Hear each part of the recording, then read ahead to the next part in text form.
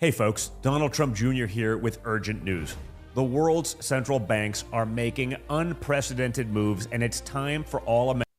Go to your kitchen right now and try this turmeric hack that outshines Ozempic for shedding 2 or more pounds almost overnight.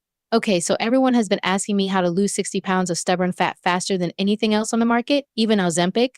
Is actually all thanks to this new and surprising method that top researchers just uncovered, which activates and speeds up fat loss better than injections or prescriptions. And in the next 30 seconds, I'm going to show you guys exactly what it is and how it works. These scientists revealed that weight gain actually has nothing to do with diet, exercise, genetics, hormones, or metabolism. Instead, it all comes down to a group of fat-burning cells that disappear in our bodies, especially after 40, and until now, we never knew how to bring them back to life. These experts found that by using a simple spice, one you almost certainly have in your kitchen right now, we can reactivate these fat-burning cells within minutes and boost calorie burning by 300% or more without injections like Ozempic. And when we do this, the results are mind-blowing. The truth is, hundreds of thousands of people are already using this shockingly easy method, especially in other countries. And now I'm on a mission to spread the word right here at home. People who are 10 pounds or even 100 pounds overweight are starting this method the same day they hear about it and seeing jaw-dropping results that even outpace Ozempic. Pause for a second and imagine yourself in their shoes. How would it feel to say goodbye to all the diets, injections, and exhausting workout routines for good and watch the pounds just melt away effortlessly? Picture how Tom, a 55-year-old dad from Chicago, felt when he used this hack to shrink.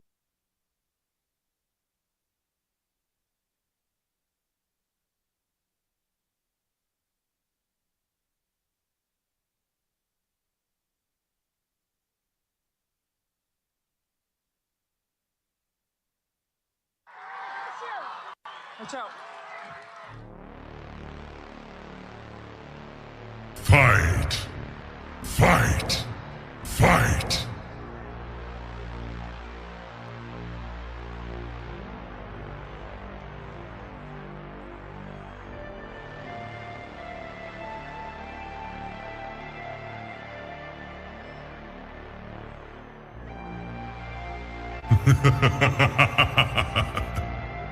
Well done.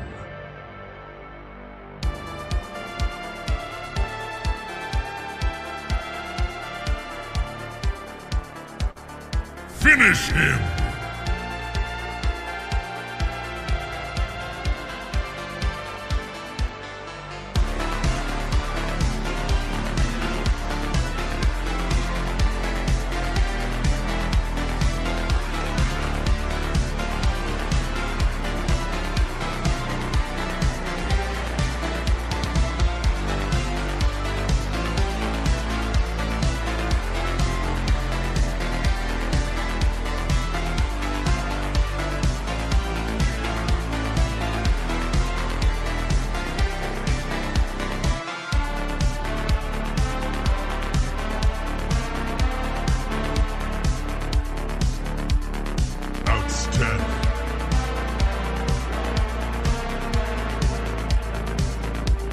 Please.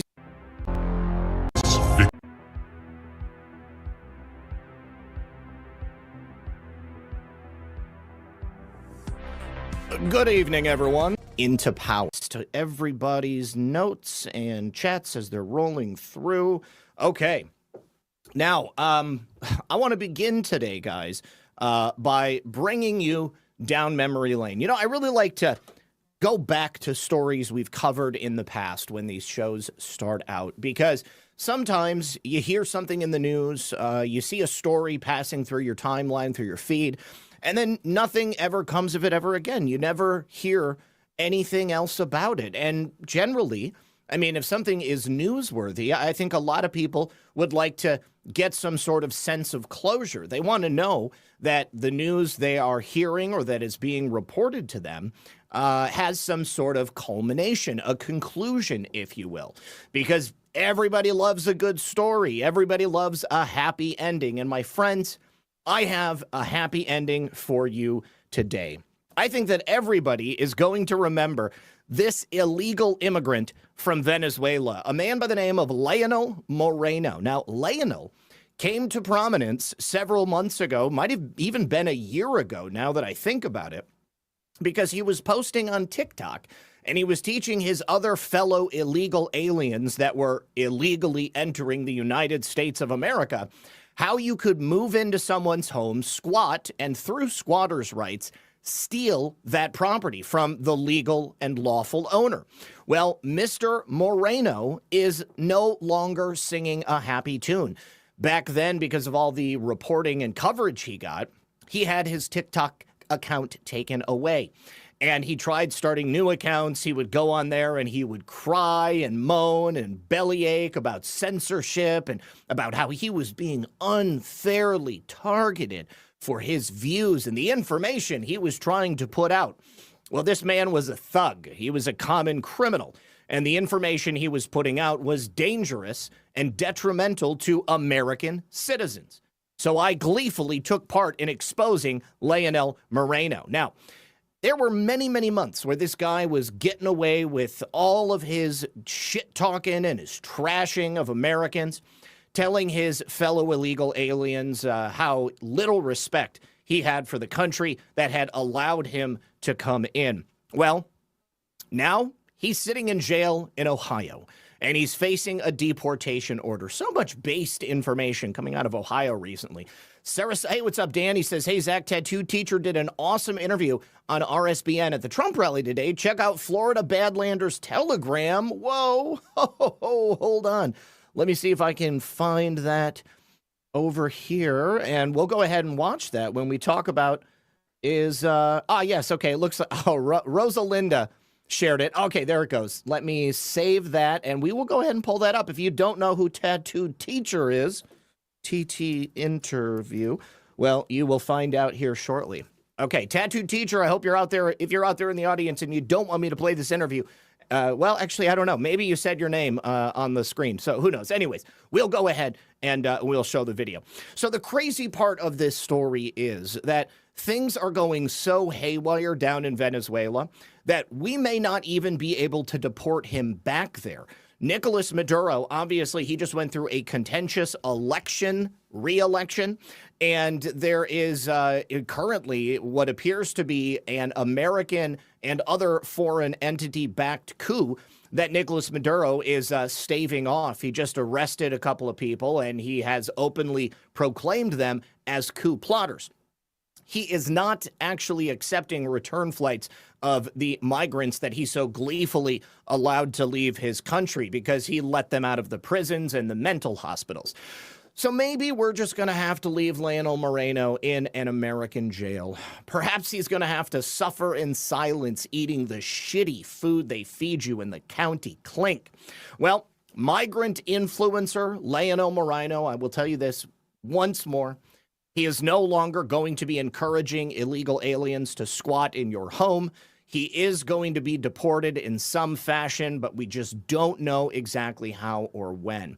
Now, he, I guess, was arraigned down there in Ohio, 27 years old. I believe he does have a family here. And perhaps they can go help him out by bringing in the wads of cash that he was flashing around on social media, doing whatever the illegal activity was that he was doing. And he is now no longer going to be allowed to stay here and continue to influence illegal aliens in that way. If there's anybody that I could tell you deserved to get kicked right the heck out of the United States, it's him, along with any of the other illegal alien kitty diddlers and rapists and murderers. I mean, frankly, all of them need to go, and that's why we got to bring President Trump back. Grits391 says, thank you, Zach. You are the news now. Thank you so much. I do appreciate it. Thank you. All right. So, yeah, bye-bye. Ta-ta, Lionel. Ta-ta. We'll see you next time, champ. All right. Now, here is that story that I had wanted to talk about yesterday, and why is it not working? Let me hide reader. Wow. Okay, so I can't even go to this. Huh. What is the deal? Well, let me go to Breitbart, I suppose. Maybe I'll have to pull it up directly there. So this is the story about Hezbollah. Hezbollah members around the world found themselves in a really difficult position when a bunch of pagers that they were holding on to blew up as they were in their pockets. And oftentimes, many serious injuries took place. There were a number of deaths. We're looking at about 2,750 people that were injured. There is speculation that as many as 4,000 could have been injured. At least 9 people are dead. I have heard unconfirmed reports that some of the dead might include children. But this happened all around the world, from Lebanon to Hungary. And the method of attack was something fairly unique. It's not something that I've seen before. But Hezbollah is only claiming that 2 of their members are dead. A young daughter of a member of Hezbollah is reported to be one of them. But what happened yesterday morning, I was getting ready for the show, and I saw these videos trending on X, and it was essentially security camera footage, pictures and video from inside hospitals. These Hezbollah members were just walking around, and simultaneously, interestingly enough, all of these pagers blew up as they were in these people's pockets. Now, the pagers themselves were in the possession of these people for an unknown length of time. We don't know exactly what the methodology of the weaponry was or the attack. However, it looked to me, as I was watching these videos, that the pager seemed to go off prior to the explosion actually happening. Let me see. I'm trying to find a video of this. Here we go. This is going to be the one with the video. So I can show you guys how this happened. Okay. No, this is from earlier today. There was a second wave of attack, I'll tell you that, and then a third wave of attacks that occurred after that. Okay, and here we go. This is it. Okay, take a look at this.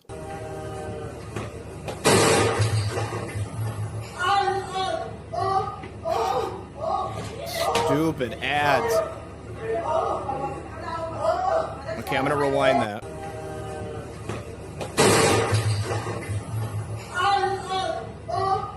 So you can see there, explosion in this guy's pants. That happened over and over and over again.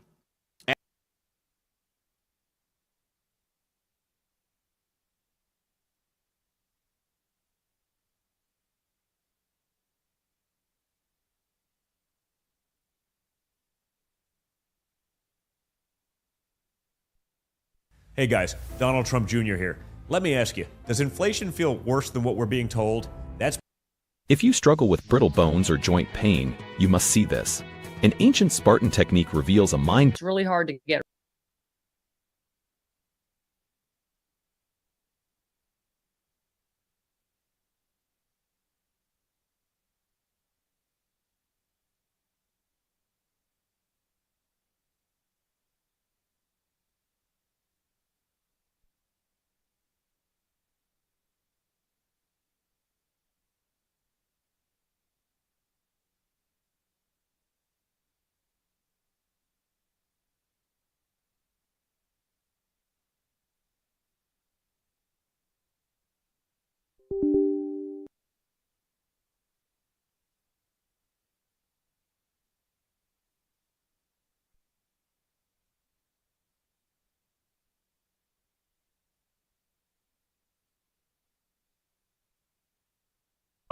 God bless you, Steve. Thank you for everything that you do. It's been amazing. And Raj, I'd love to talk to you more about Romans 13 and some other things. But you guys are amazing on this call, all of you. God bless you. And let's get this done.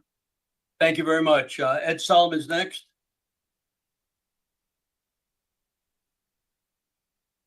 Laws in each state. You can't have a referendum of a state, Romans 13 and some other things. But you guys are amazing on this call, all of you. God bless you. And let's get this done. Thank you very much.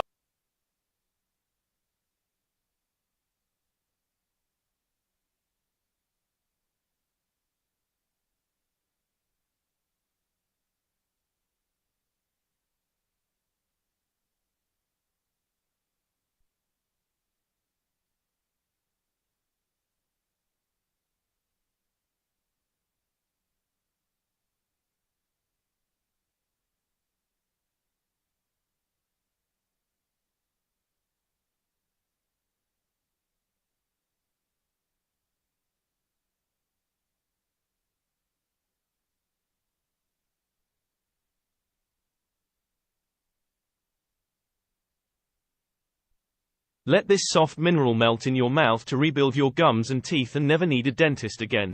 There's one simple skin tag hack that anyone can use to remove skin tags on demand. Did you know that you can wash away skin tags naturally? Most people don't know this, but the real reason behind skin tags has nothing to do with genetics or aging like we thought, but instead with blocked skin cells that stop your body from shedding these imperfections. They found that these blocked cells cause skin tags to form and grow. As your skin can't clear. Thank you very much. Ed Solomon's next. Go ahead, Ed. Got 10 minutes and then we're through. All right. Good afternoon, everybody. I'm here to talk about algorithmic election fraud. Okay. The enemy here seeks to subjugate us and destroy us. So what we do today and what we do after this general election is going to affect future generations for a very long time. Okay. Technology is evolving very quickly, and humans, for the most part, are not. Okay. So I'm going to show you today what I showed the Washoe County Commissioners in Nevada, where they voted in the affirmative not to certify the 2024 primaries. Okay. Now, when that happened, about a week later, the Secretary of State and the Attorney General of Nevada forced them to reconvene, in their own words, in the face of felony imprisonment and impeachment and removal from office. And then they were forced to certify, again, in their own words, under extreme duress. The enemy is on the move. Okay. Then we just heard the Michigan Secretary of State say something about a week ago. She says any county commissioners or county officials that don't certify the election, again, she says in her own words, we will come for you.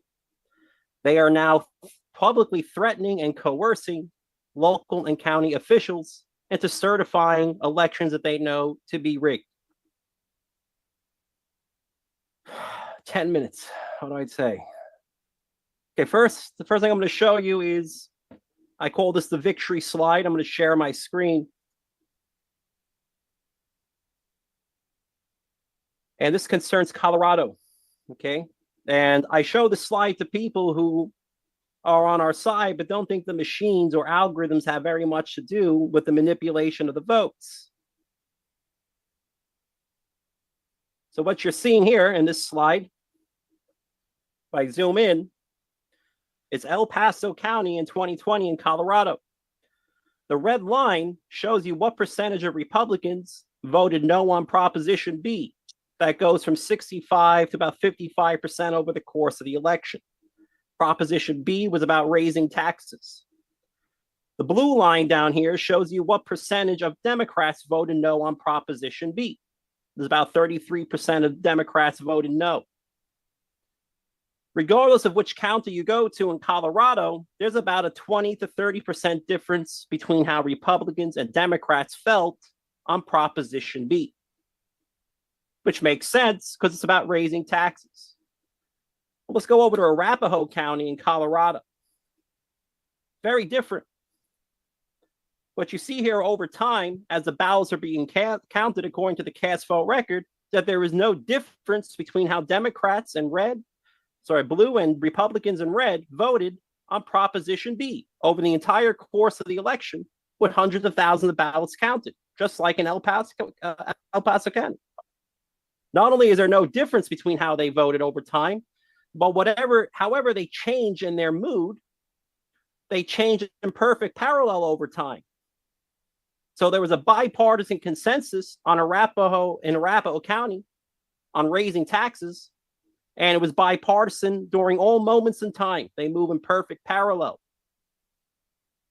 If that's not an algorithm, I don't know what would qualify as proof to you that there's an algorithms in our elections that are manipulating vote totals.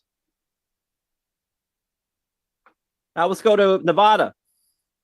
What's wrong with Nevada? There's a lot of things wrong with Nevada. County commissioners received this document. In total, I have about 34,000 pages of documentation on election fraud. Right now, I'm writing an entire textbook on detecting and litigating algorithmic election fraud. And half the book is about bringing God back into the courtroom. But that's an issue for another day. Like, I don't have time to speak about that right now, unfortunately. So what happens over in Nevada? Well, I'm going to start with what happened in 2020, because what happened in 2024 and in 2022 is not too different from what happened in 2020 over in Nevada. Okay. If I gave you 4 vote totals, A, B, C, and D, A is Trump's early vote, B is Biden's early vote, C is Trump's mail-in vote, and D is Biden's mail-in vote. I said, let the sum of all these votes be T, the total. If I only told you the total ballots cast and Trump's early vote, there is no way you could tell me Biden's mail-in vote at a precinct in a fair election. There's 4 votes, A, B, C, and D, Trump early, Trump mail-in, Biden early, and Biden mail-in, that add up to the total ballots cast at a precinct. Only telling you Trump's early vote and the total ballots cast, you cannot discern what D is, which is Biden's mail-in vote. Except in Nevada. I can tell you with an R squared greater than 9.9, if you tell me the total ballots cast and you multiply that by 63.4% and you subtract Trump's early vote, you will get Biden's mail-in vote in all 1,286 precincts in 2 counties on opposite sides of the state of Nevada, consisting of millions of ballots cast. You see, the enemy can't rig the country if they can't rig the states, if they can't rig the counties, if they can't rig the precincts. Contents. We cannot win on math alone, but we cannot win without math either in these courtrooms. Yes, we will be litigated. We must litigate. I have fought 3 of these cases so far. Cannot. 4 if you include what happened here with the Washoe County Commissioners. Formless. And so what does this equation say? Because I want you to understand what the physical shape of this equation is. Literally physical, what you can see with your own eyes. Rather, it says if I take every precinct and I put the total ballots cast, compel, and Trump's early 232 vote and Biden's mail-in vote, enemy, that they fall defense on a perfectly flat plane. All 1,286 precincts will land on that plane. That is called a manifold. And some states like Atlanta, these have curved appearances, but they're still perfect mathematical equations that allow you to determine the wins. About 33% of them, 34,000 pages of documentation on election fraud. Right now, I'm let the sum of all these votes be T, the total. If I only told you the total ballots cast and Trump's early vote, there is no way you could tell me Biden's mail-in vote at a precinct in a fair election. There's 4 votes, A, B, C, and D, Trump early, Trump mail-in, Biden early, and Biden mail-in, that add up to the total ballots cast at a precinct. Only telling you Trump's early vote and the total ballots cast, you cannot discern what D is, which is Biden's mail-in vote. Except in Nevada. I can tell you with an R squared greater than 9.9, if you tell me the total ballots cast and you multiply that by 63.4% and you subtract Trump's early vote, you will get Biden's mail-in vote in all 1,286 precincts in 2 counties on opposite sides of the state of Nevada, consisting of millions of ballots cast. You see, the enemy can't rig the country if they can't rig the states, if they can't rig the counties, if they can't rig the precincts.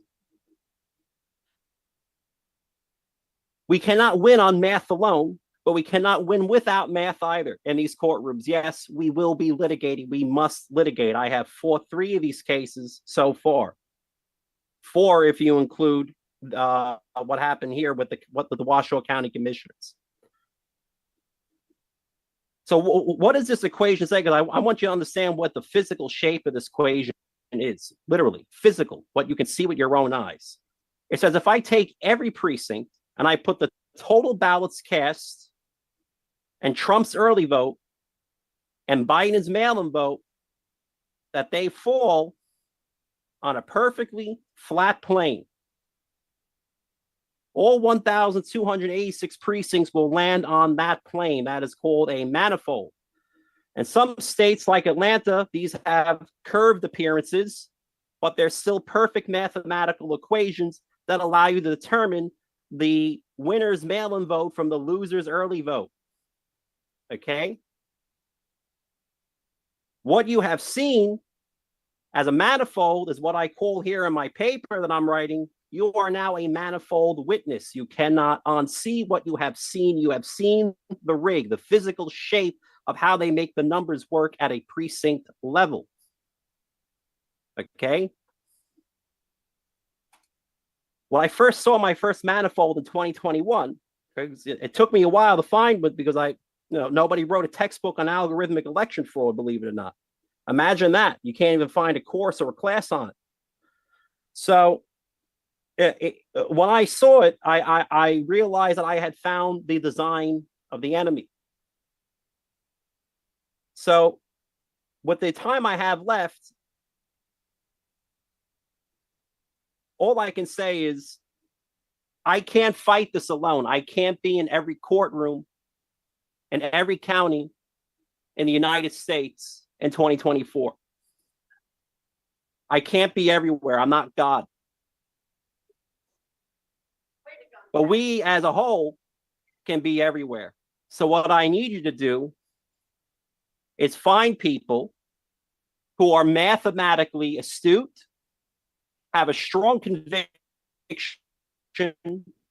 in their beliefs. This could be the nun that taught you calculus in high school, the professor that just mentioned intelligent design on a college campus.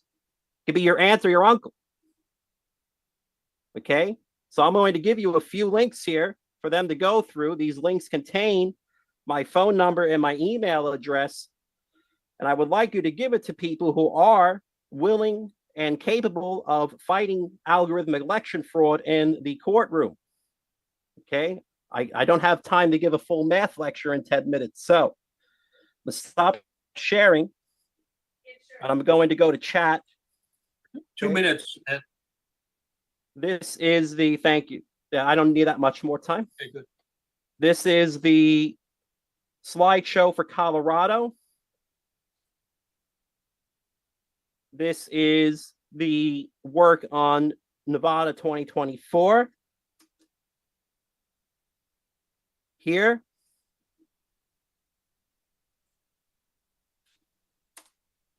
And this is older paper from 2022. Obviously, there's other links in these links that, again, you'll get over 30,000 pages of information and documentation on algorithmic election fraud in every state in the union. That is the last document there. Come on. Got like a weird pop-up. Okay. So we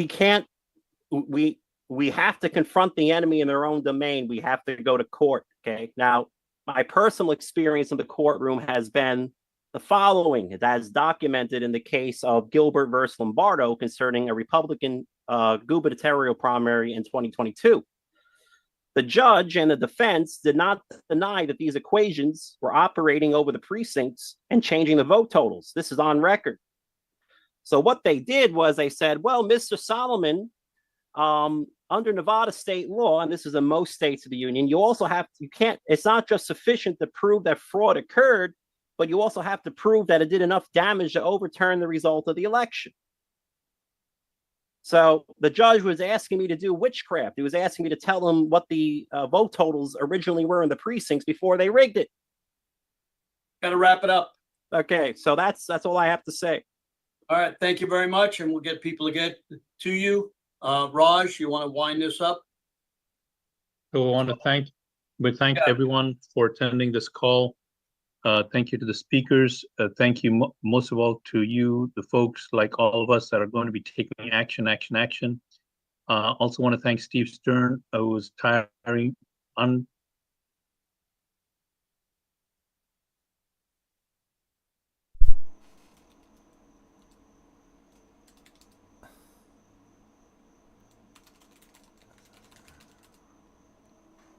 All right, guys, I'll be right back. I'm gonna make some coffee, and then we'll get started.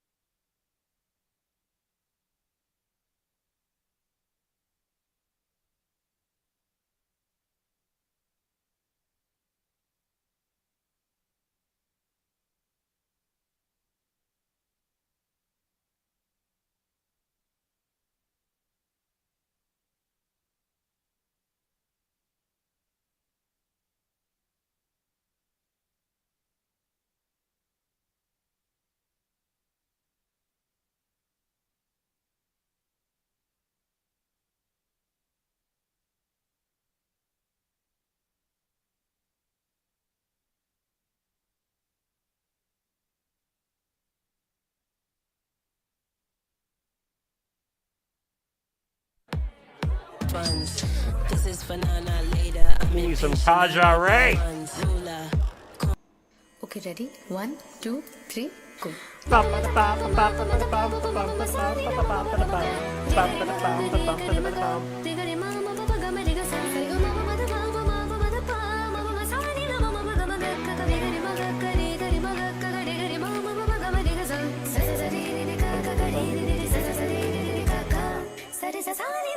तुझसे मिलना पुरानी दिल में छोड़ आए निशानी दिल में पल्ली मारा से दरी बेतलब तेरी मेरी कहानी दिल में ओ काली कमली मारी को याद करते तेरे काले काले नैनों की कसम खाते हैं वो तेरे काले काले नैनों की बुलाई लो तेरे काले काले नैनों को दवाई दे लो मेरी जान उदास है होठों पे प्यास है आजादी आजादी आजादी तेरी बातों में की मोहब्बत की खुशबू है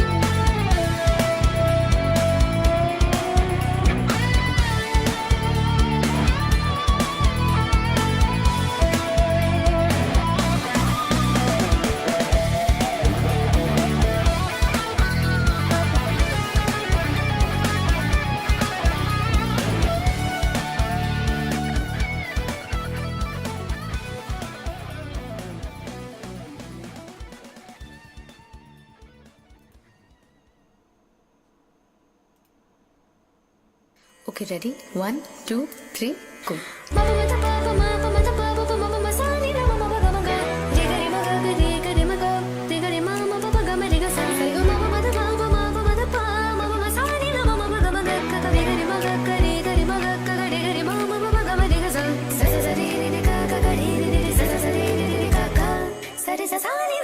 तुझसे मिलना पुरानी दिल में छोड़ आए निशानी दिल में पल्ली मारा से दरी बेतलब तेरी मेरी कहानी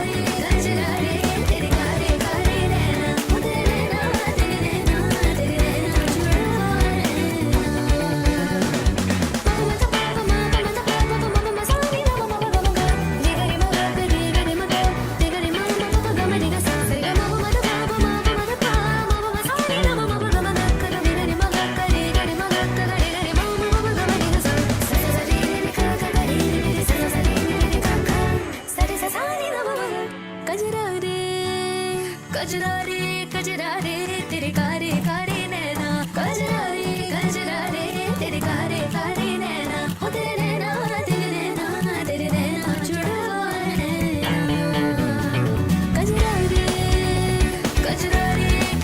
रे तेरे कारे कारे नैना कजरा रे तेरे कारे कारे नैना हो तेरे नैना जुड़ा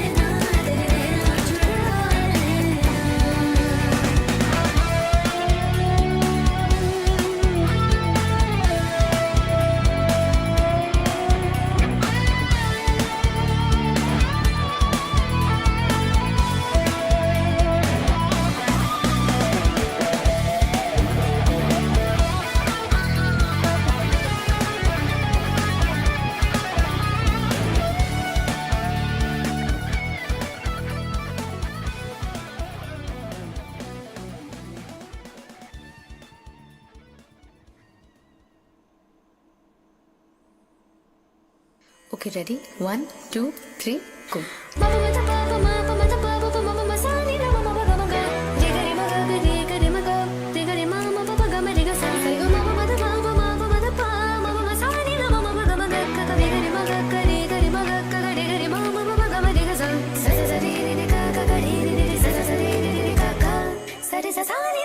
तुझसे मिलना पुरानी दिल में छोड़ आए निशानी दिल में पल माना से डरी बेतलब तेरी मेरी कहानी दिल में ओ काली कमली मारी को याद करते तेरे काले काले नैनों की कसम खाते हैं वो तेरे काले काले नैनों की बुलाई लो तेरे काले काले नैनों को दवाई दे दो मेरी जान उदास है होठों पे प्यास है आजादी आजादी आजादी तेरी बातों में की मोहब्बत की खुशबू है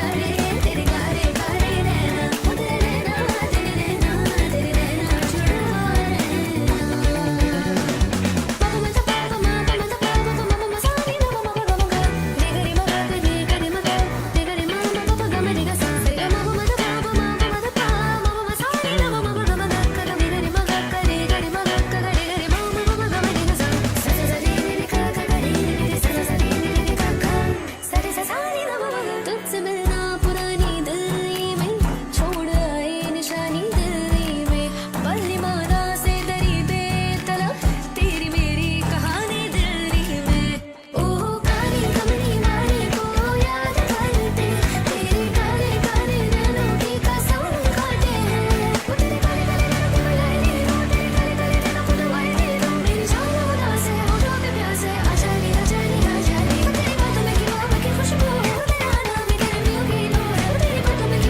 खुशबू है तेरा नाम गर्मियों की लो है मेरी अंगड़ाई न टूटे तू आजा मेरी अंगड़ाई न टूटे तू आजा कजरा रे तेरे कारे कारे नैना कजरा रे तेरे कारे कारे नैना हो तेरे नैना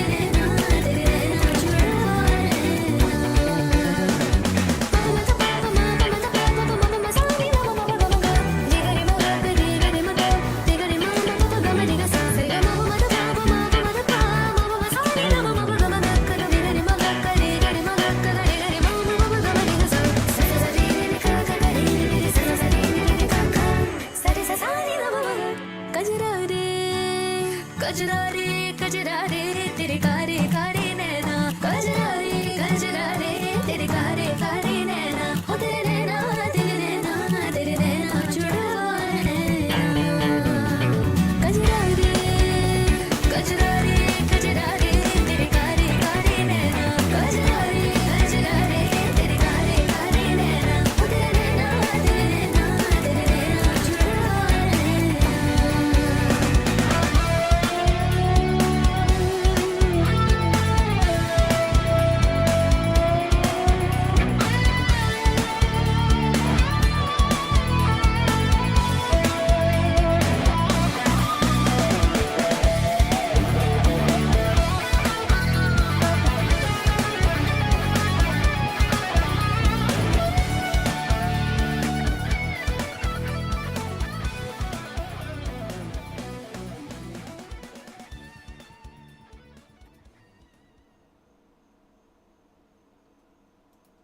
Okay, ready? 1, 2, 3, go.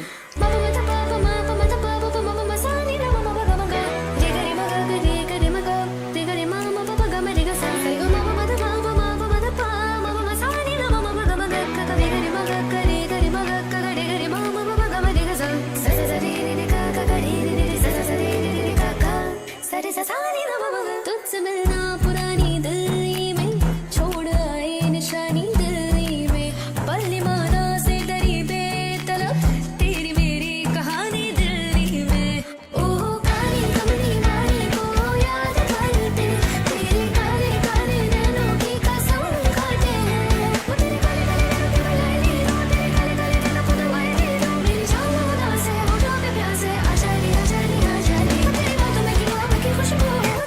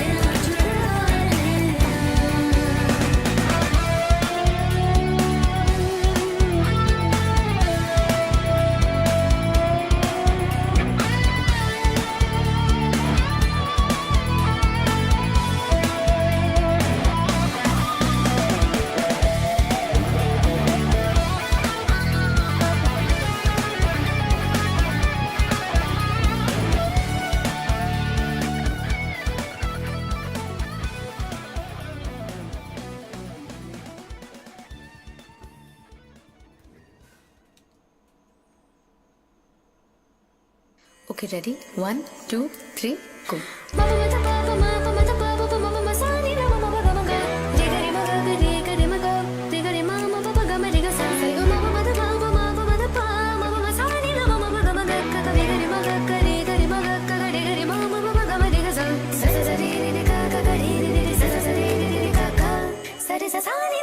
तुझसे मिलना पुरानी दिल्ली में छोड़ आए निशानी दिल्ली में पल्ली माना से डरी बेतलब तेरी मेरी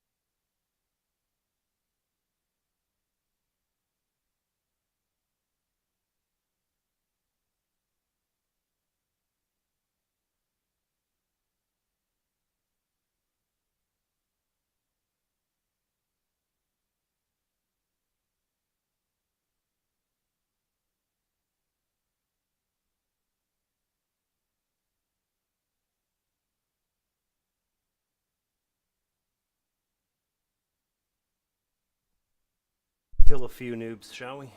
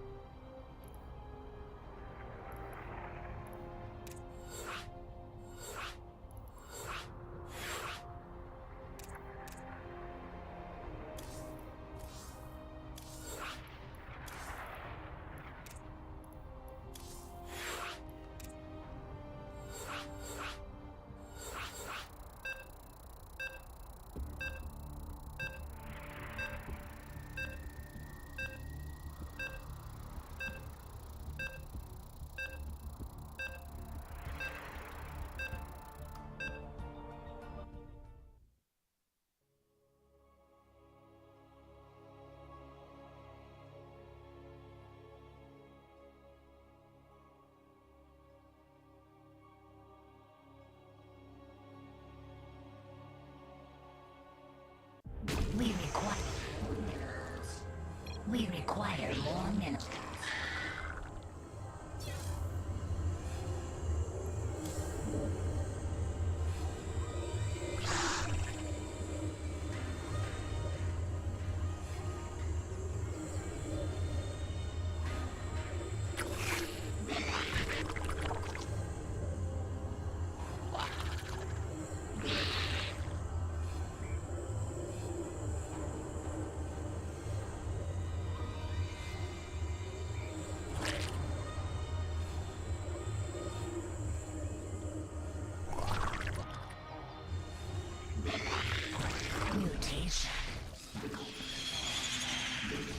require more minerals.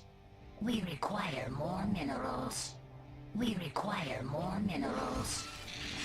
We require more minerals. We require more minerals. We require more.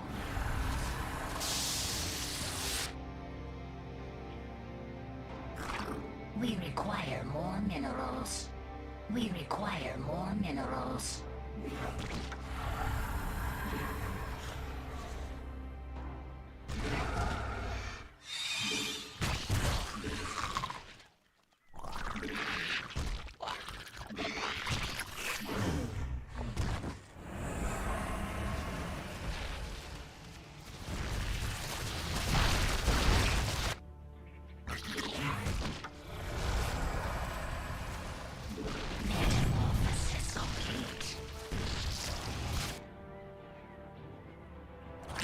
We require more minerals.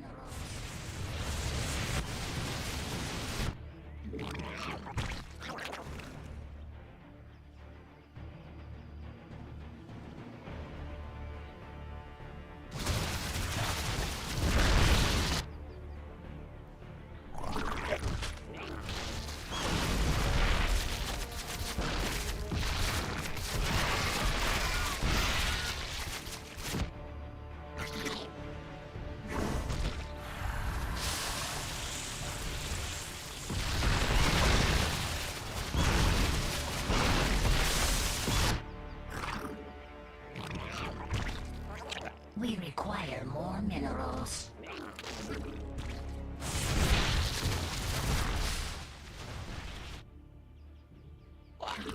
We require more minerals.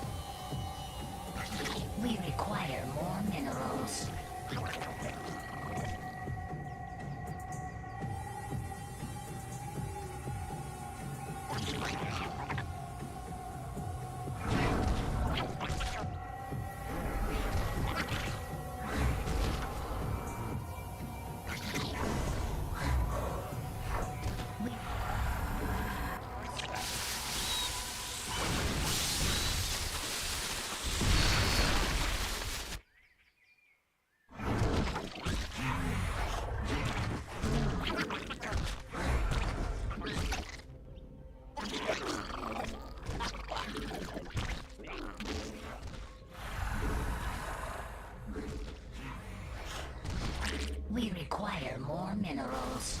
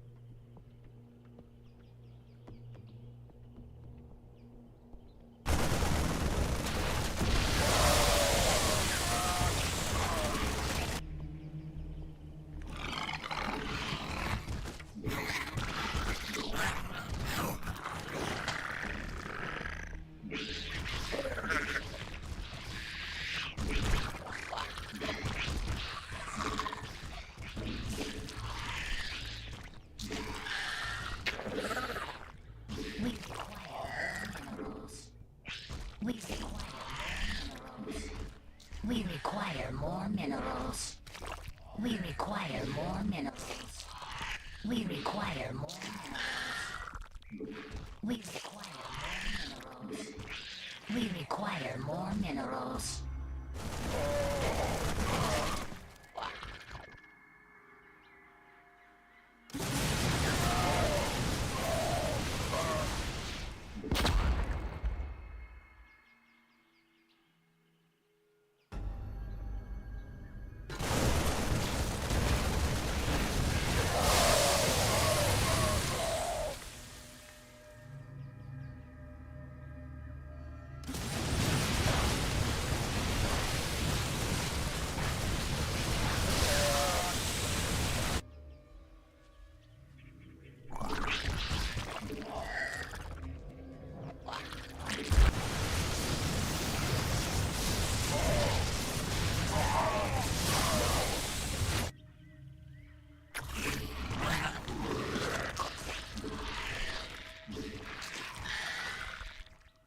We require more minerals.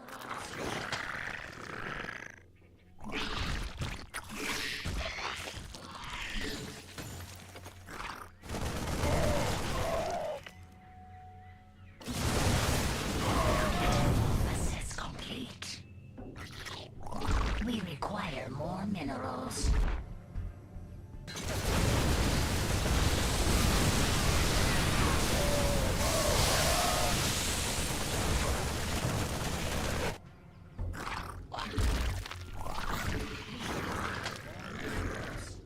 We require more minerals. We require more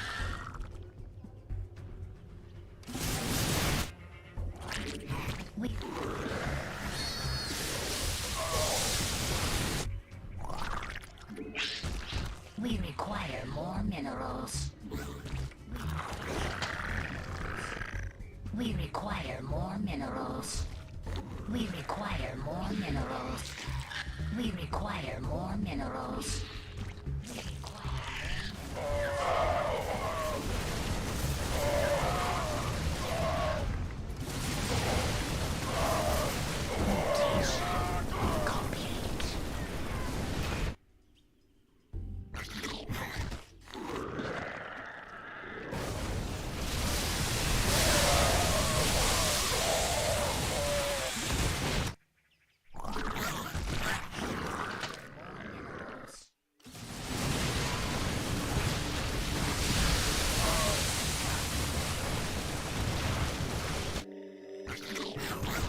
We require more minerals. We require more minerals. We require more minerals.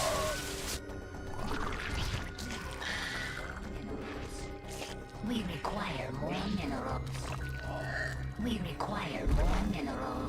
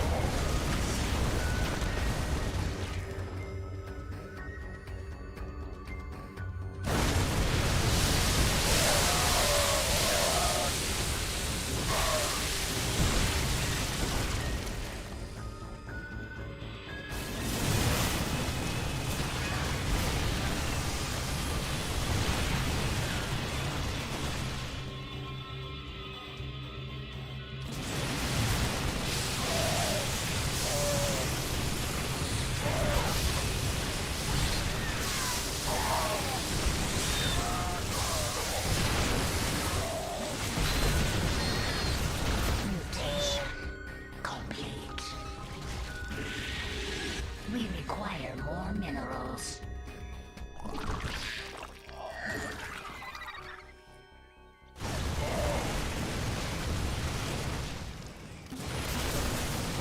Mutation complete.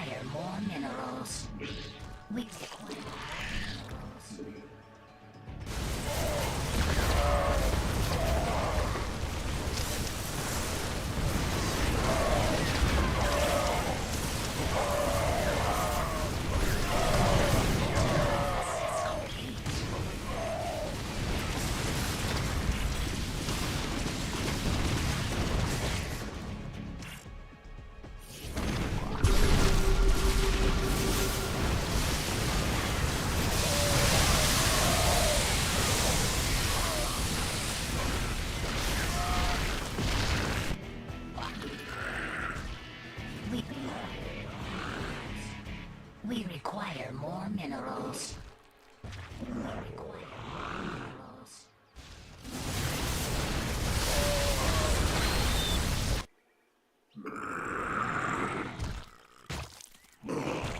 We require more minerals. We require more minerals. Metamorphosis complete.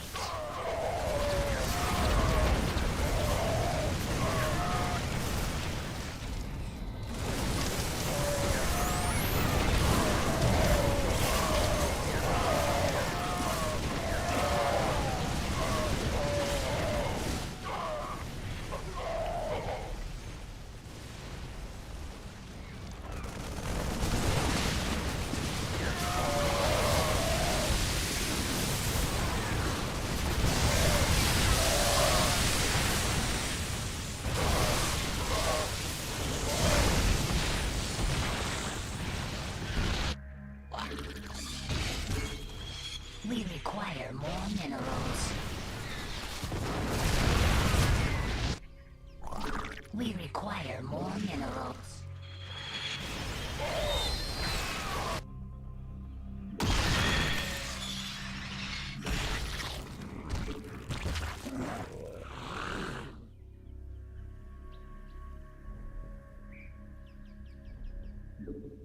Mutation complete.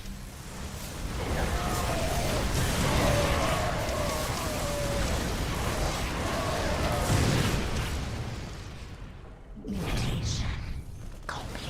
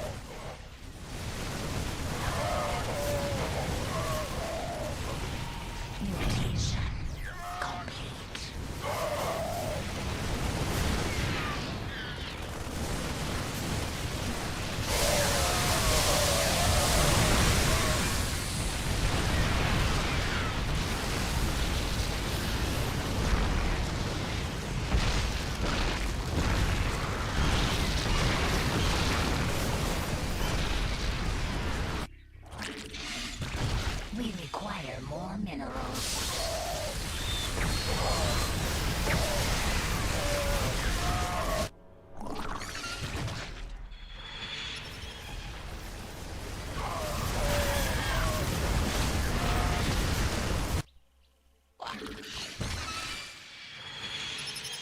We require more minerals.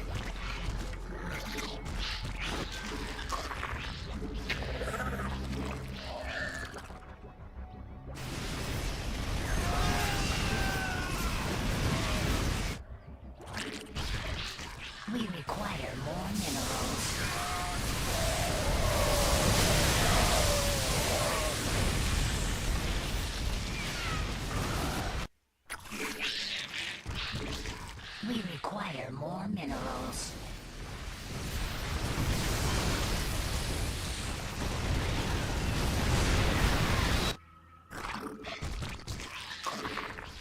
We require more minerals.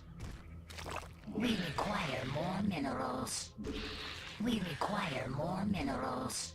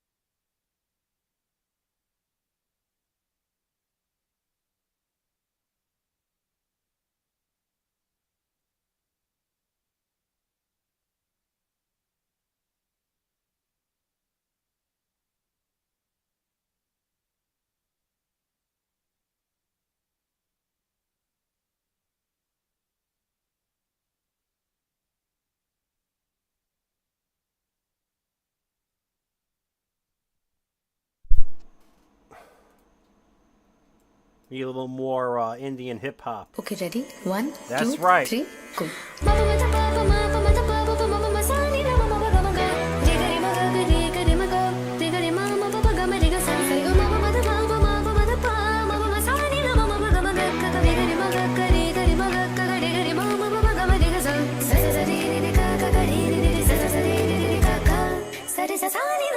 तुझसे मिलना पुरानी दिल्ली में छोड़ आए निशानी दिल्ली में पल्ली माना से दरी बेतलब तेरी मेरी कहानी दिल्ली में ओह काली कमली वाली को याद करते तेरे काले काले नैनों की कसम खाते हैं वो तेरे काले काले नैनों की बुलाई दी वो तेरे काले काले नैनों को दवाई दी तो मेरी जान उदास है होठों पे प्यास है आजादी आजादी आजादी तेरी बातों में की मोहब्बत की खुशबू है वो तेरे हाथों में गर्मियों की लू है वो तेरी बातों में की मोहब्बत की खुशबू है वो तेरे हाथों में गर्मियों की लू है मेरी अंगड़ाई न टूटे तू आजा मेरी अंगड़ाई न टूटे तू आजा गजरा रे गजरा रे तेरे कारे कारे नैना गजरा रे तेरे कारे कारे नैना वो तेरे नैना तेरे नैना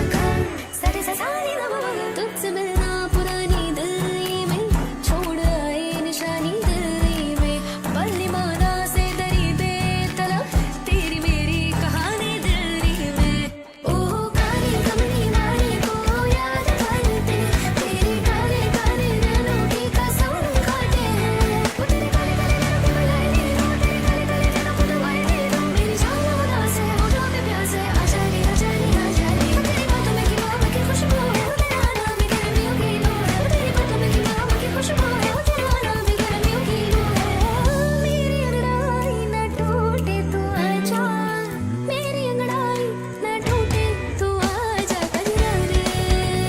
गजरा रे तेरे कारे कारे नैना गजरा रे तेरे कारे कारे नैना वो तेरे नैना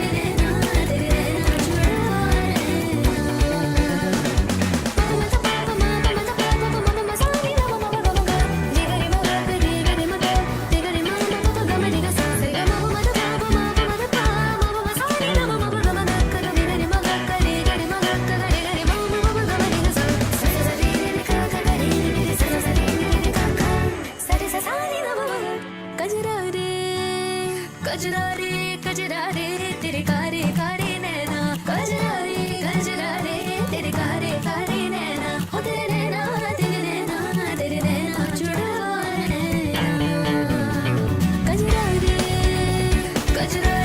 गजरा रे तेरे कारे कारे नैना गजरा रे तेरे कारे कारे नैना हो तेरे नैना जुड़ा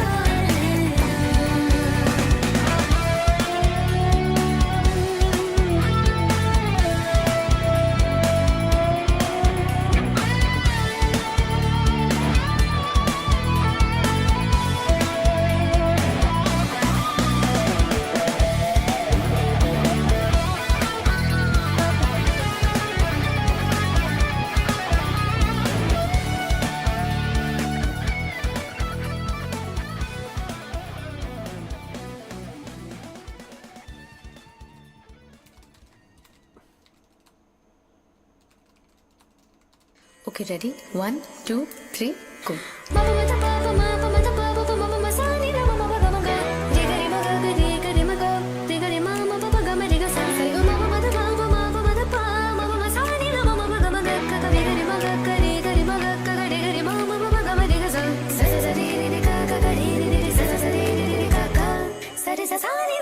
तुझसे मिलना पुरानी दिल्ली में छोड़ आए निशानी दिल्ली में पल्ली माना से दरी बेतलब तेरी मेरी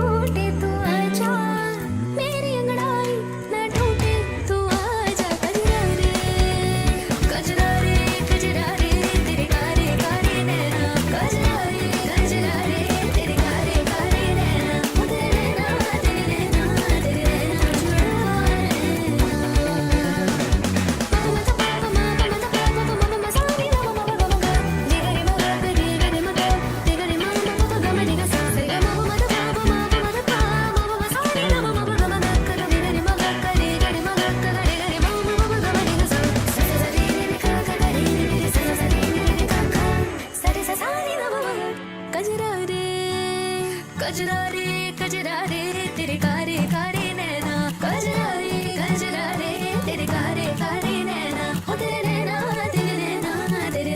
जुड़ा है कजरा रे तेरे कारे कारे नैना कजरा रे तेरे कारे कारे नैना हो तेरे नैना जुड़ा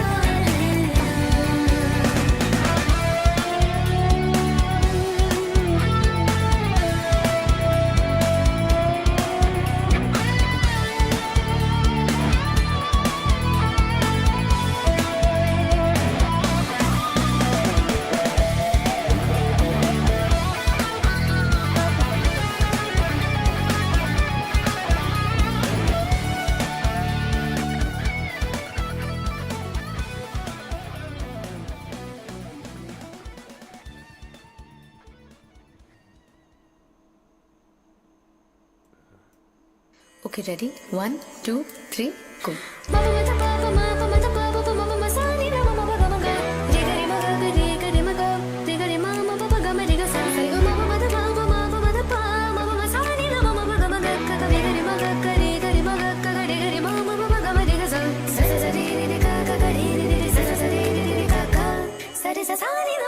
तुझसे मिलना पुरानी दिल्ली में छोड़ आए निशानी दिल्ली में पल्ली माना से दरी बेतलब तेरी मेरी कहानी दिल्ली में ओह काली कमली वाली को याद करते तेरे काले काले नैनों की कसम खाते हैं वो तेरे काले काले नैनों की बुलाई लो तेरे काले काले नैनों को दवाई दे दो मेरी जानो ना से होठों पे प्यास है आजादी आजादी आजादी तेरी बातों में की खुशबू तेरे हाथों में गर्मियों की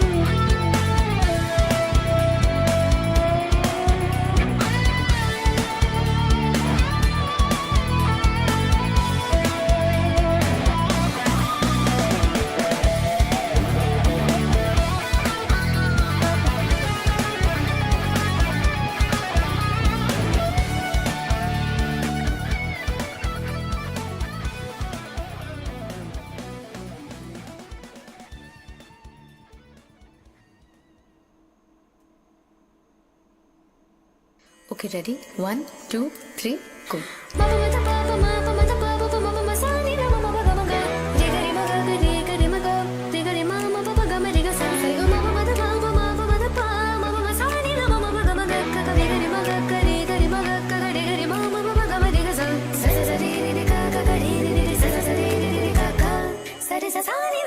तुझसे मिलना पुरानी दिल्ली में छोड़ आए निशानी दिल्ली में पल्ली माना से दरी बेतलब तेरी मेरी कहानी दिल्ली में ओह काली कमली वाली को याद करते तेरे काले काले नैनों की कसम खाते हैं वो तेरे काले काले नैनों की बुलाई लो तेरे काले काले नैनों को दवाई दे दो मेरी जान उदास है होठों पे प्यास है आजादी आजादी आजादी तेरी बातों में की मोहब्बत की खुशबू है वो तेरा नाम भी गर्मियों की लो है वो तेरी बातों में की मोहब्बत की खुशबू है वो तेरा नाम भी गर्मियों की लो है मेरी अंगड़ाई न टूटे तू आजा मेरी अंगड़ाई न टूटे तू आजा गजरा रे गजरा रे तेरे कारे कारे नैना गजरा रे तेरे कारे कारे नैना वो तेरे नैना तेरे नैना जुड़वा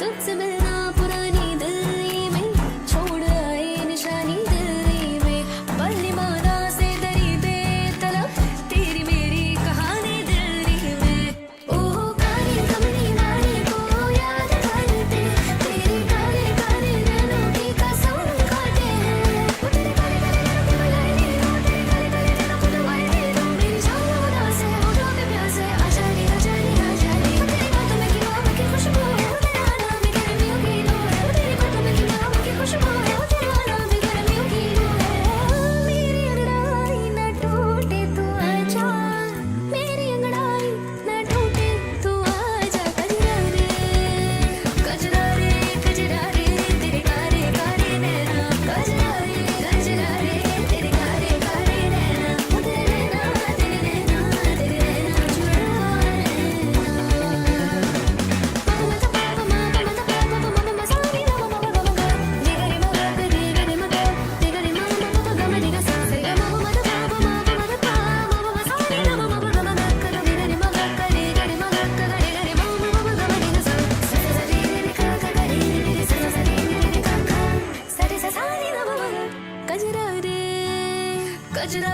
गजरा रे तेरे कारे कारे नैना गजरा रे तेरे कारे कारे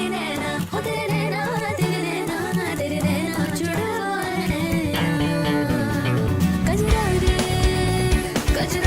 गजरा रे तेरे कारे कारे नैना गजरा रे तेरे कारे कारे नैना वो तेरे नैना जुड़वा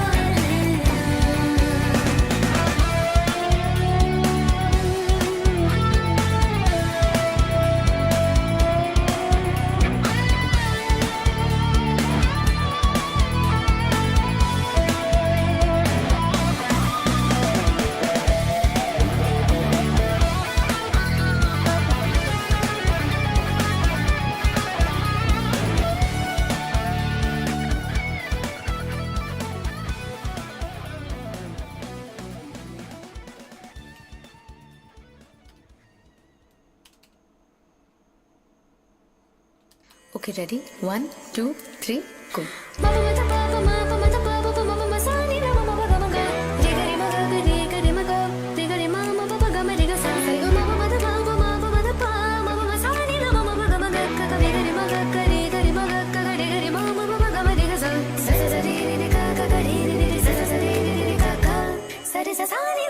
तुझसे मिलना पुरानी दिल्ली में छोड़ आए निशानी दिल्ली में पल्ली माना से दरी बेतलब तेरी मेरी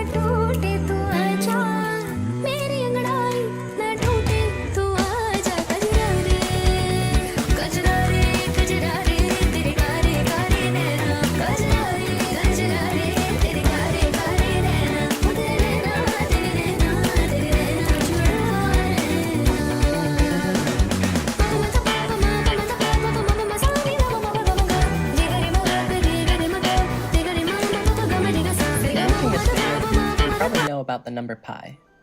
You likely have the intuition that pi is the number of magnification of what her true growth looks like for a number of reasons. For one thing, we've only subdivided her body into around 30 regions that each grow their own mass. But really, every piece of her body, no matter how small, works to duplicate itself. Also, for clarity, we'll collect all the growth at the top of the creature.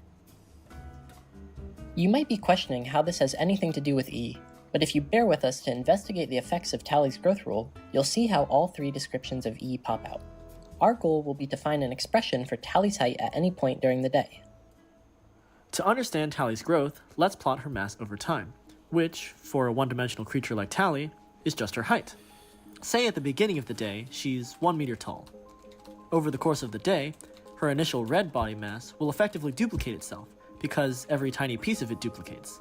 Here, the red line represents her initial body mass, and the orange represents the growth due to that initial mass over time. The white line plots her total height. So, we might expect Tally to be 2 meters tall at the end of the day, 1 meter of initial height, and 1 meter of height accumulated throughout the day. However, she will actually be taller than 2 meters, because the new orange mass will be duplicating itself throughout the day to create more mass we haven't accounted for yet. For instance, between 2 and 3 a.m., Tally will have grown for 1 hour, which is 1/24th of a day. So Tally's initial mass will have grown an additional 1/24th of a meter, or about 42 more millimeters. But this new 42 millimeters of mass is now a part of her body, so it behaves like any other part. It grows. Specifically, it also grows at a linear rate for the remainder of the day, where if it were given a full 24-hour period, it would duplicate itself. But there are only 21 hours left in the day, so this 42 millimeters of mass will only grow about 37 millimeters of new mass by the end of the day, not a full 42. The exact numbers aren't important here, but what does matter is that all of Tally's mass grows linearly, including any new mass. So, you can see that Tally's growth is actually quite complicated. Her initial red mass contributes some amount of new orange mass, 1 meter to be specific. But this meter of orange mass accumulates some amount of new mass throughout the day, which we're coloring yellow. The total yellow mass will be less than a meter because not all of the orange mass is present at the beginning. It's only gradually accumulated. Similarly, whenever new chunks of yellow mass are created, they'll begin growing some mass of their own, which I'll color green, and so on. Even though we started with a fairly simple description of how Tally grows, under closer inspection we got a complicated process that seems infinitely layered. But I want to reinforce the intuition that at a high level, Tally's growth is very straightforward, and the color differences are purely pedagogical. There's no difference between how her initial mass grows, to how her orange mass grows, to how her yellow mass grows, and so on. All that's happening is that every arbitrarily small bit of her body grows at a linear rate so that it would duplicate itself throughout a day, and of course this means that any pieces of newly created mass will themselves start growing. In fact, it might even seem that this is the most natural way a creature could grow. Nevertheless, it's still a daunting task to calculate her height over time. When faced with a difficult problem, one important problem-solving strategy is to not focus on the whole problem at once, but rather a simple part you can solve. Solving the simple parts may give insights on how to approach the more complicated ones. We'll also want to identify the simplest units to work with, which in our case would be days, because Tally's growth is defined in terms of a day-long time period. Hence, we've relabeled the horizontal axis from 0 to 1, representing the fraction of the day that has passed. And the time box in the upper left corner will also show that fraction. A very simple question we can ask is, after X amount of the day has passed, how much orange mass has accumulated? In other words, how much new mass is her initial mass responsible for?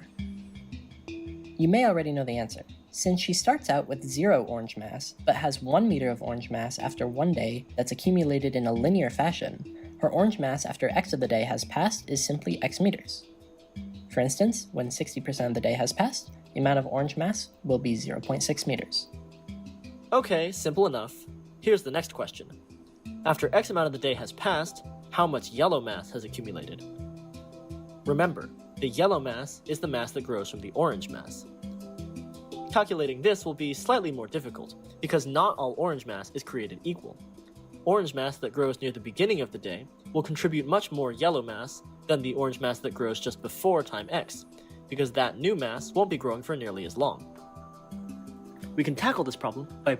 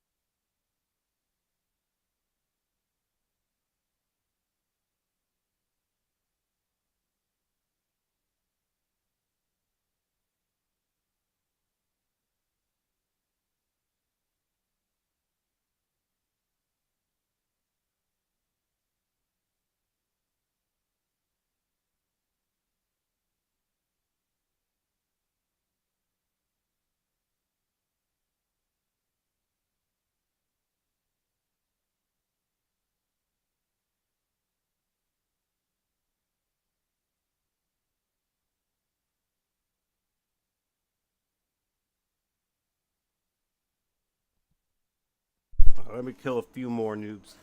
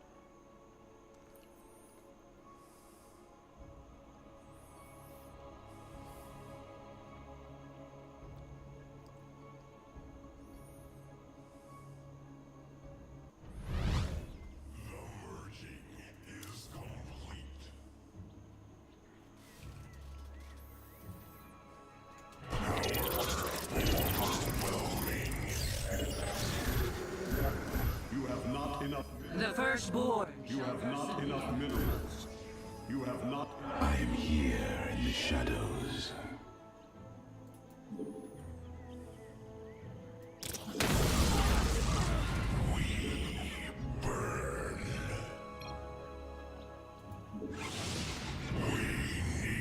Forever sleep. You have not enough minerals. You have not enough minerals. You have not enough minerals. You have not enough minerals. You have not enough minerals.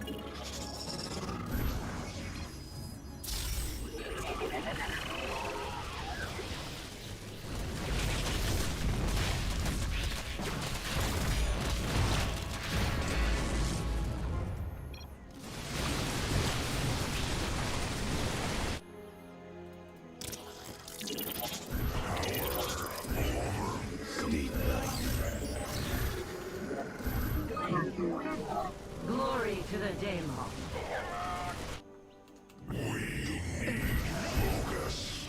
The firstborn shall persevere. You have not enough. Glory to the Daemon. You have not enough minerals. The firstborn shall persevere.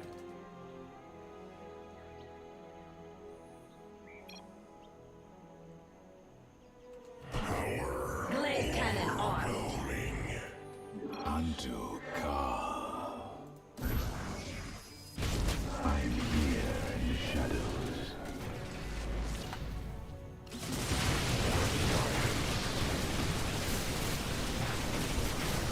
Upgrade complete.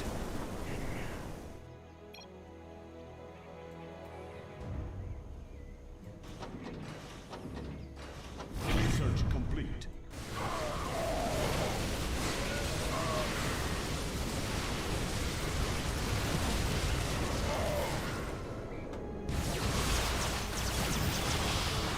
Let's go.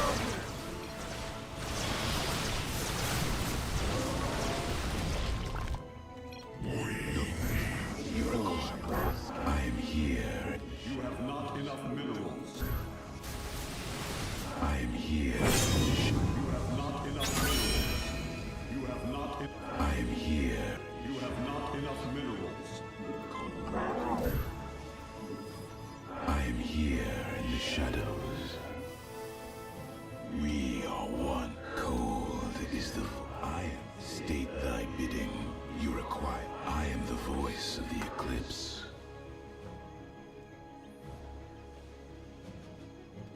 We are one with the shadows.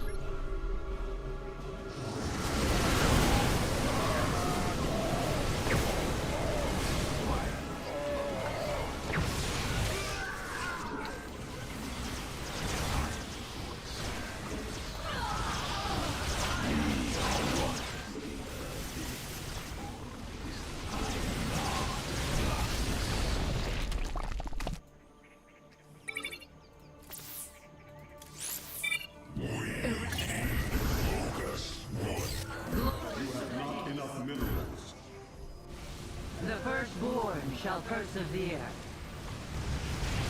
State thy bidding.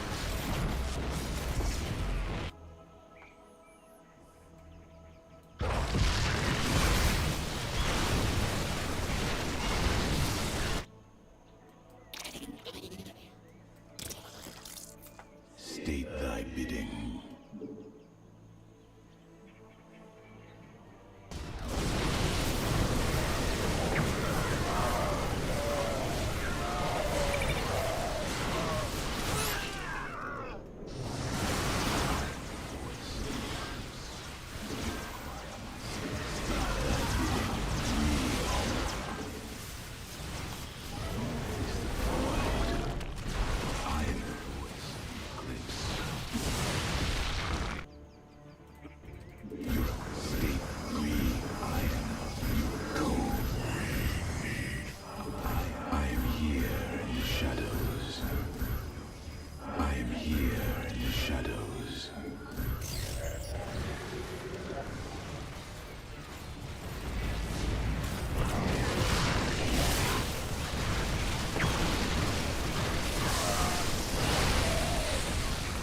Research complete. You require my skills.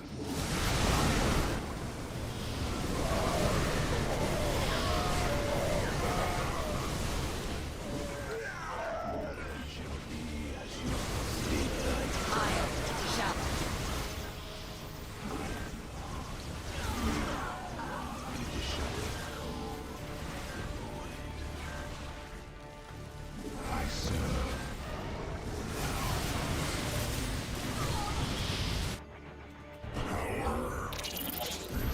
Combat I am here in the shadows. glaive cannon on. The first. You have not enough minerals. You have not enough minerals. You have not enough minerals. Glory to the Daemon.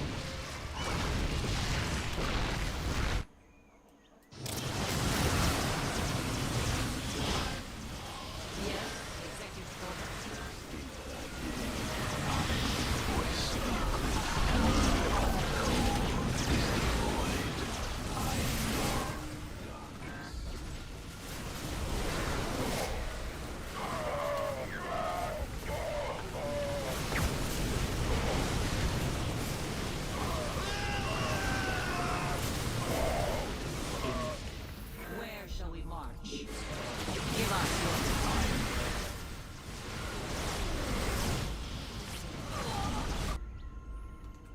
Eradication.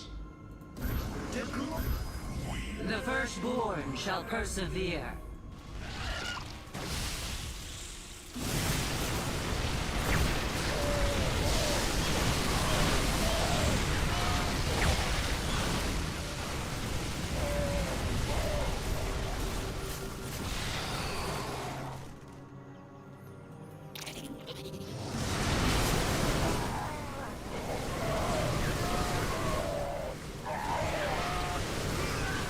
Let your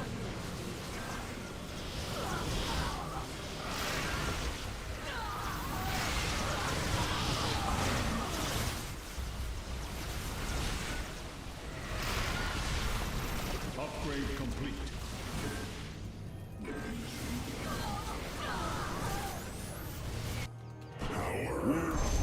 You have not enough. I return. You have not enough minerals. You have not enough minerals. I return to serve.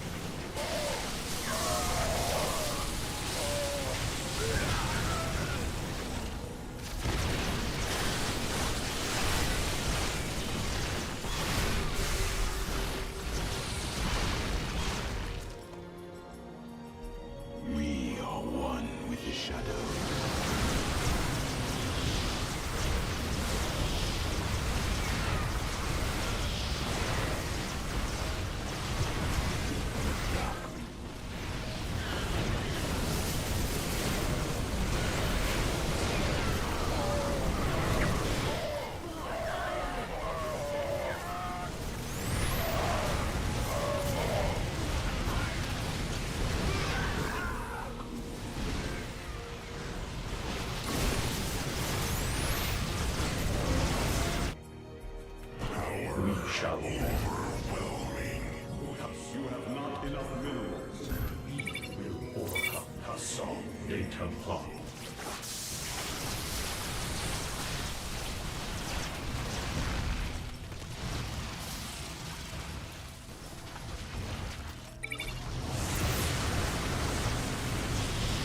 Research complete.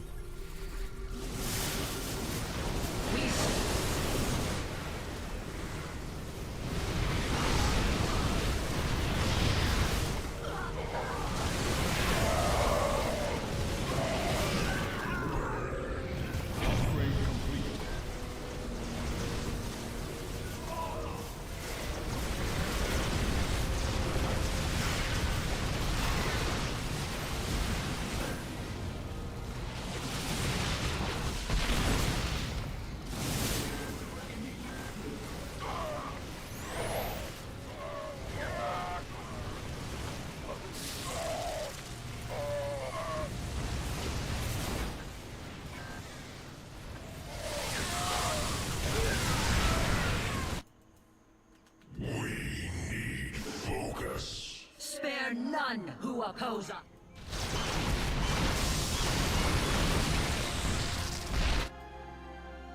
State thy bidding. I am the voice of the eclipse.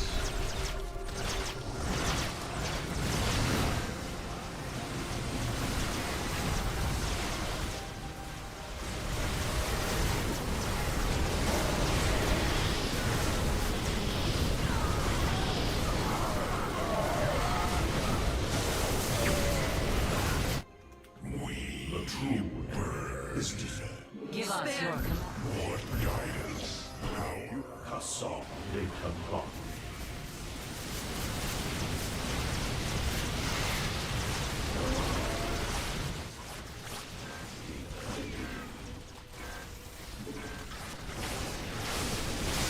What does un organ power overwhelm Hassan Dayton?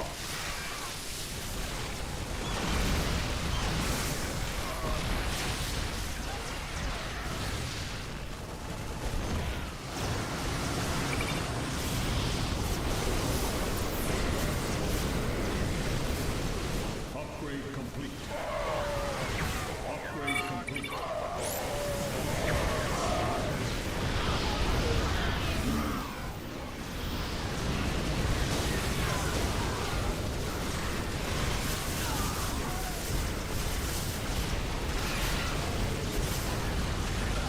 Upgrade complete.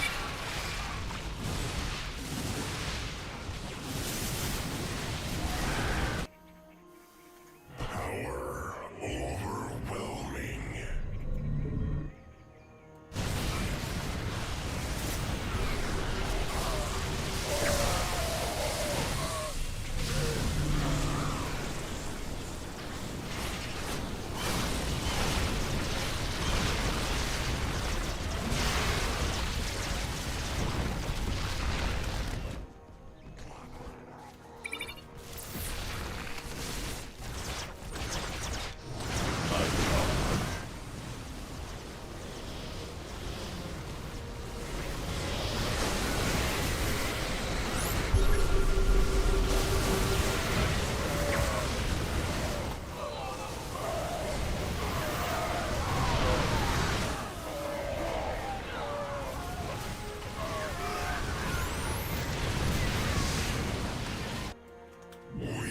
Extrapolating strength. We internal.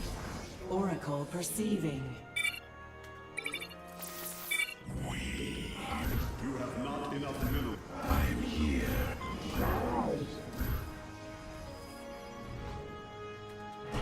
You have not enough minerals. You have not enough minerals. The firstborn shall persevere.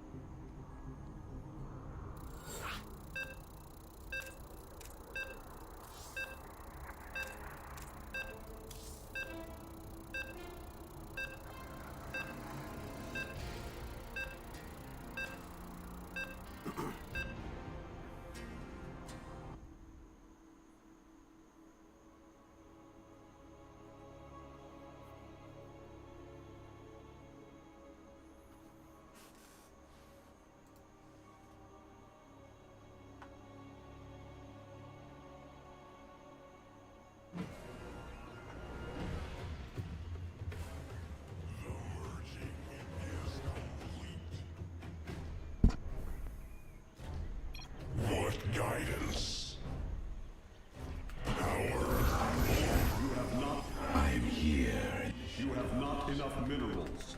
You have not enough minerals. Glory to the Daemon. You have not enough minerals.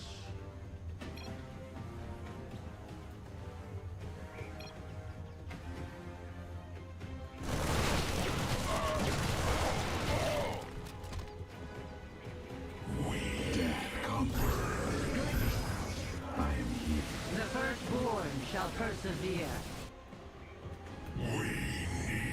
We You have not enough minerals. You have not enough minerals.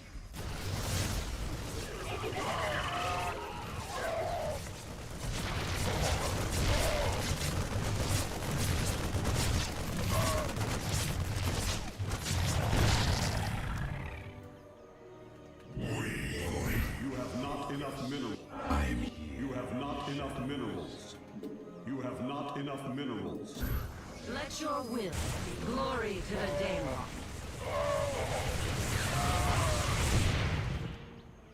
What guidance?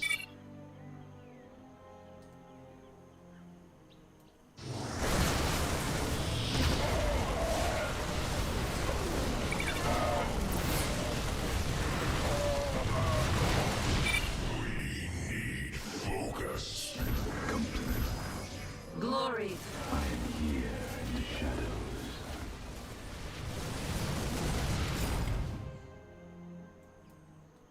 What? You have not enough minerals.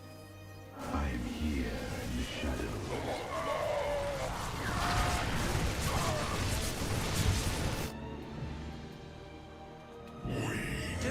You have not enough minerals. Glory. You have not enough minerals.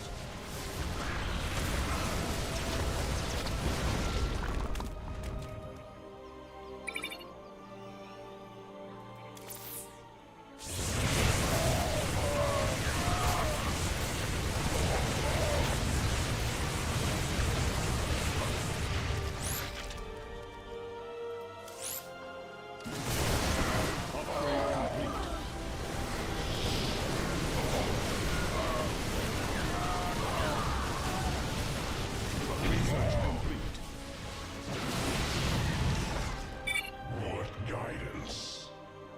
We. I am here in the shadows.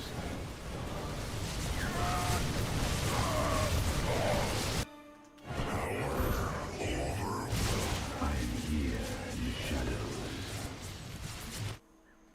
What guidance? Naja Khan, give us iron.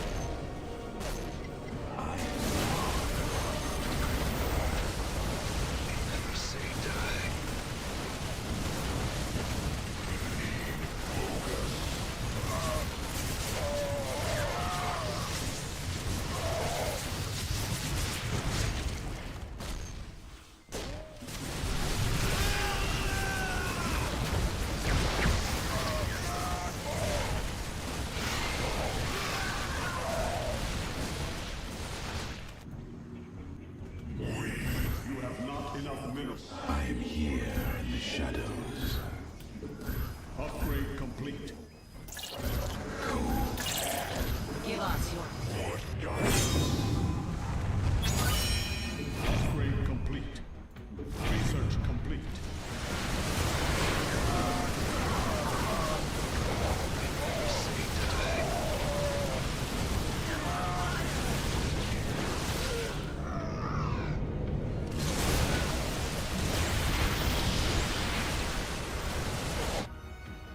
Power.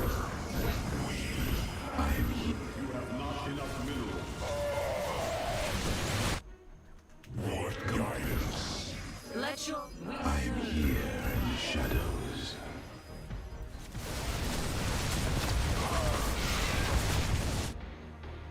What? You have not enough minerals. I am here in the shadows.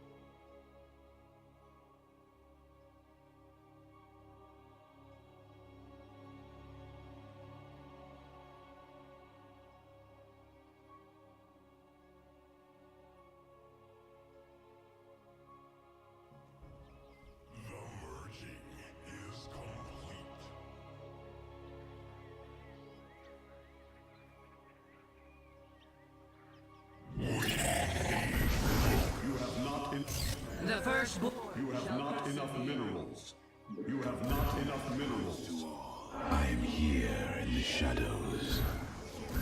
You have not enough minerals. You have not enough minerals. You have not enough minerals. You have not enough minerals. I am here in the shadows. Haru Naladan!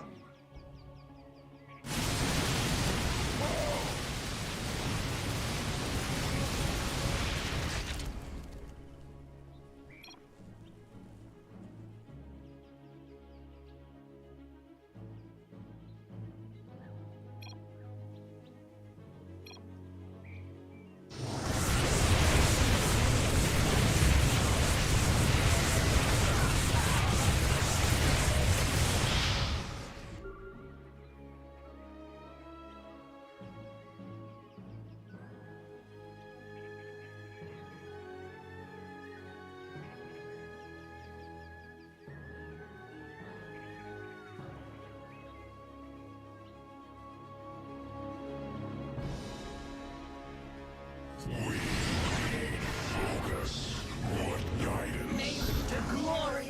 I, the firstborn, shall persevere. I am here in the shadows.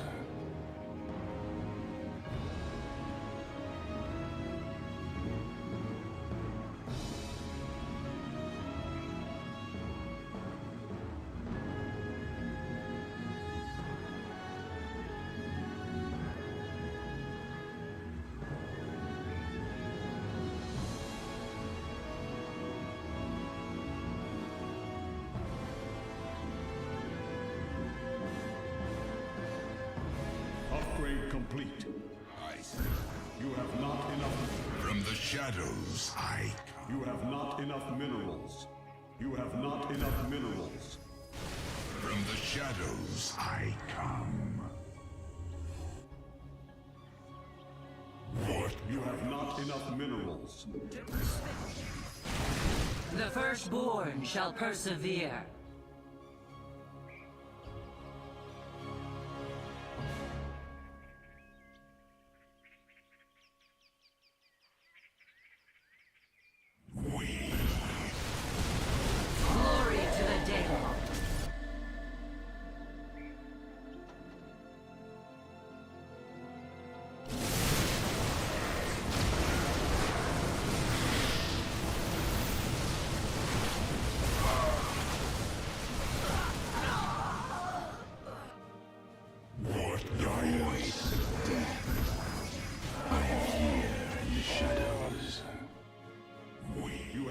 enough minerals.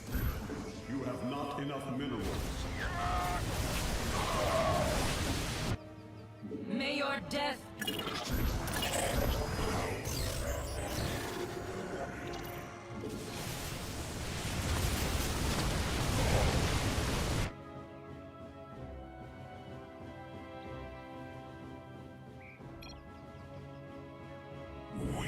You have not enough minerals. The firstborn shall persevere.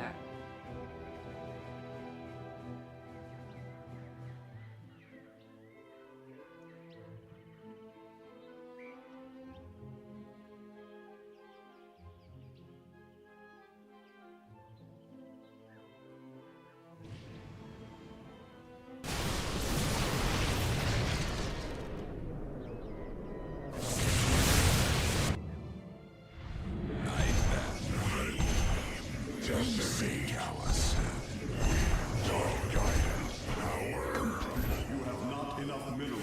I am here in the shadows. Erratic. Glory to the Daylong.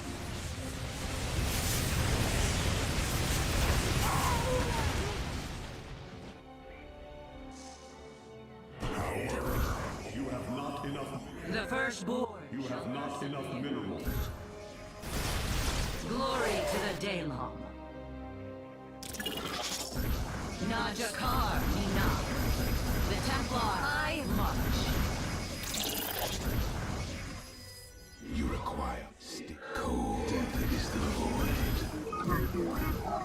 Cold fear we move on. Give us your command. You have not enough minerals. My life for iron. My life for iron. Let your will be heard. Where shall we march? You have not enough minerals. None can withstand. My life for iron. You have not enough minerals. You have not enough minerals. My life for You have not enough minerals.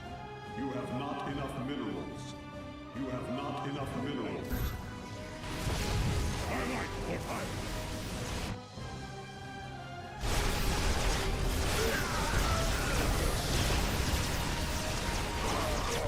Research complete.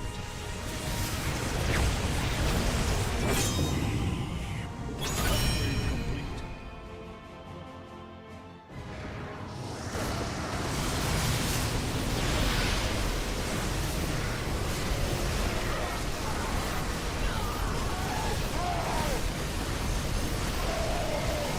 Upgrade complete.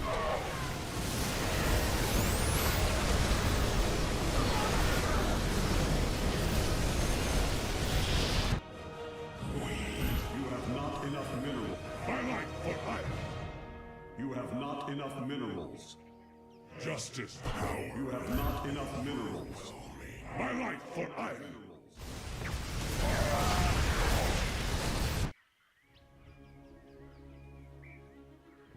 Eradication. Just. Glory to the Daylong.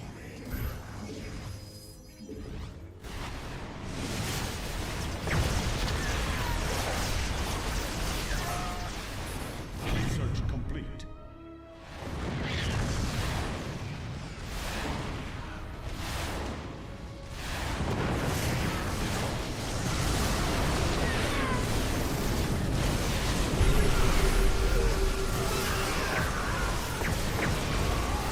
What guidance?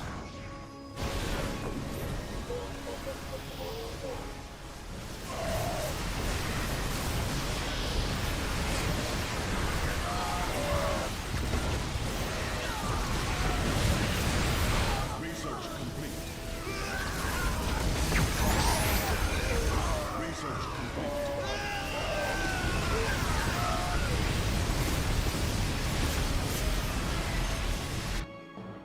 For select. You have not enough minerals. I am here in the shadows.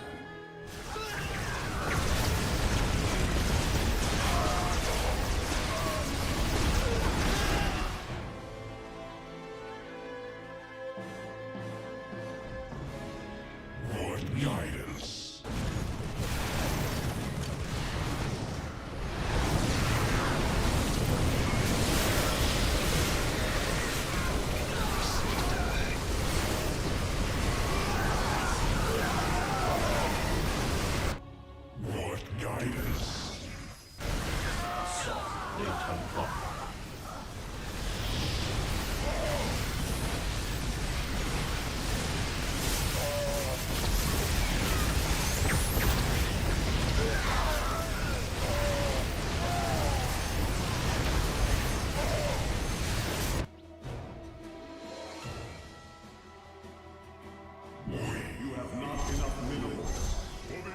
Return to serve.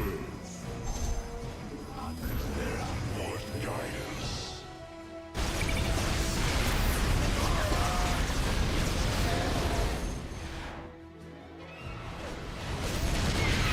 Research complete.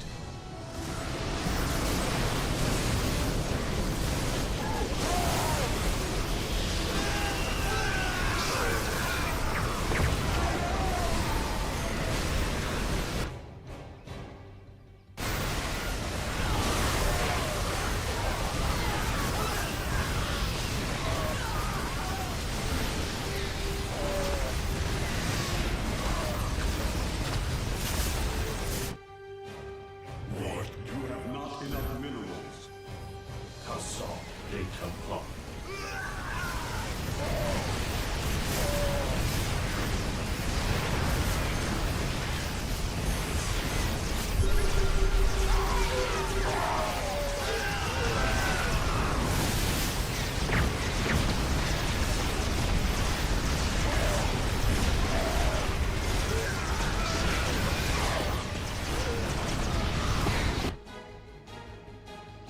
Meditation is over. Power down. You have not enough. Glory. You have not enough minerals.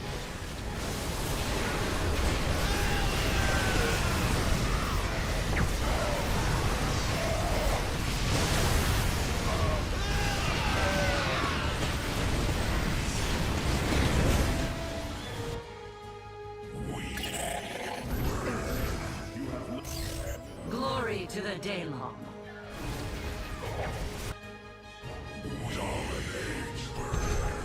Command. Abaddon. What guidance? You have not enough minerals. My light for hire.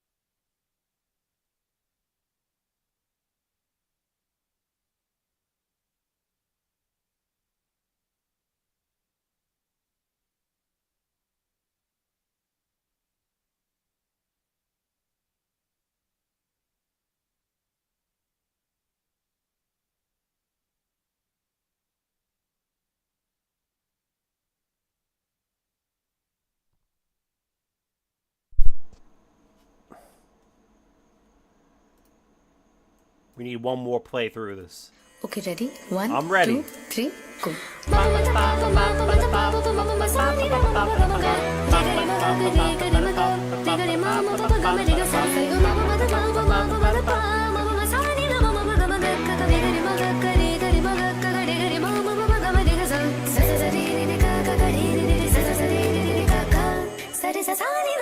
तुझसे मिलना पुरानी दिल्ली में छोड़ आए निशानी दिल्ली में पल्ली माना से दरी बेतलब तेरी मेरी कहानी दिल्ली में ओह काली कमली वाली को याद करते तेरे काले काले नैनों की कसम खाते हैं वो तेरे काले काले नैनों की बुलाएगी वो तेरे काले काले नैनों को दबाएगी मेरी जान उदास है होठों पे प्यास है आजादी आजादी आजादी तेरी बातों में की मोहब्बत की खुशबू है वो तेरे आना में गर्मियों की लू है वो तेरी बातों में की मोहब्बत की खुशबू है वो तेरे आना में गर्मियों की लू है मेरी अंगड़ाई न टूटे तू आजा मेरी अंगड़ाई न टूटे तू आजा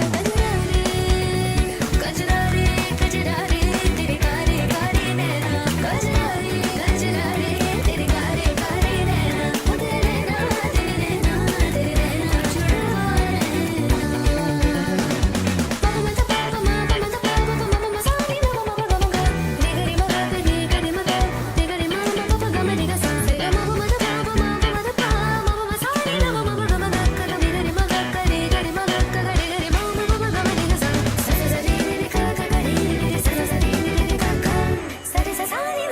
तुझसे मिलना पुरानी दिल्ली में छोड़ आए निशानी दिल्ली में पल्ली माना से दरी बेतलब तेरी मेरी कहानी दिल्ली में ओह काली कमली वाली को याद करते तेरे काले काले नैनों की कसम खाते हैं वो तेरे काले काले नैनों की बुलाएगी वो तेरे काले काले नैनों को दबाएगी मेरी जान उदास है होठों पे प्यास है आजादी आजादी आजादी तेरी बातों में की मोहब्बत की खुशबू है वो तेरे आना में गर्मियों की लू है वो तेरी बातों में की मोहब्बत की खुशबू है वो तेरे आना में गर्मियों की लू है मेरी अंगड़ाई न टूटे तू आजा मेरी अंगड़ाई न टूटे तू आजा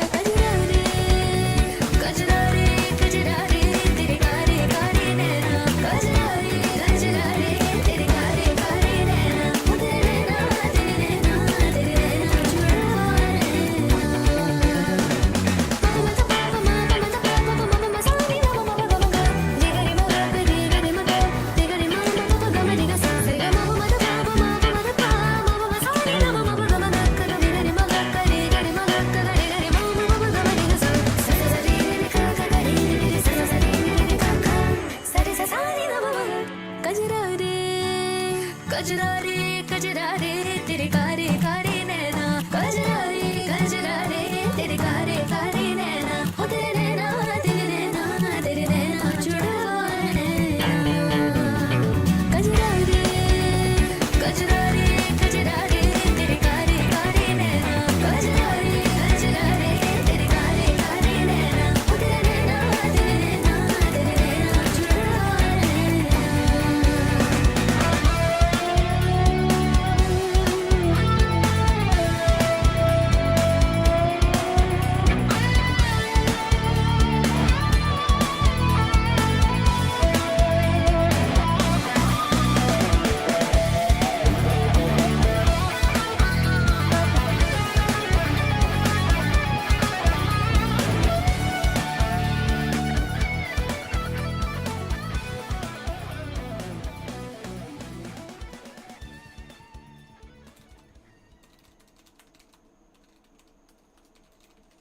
Okay, ready? 1, 2, 3, go.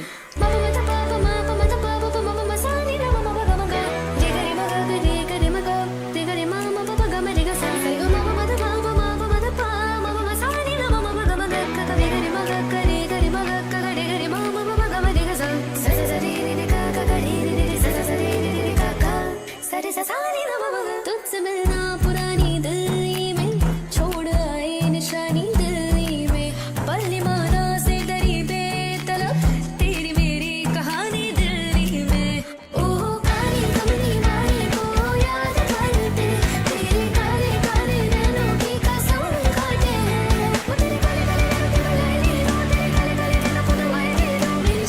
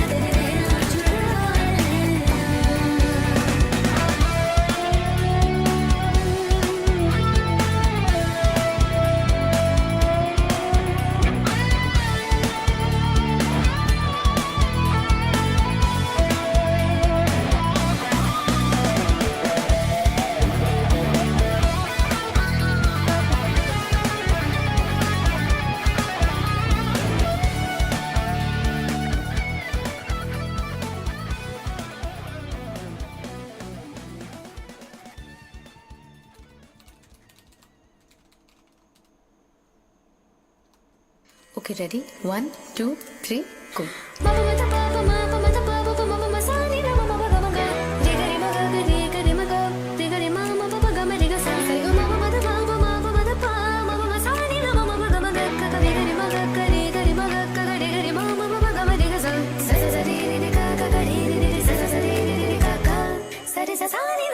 तुझसे मिलना पुरानी दिल्ली में छोड़ आए निशानी दिल्ली में पल्ली माना से डरी बेतलब तेरी मेरी कहानी दिल्ली में ओह काली कमली वाली को याद करते तेरे काले काले नैनों की कसम खाते हैं वो तेरे काले काले नैनों की बुलाई लो तेरे काले काले नैनों को दवाई दे दो मेरी जान उदास है होठों के प्यास है आजादी आजादी आजादी तेरी बातों में की मोहब्बत की खुशबू है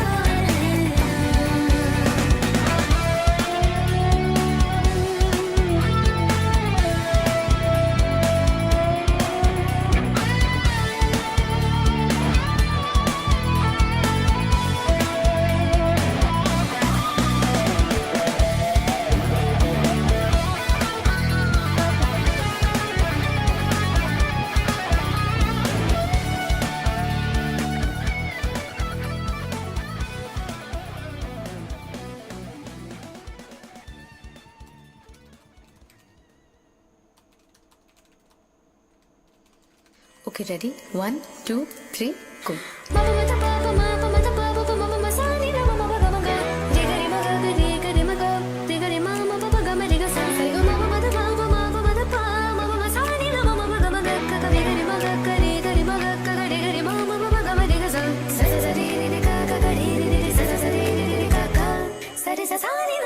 तुझसे मिलना पुरानी दिल्ली में छोड़ आए निशानी दिल्ली में पल्ली माना से डरी बेतलब तेरी मेरी कहानी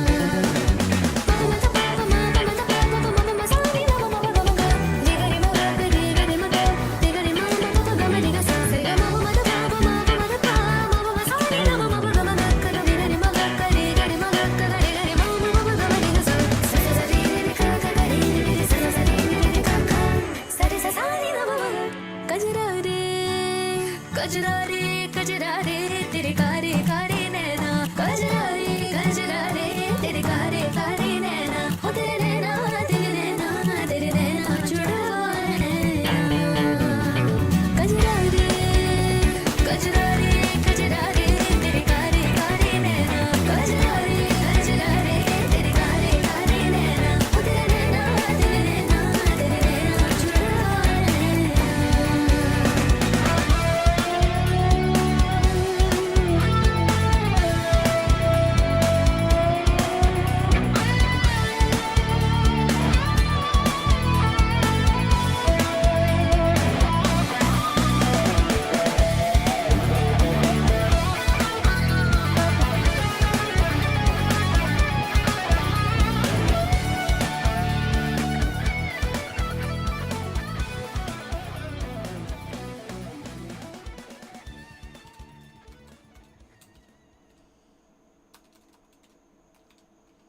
Okay, ready? 1, 2, 3, go. Mama mata papa mama mama sani na mama baga maga. Re ga re maga re ga re mama papa ga ma re ga sa sa ga mama mata papa mama sani na mama baga maga ka ga re ga re maga ka re ga re mama papa ga ma re ga sa sa sa re ka ga re sa sa re ka sa re sa sani na mama ga तुझसे मिलना पुरानी दिल में छोड़ आए निशानी दिल में पल माना से दरी बेतलब तेरी मेरी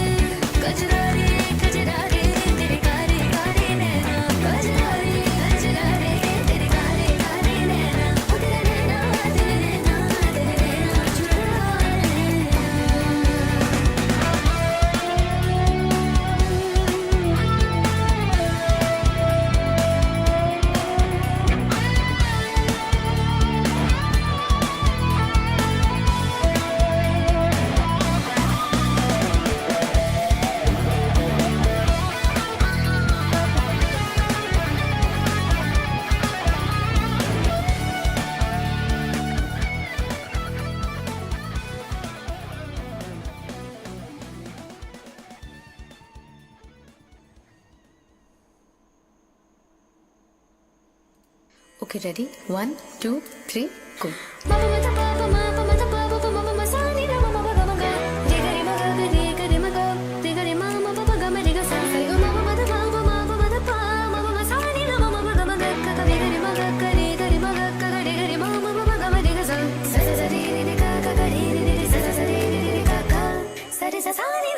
तुझसे मिलना पुरानी दिल्ली में छोड़ आए निशानी दिल्ली में पल्ली मारा से दरी बेतलब तेरी मेरी कहानी दिल्ली में ओह काली कमली वाली को याद करते तेरे काले काले नैनों की कसम खाते वो तेरे काले काले नैनों की बुलाएगी वो तेरे काले काले नैनों को दबाएगी मेरी जान उदास है होठों पे प्यास है आजादी आजादी आजादी तेरी बातों में की मोहब्बत की खुशबू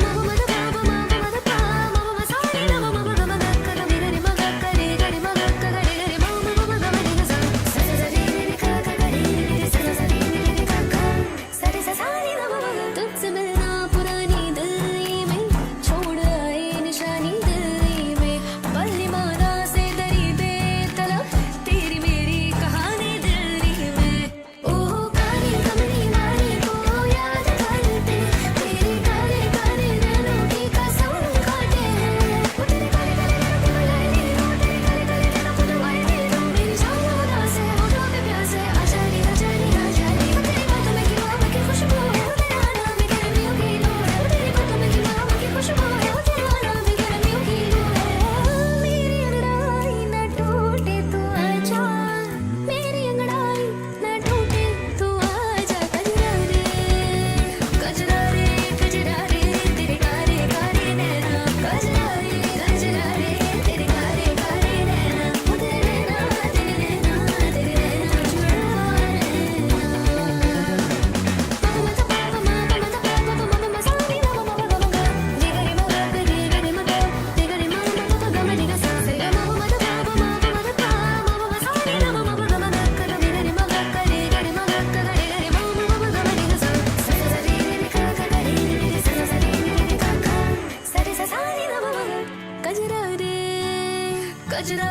कजरा रे तेरे कारे कारे नैना कजरा रे तेरे कारे कारे नैना हो तेरे नैना तेरे नैना जुड़ा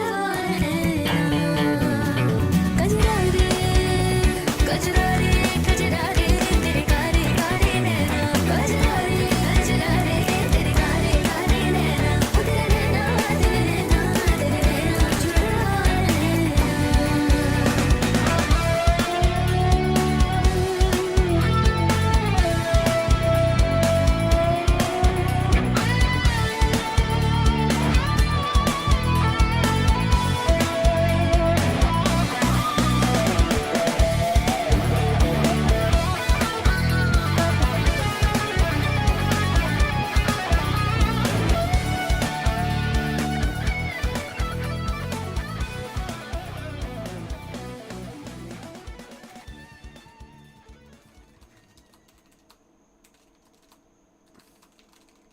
Okay, ready? 1, 2, 3, go.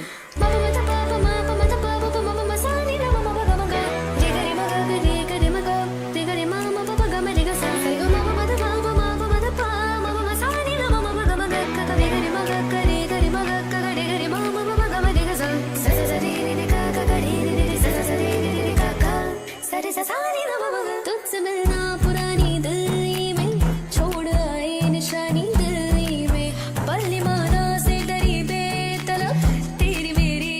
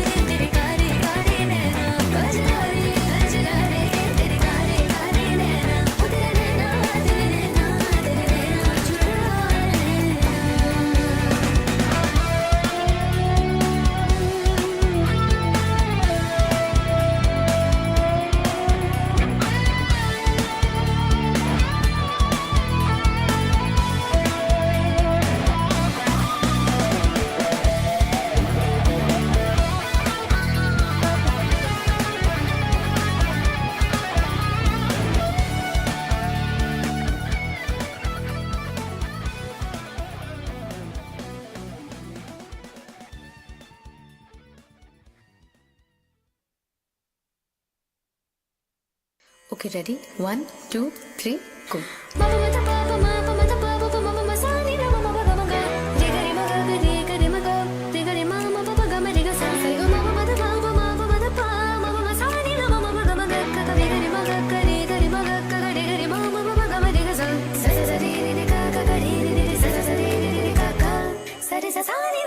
तुझसे मिलना पुरानी दिल्ली में छोड़ आए निशानी दिल्ली में पल्ली माना से दरी बेतलब तेरी मेरी कहानी दिल्ली में ओह कारी कमली वाली को याद करते तेरे काले काले नैनों की कसम खाते हैं वो तेरे काले काले नैनों की बुलाई दी लो तेरे काले काले नैनों को दवाई दी लो मेरी जान उदास है होठों के प्यास है आजादी आजादी आजादी तेरी बातों में की मोहब्बत की खुशबू है वो तेरा नाम भी गर्मियों की लू है वो तेरी बातों में की मोहब्बत की खुशबू है वो तेरा नाम भी गर्मियों की लू है मेरी अंगड़ाई न टूटे तू आजा मेरी अंगड़ाई न टूटे तू आजा गजरा रे गजरा रे तेरे कारे कारे नैना गजरा रे तेरे कारे कारे नैना वो तेरे नैना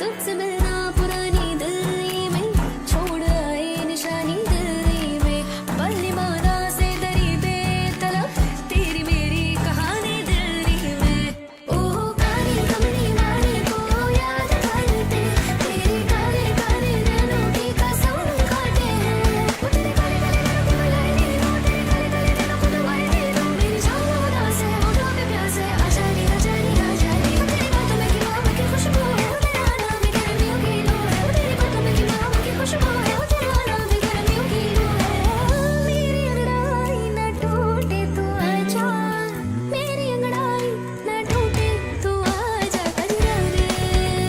गजरा रे तेरे कारे कारे नैना गजरा रे तेरे कारे कारे नैना वो तेरे नैना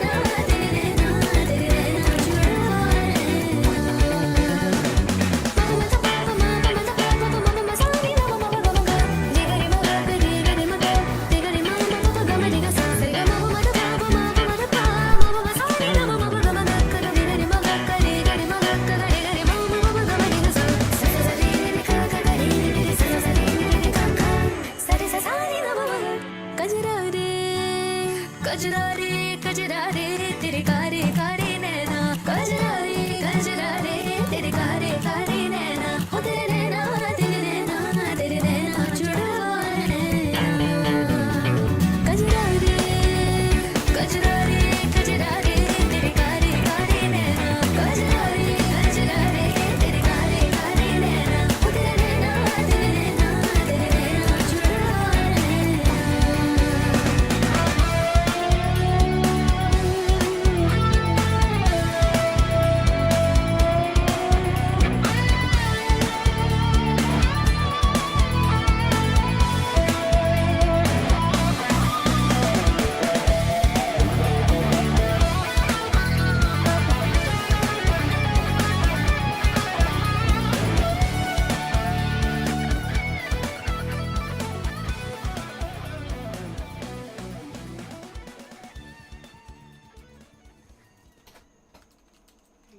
Yeah.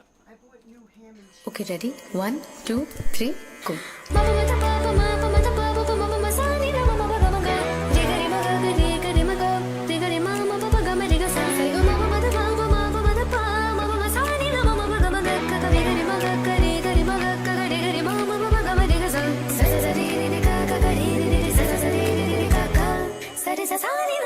तुझसे मिलना पुरानी दिल्ली में छोड़ आए निशानी दिल्ली में पल्ली माना से दरी बेतलब तेरी मेरी कहानी दिल्ली में ओह कारी कमली वाली को याद करते तेरे काले काले नैनों की कसम खाते हैं वो तेरे काले काले नैनों की बुलाई दी लो तेरे काले काले नैनों को दवाई दी लो मेरी जान उदास है होठों पे प्यास है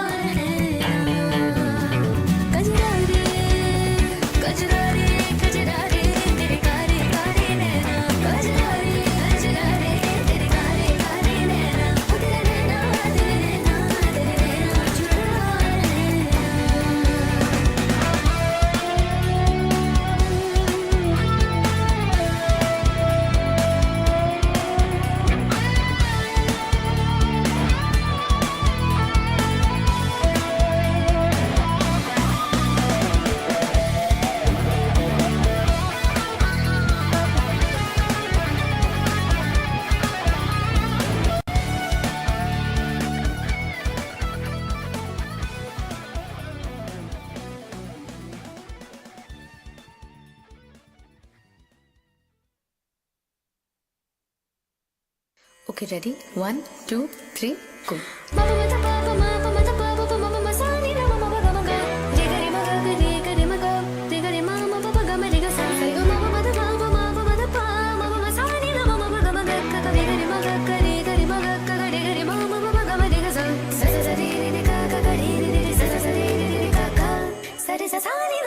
तुझसे मिलना पुरानी दिल्ली में छोड़ आए निशानी दिल्ली में पल्ली माना से दरी बेतलब तेरी मेरी कहानी दिल्ली में ओह काली कमली वाली को याद करते तेरे काले काले नैनों की कसम खाते हैं वो तेरे काले काले नैनों की बुलाई ली रो तेरे काले काले नैनों को दवाई ली रो मेरी जान उदास है होठों पे प्यास है आजादी आजादी आजादी तेरी बातों में किताब की खुशबू है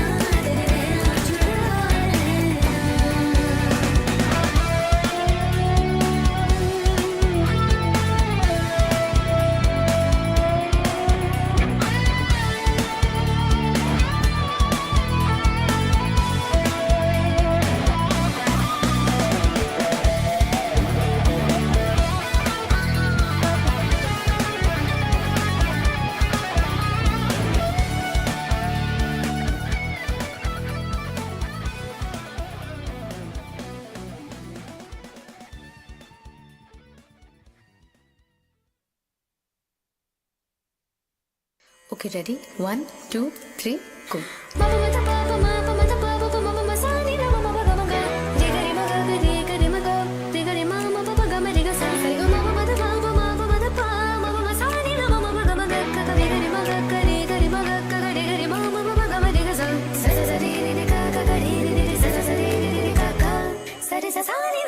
तुझसे मिलना पुरानी दिल्ली में छोड़ आए निशानी दिल्ली में पल्ली माना से दरी बेतलब तेरी मेरी कहानी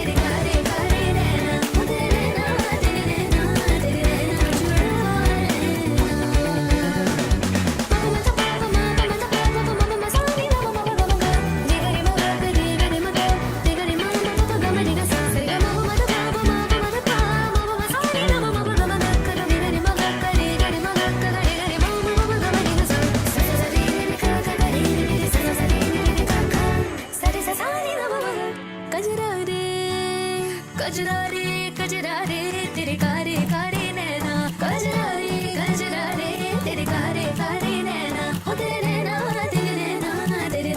चुड़वा कजरा रे तेरे कारे कारे नैना कजरा रे तेरे कारे कारे नैना हो तेरे नैना चुड़वा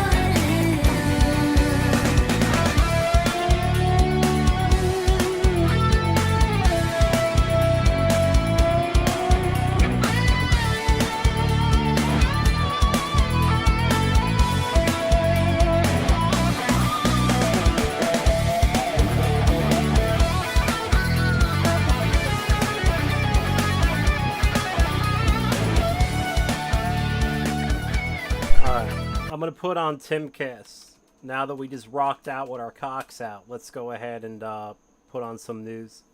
And here, bro, that's like the best song ever written, man. Like, if I die, I want that played at my funeral the entire time. Like, you just have to troll everybody with that song until the funeral's over. Bum ba da bum.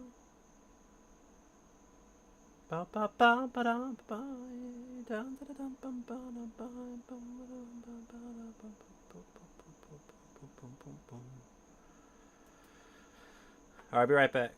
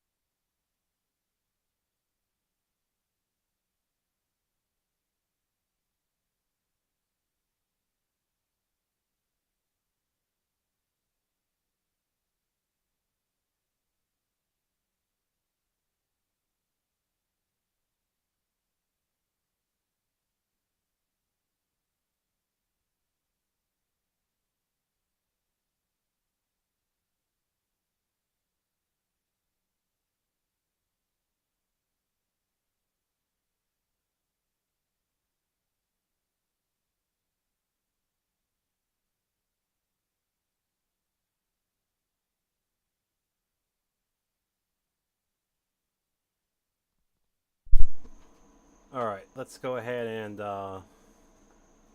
kill some more noobs.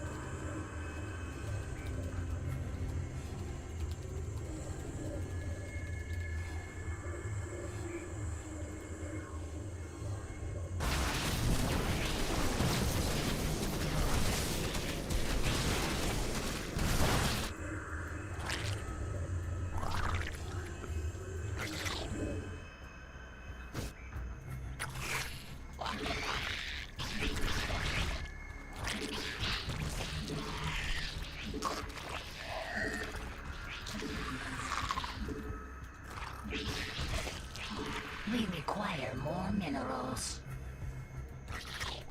We require more minerals. We require more minerals. We require more minerals. We require more minerals. We require more minerals.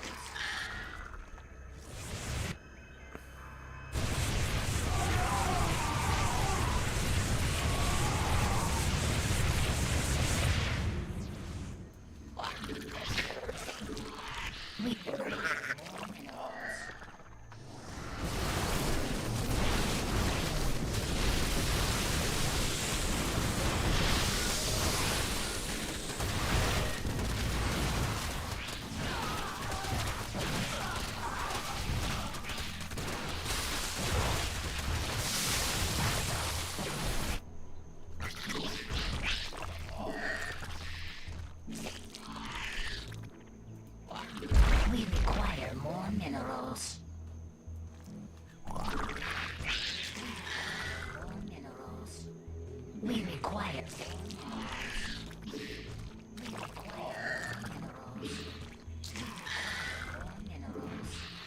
We require more minerals.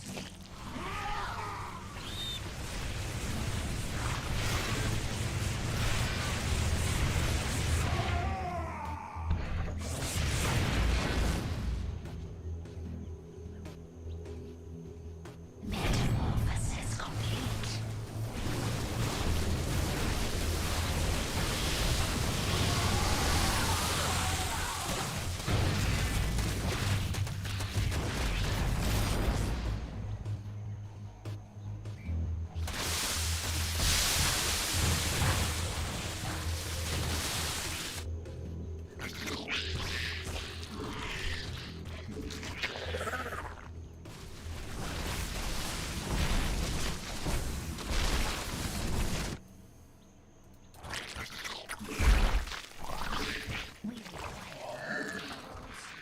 We require. We require more minerals.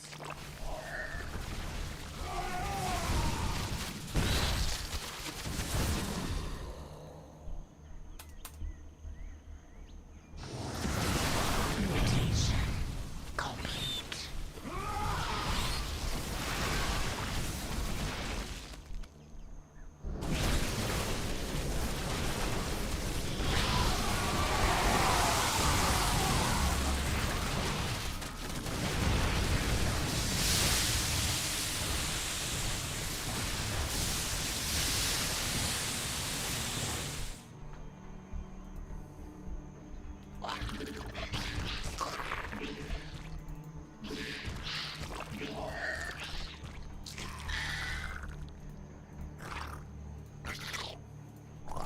We require more minerals.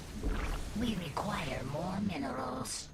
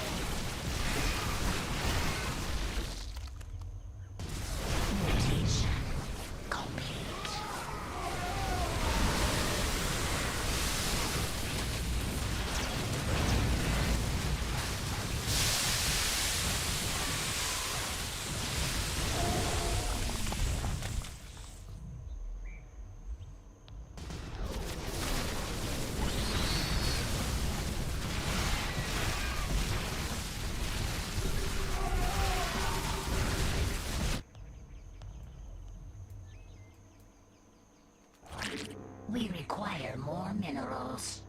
We require more minerals.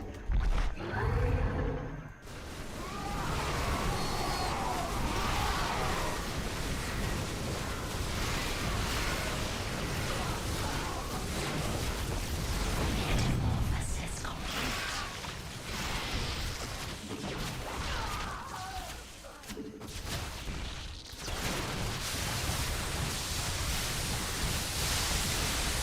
Metamorphosis complete.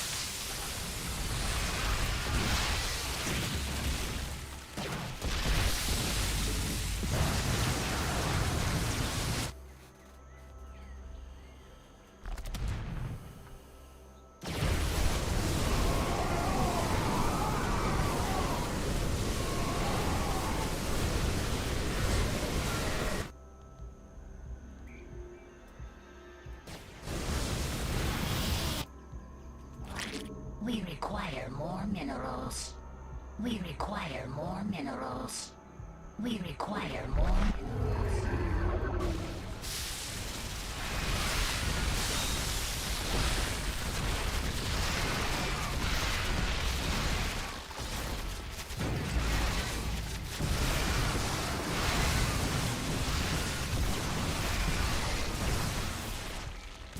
Mutation complete.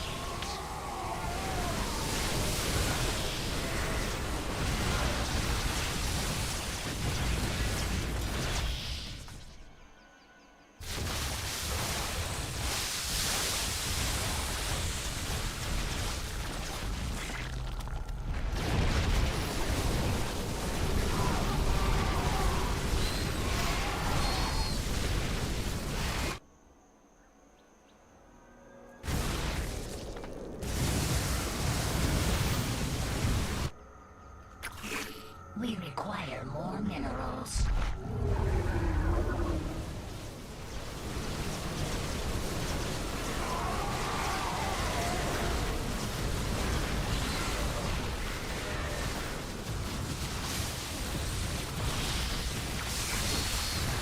Mutation complete.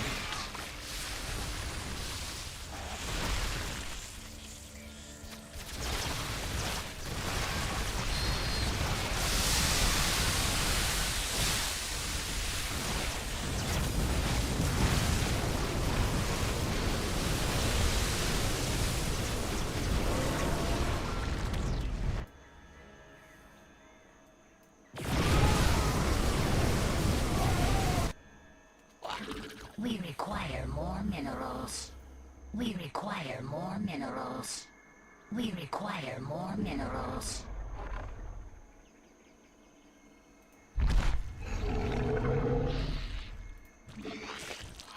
We require more minerals. We require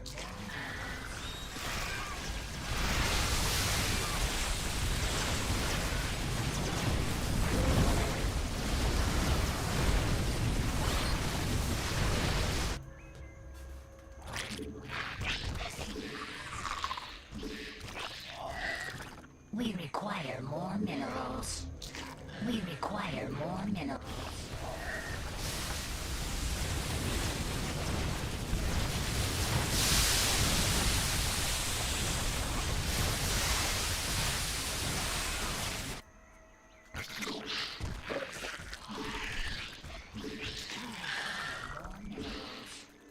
We require more minerals.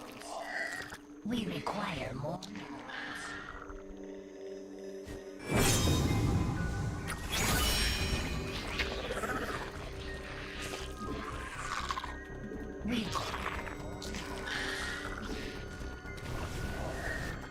We require more minerals.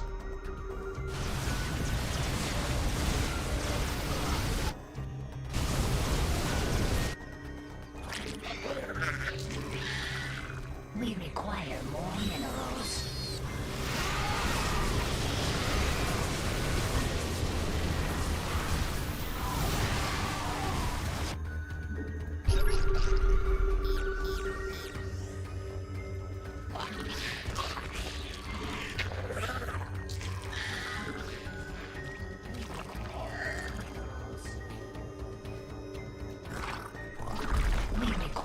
more minerals. We require more minerals. We require more minerals. We require more minerals. We require more minerals.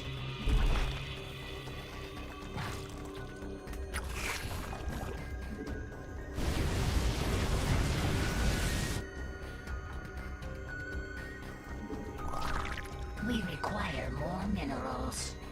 We require more minerals. We require more minerals.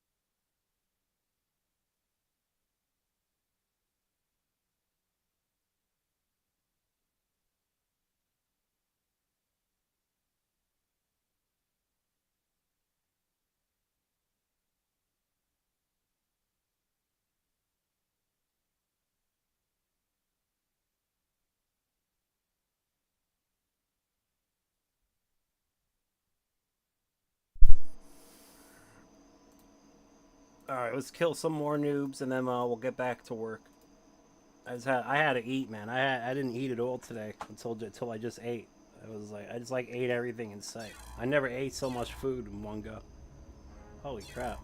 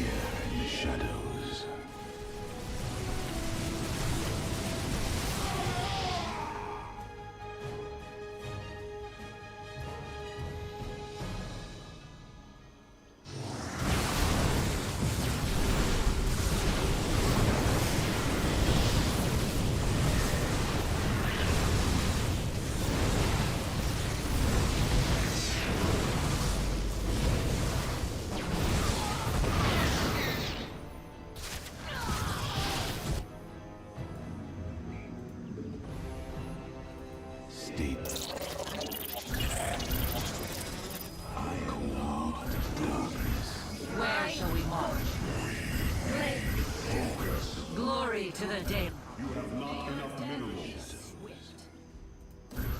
You have not enough. The firstborn. You have not enough minerals.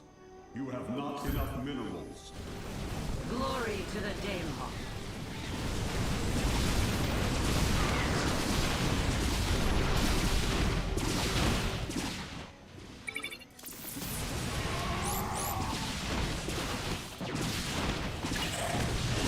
You have not enough minerals. Research complete.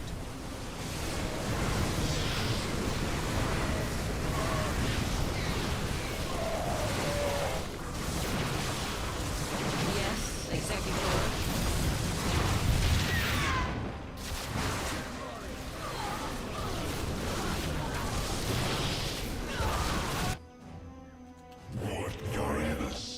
Force erect.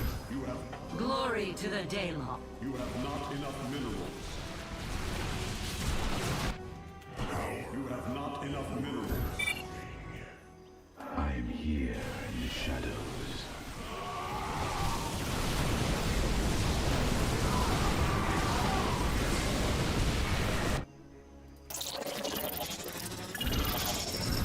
Combat awaits.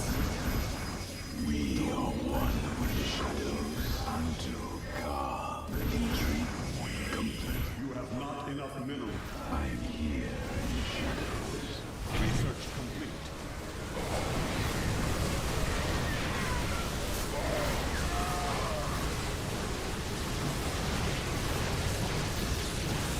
Iron shall be removed. You require my skills.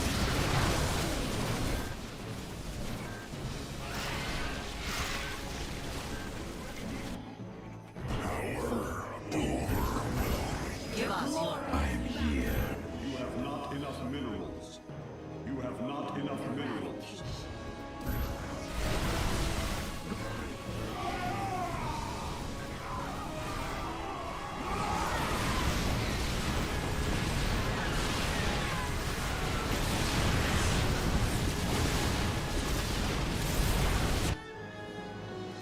I am the voice.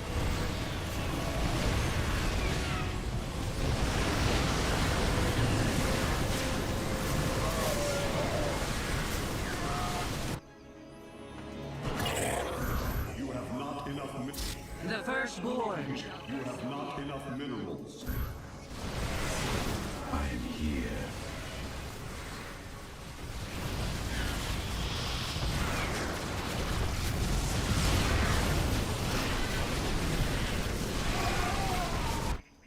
What guidance?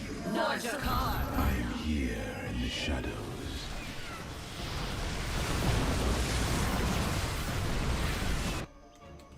You have not enough minerals.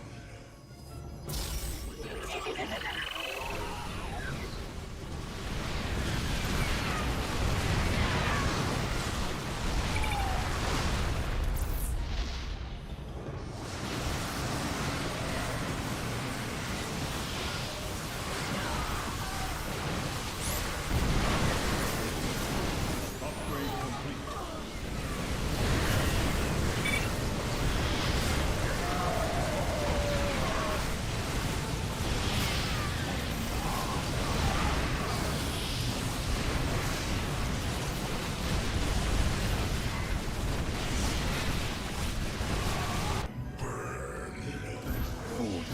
You have. I'm here in the shadows.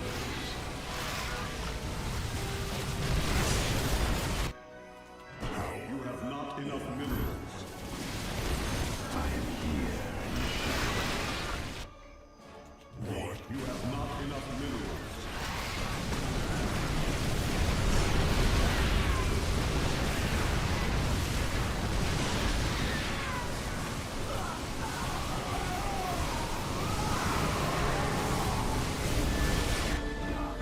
What guidance? You have not enough minerals.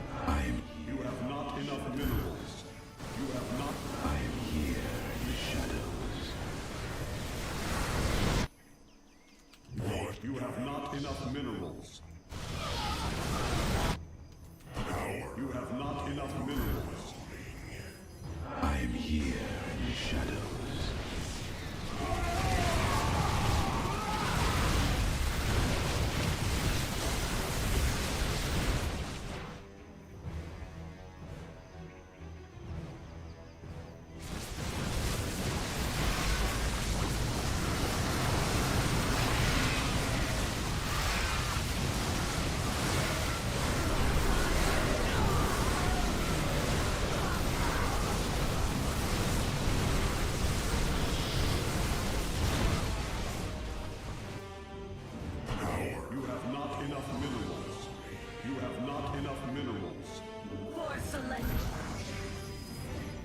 Glory to the Daemon.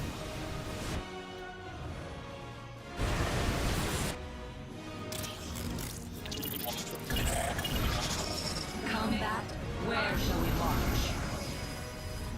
I am the voice of the eclipse. Where shall we march? We are one with the shadows. Ire shall be reclaimed. Upgrade complete. Cold is the void. Where shall we march? It is just hope. Dimensional strings attuned. Focus. I will. What guidance? An omen. Upgrade complete.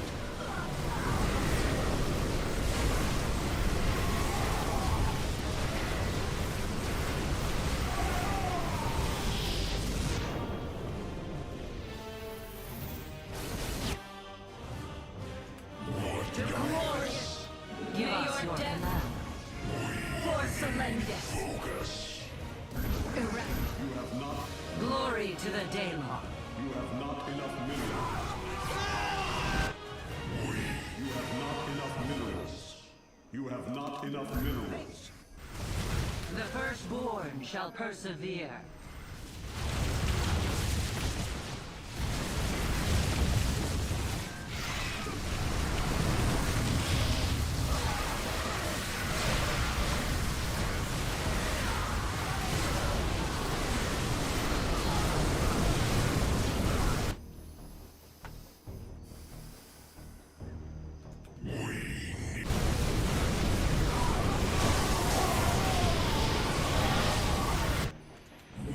You have not enough minerals.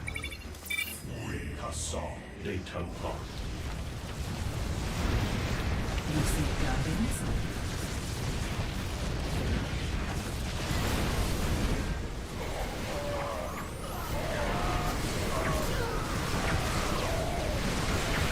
Research complete. You have not enough minerals.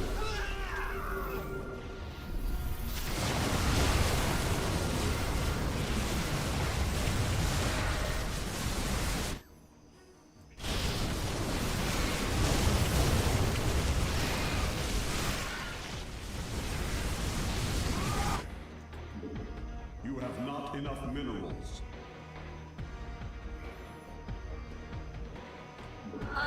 You have not enough minerals. You have not enough minerals. You have not enough minerals. You have not enough minerals. They can fly.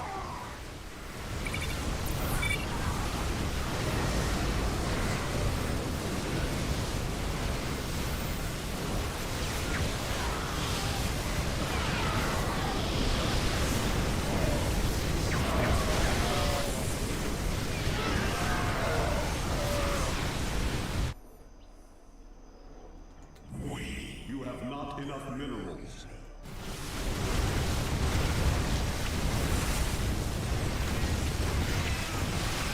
Overwhelming. They can fly.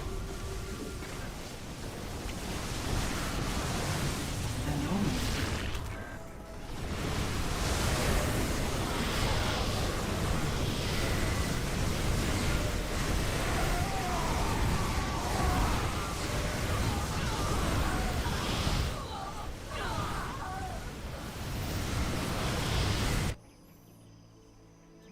I am the heart of the void hunger. You have not enough minerals.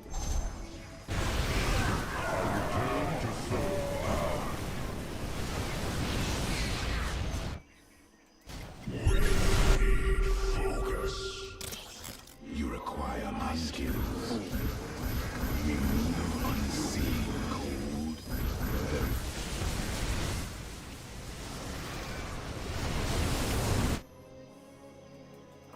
I am the cold. You require my skills. We are one. Death. I am here in the shadows. You have not enough minerals.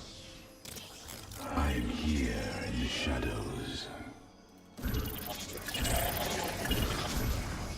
We serve with pride. It shall be done. Yes. Najakar.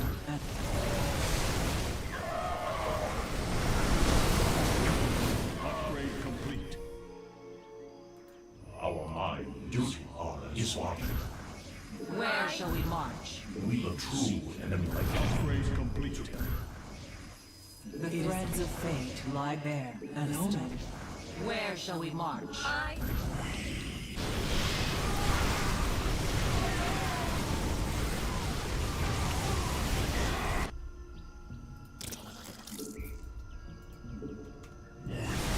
An Eridine.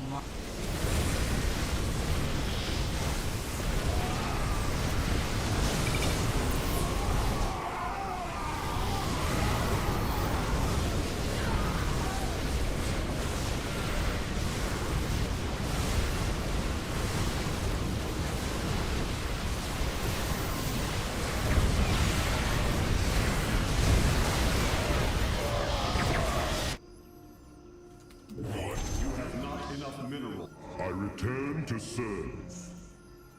I heed the call. You have not enough minerals. The firstborn. You have not enough minerals. Glory to the Daylom.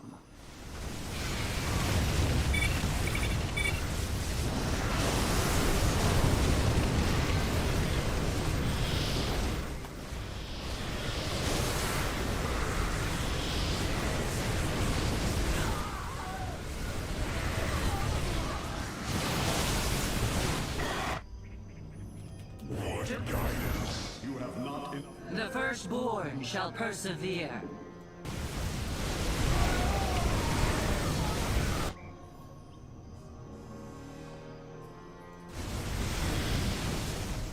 A winner is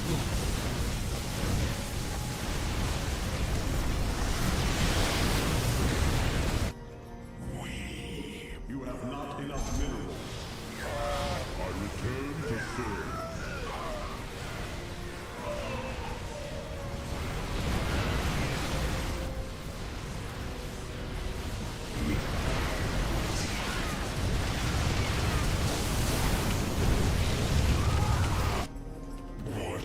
You have not enough minerals. I am here in the shadows.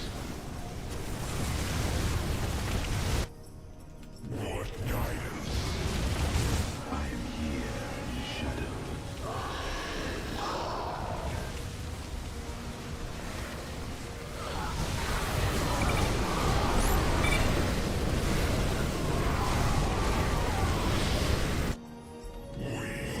You have not enough minerals.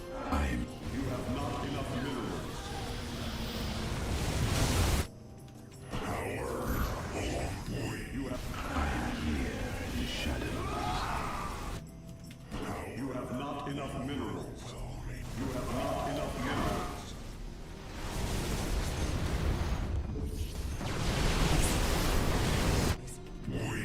You have not enough minerals. I am here in the shadows.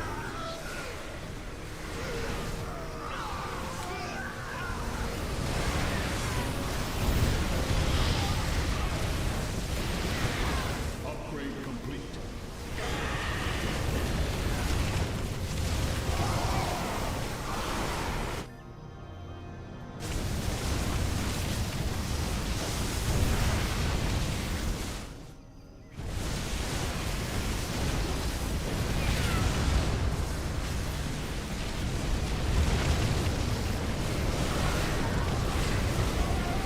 Upgrade complete.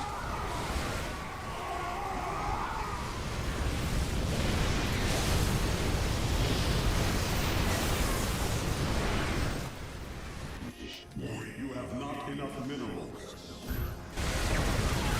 I am here in the shadows.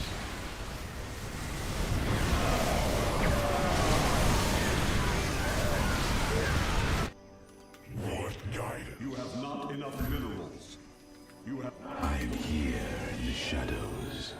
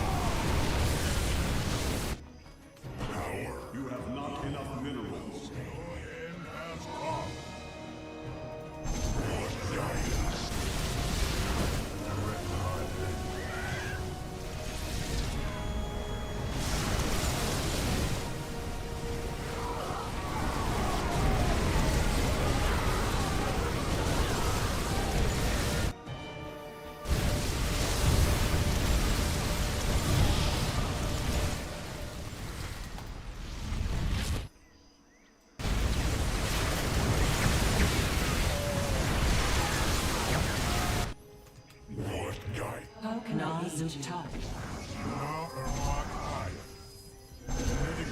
Let us be. You have not enough minerals.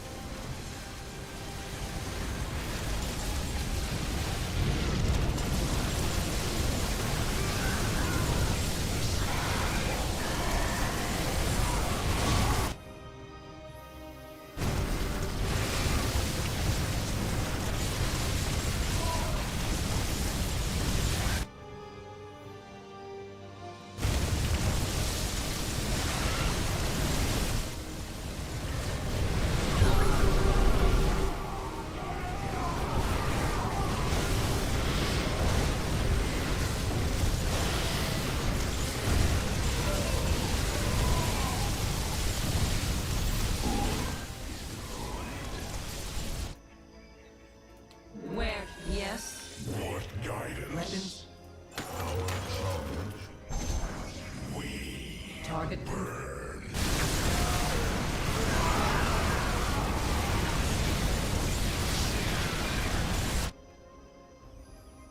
You have not enough minerals. Justice has come.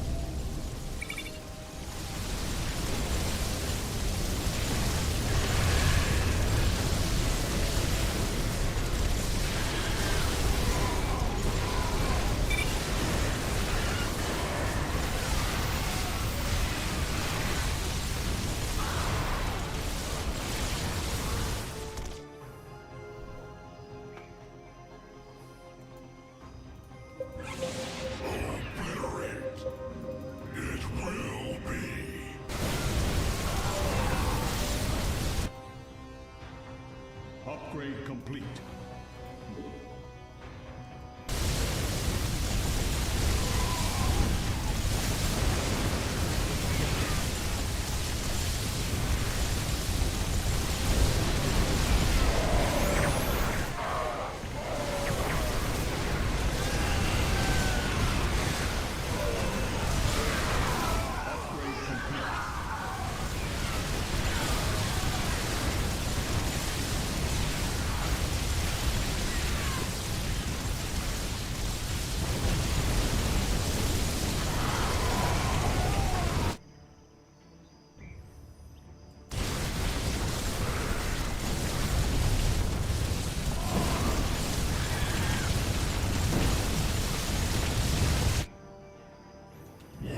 You have not enough minerals.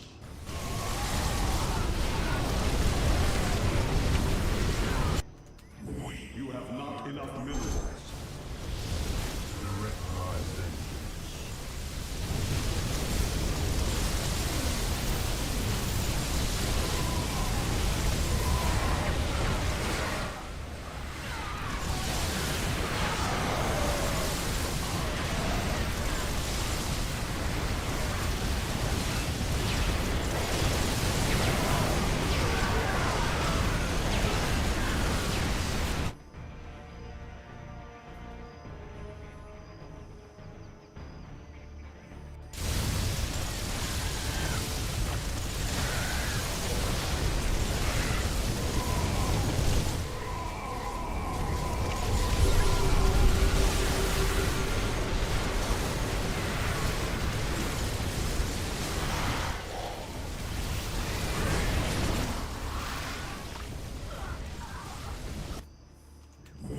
You have not enough minerals. Carrier has arrived.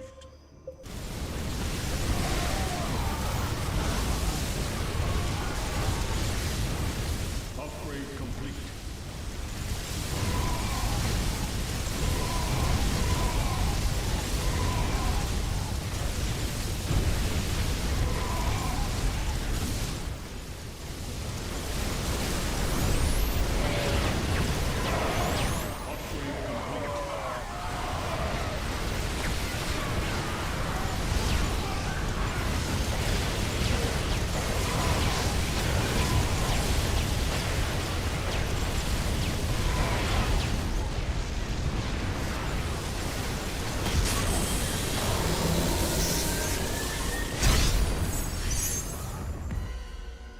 Not my fault our ally left at the start of the game.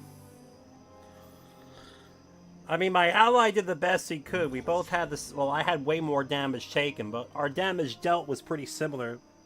It's just that one of our allies is like left at the start of the game for like no reason. Like we were fine.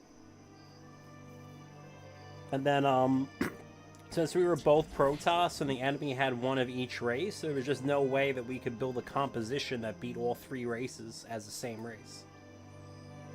Like, that was so unfortunate.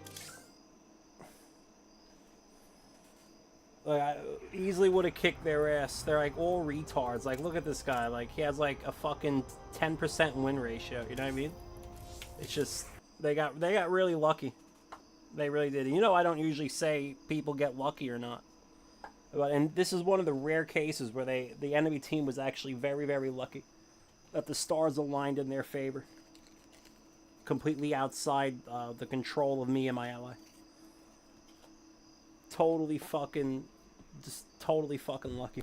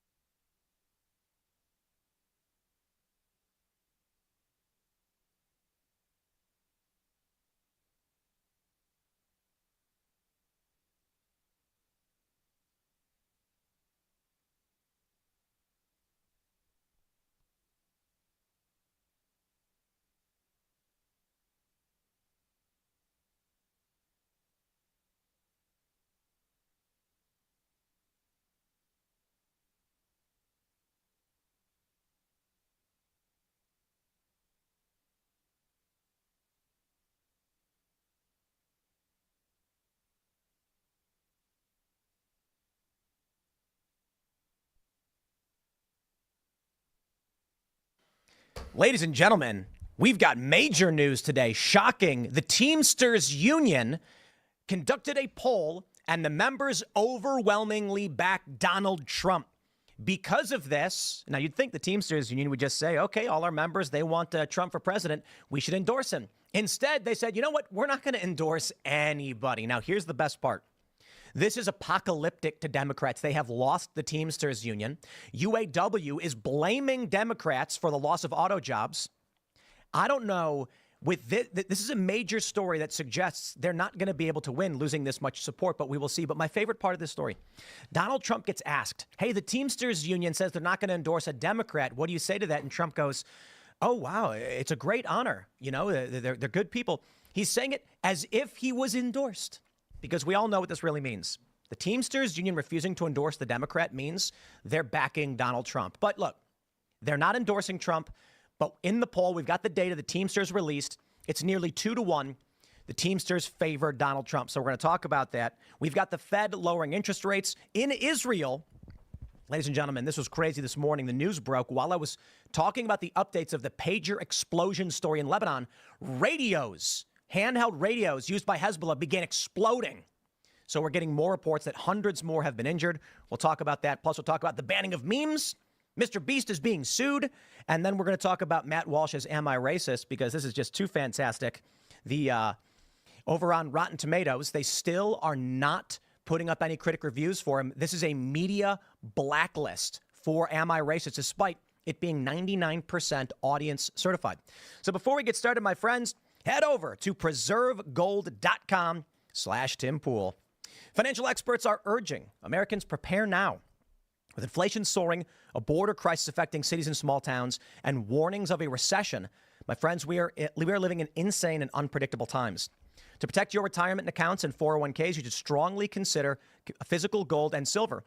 Right now, Preserve Gold has an exclusive offer for my viewers where you can get up to $15,000 in free gold and silver with a qualified purchase, as well as a free guide. Text TIM to 50505 to learn more, or visit preservegold.com/TimPool. Preserve Gold has hundreds of 5-star reviews, millions of dollars in trusted transactions with happy clients. I am eternally grateful to Preserve Gold for sponsoring the show. Shout out. We appreciate your support. You can see the link in the description below, so check them out. But also head over to castbrew.com. Make sure you pick up your fine bag of Cast Brew coffee. We love Cast Brew coffee. You got Ian's Graphene Dream. Look at that, just sitting there beautifully in the ground coffee section. But more importantly, head over to timcast.com, click Join Us to become a member and support our work directly. As you may know, because we covered it yesterday, I have filed a lawsuit against Kamala Harris's presidential campaign for defamation. A lot of people were talking about it all day, but we covered it to the best of our abilities. If you believe that we should stand up for ourselves, stand up against the liars and the manipulators, and you would like to support our work as we do the work that we do fighting fake news every day, go to timcast.com, click Join Us or sign up. $10 a month, and you are helping us run this show, run our morning show, all of our other podcasts. We got 48 days until this election. So now more than ever, we've got to buckle down. We got to do the work. I think for this, much to the chagrin of my family, I'm probably going to now pick up weekends and start working weekends again, doing the morning show, because someone suggested, Tim, with this election coming up, you've got to work weekends, no days off. You're right. You're absolutely right. If you think that's a good idea, if you want to support me in that endeavor, then please go to timcast.com and become a member. But don't forget to also smash that like button, subscribe to this channel, share the show with each and every one of your friends. Joining us tonight to talk about this and so much more is Natalie Winters. Hi, thank you so much for having me. I am the co-host turned, I guess, temporary host, thanks to the Biden regime. Shout out to you guys for suing them. Of War Room, Steve Bannon's War Room. I also have a clothing line called She's So Right. But War Room is my main focus right now. Right on. Thanks for hanging out. Ian is here. Hi, everyone. Ian Crossland. I am a video game streamer, musician, actor, live podcast host. It's great to be here. What about you, Cashman? Hey, Shane Cashman. Happy to see you. You too, dude. Host of Inverted World Live every Sunday, 6 o'clock. And one day we're going to get Ian on. It's going to be crazy. Talk crazy about stuff. DMT, maybe even. Everything. Yeah, I like talking about all of the craziness. Psychoactives. All right, you guys ready? Here we I'm go. ready, man. Do it. This is huge news, ladies and gentlemen. Teamsters declined to endorse a presidential candidate this November. I'm going to tell you right off the bat, that is a de facto endorsement of Donald Trump. What ends up happening, and this is crazy. Let me see if I can just pull this up. We got John Rich here with a great tweet. August 30th, John Rich said, you know him, rock star, a country musician star. He says, when this is all over, the Dems are going to wish they had just kept Joe. He says, I still believe the post below will come to pass. Take a look at this. In June, the Teamsters said Biden 44% to Trump 36%. But when they brought in Harris, it is now Trump 58% to Harris 31%. This is apocalyptic for the Democrats. The Teamsters have issued their release in the presidential endorsement polling data saying, for the past year, the Teamsters Union has pledged to conduct the most inclusive, democratic, and transparent presidential endorsement process in the history of our 121-year-old organization.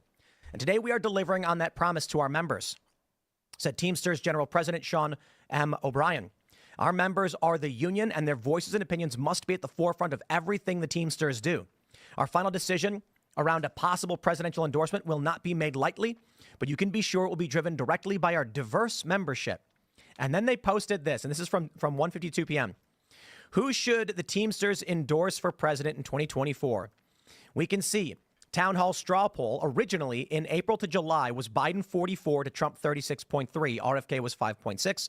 Cornel West actually got 1.7. Shut up. And then as of July 24th to September 15th, Harris 34% to Trump 59.6. We're going to round that up to 60%. We're rounding that up. I don't know why they're rounding it down. We're rounding it up. Now, in their research phone poll, it is Harris 31 to Trump 58. Ladies and gentlemen, this is, when I say the Teamsters back Donald Trump, I'm not saying the bureaucrats and the pencil pushers, the paper pushers. I'm talking about the rank and file, meat and potatoes people who are running the show, the Teamsters, the people who do the job, the blue-collar American workers are saying Donald Trump. Well, is there not, I think, a beautiful metaphorical significance to that is the Trump campaign going back all the way to 2016, where it has always been the grassroots, the rank and file membership of the Republican Party. Donald Trump was the first person to put the Republican Party in alignment with their interests and not the donor class, not the, high upper echelon people who I'm sure work at the Teamsters Union and think that, I just love, you're so right, that they put 59.6, that they didn't round up, right? It's all intentional, but I'd say shout out to Trump, and I think it's going to be a good election. It's a lot of people that weren't voting. I mean, he said he had 30-some%, and then as soon as now the new poll comes out with Kamala instead of Joe, there's 17% more people have actually gotten involved. It was as if... Well, there were other candidates. But it still says 6% other candidates, and now 59% of them want Trump. Before it was like 30-some. Like, it's like people were like, not her. We're not bowing down to that. That's absolutely wild. Kamala Harris was a miserable choice, not to mention Tim Walz. So now you go, look, I got to tell you, man, when you go and you meet these workers and union workers and you hear how they talk and what they have to say, there's no way they're going to align with Kamala Harris. And I believe it was the general president giving an interview earlier, and he says, look, a lot of our members are voting on social issues that matter to them. I'm seeing these responses on X where they're like, why would Teamsters support a president who's anti-union? It's like, my dude, have you actually read Donald Trump's positions on these things? He's definitely not anti-union. He is trying to earn their vote. He wants to win the working class white voter back. I know a lot of people in New York who are in the union who are maybe liberal leaning, who aren't as plugged into the news, and they see Joe Biden, they kind of buy into his whole shtick as being like the union guy. So it was easy for them, but they know Kamala is a coastal elite who doesn't care about them at all. They don't need to know anything else. However, not to crash the party, but I also think that we have to look at this story in the context of what has been a rapidly developing news cycle when it comes to the administration of elections here, because there's a difference between votes and ballots, right?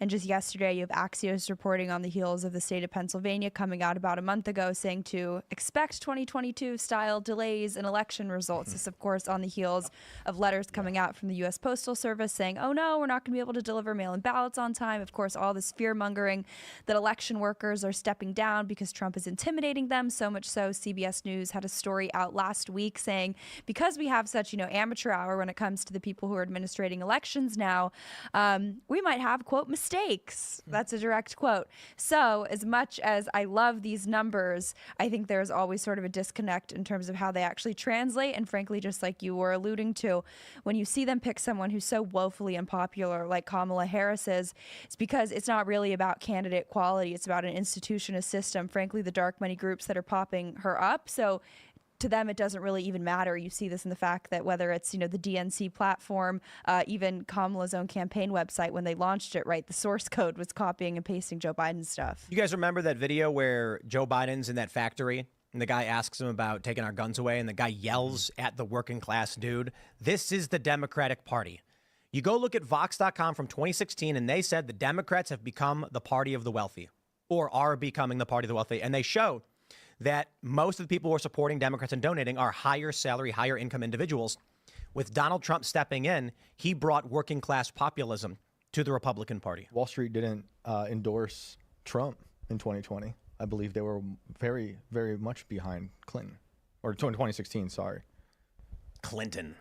We say Hillary. Well, and that's when why you say we Clinton, I'm thinking Bill. I just see them as like a two-headed monster. It's the same thing in my But that's why I think the extension that you keep seeing all these, Republicans for Harris, or how many days in the news cycle is it going to be? A new group of, national security leaders who, frankly, were all Democrats to begin with, are all on the payroll or in some ways linked to the military-industrial complex, directly profit from the Ukraine war continuing.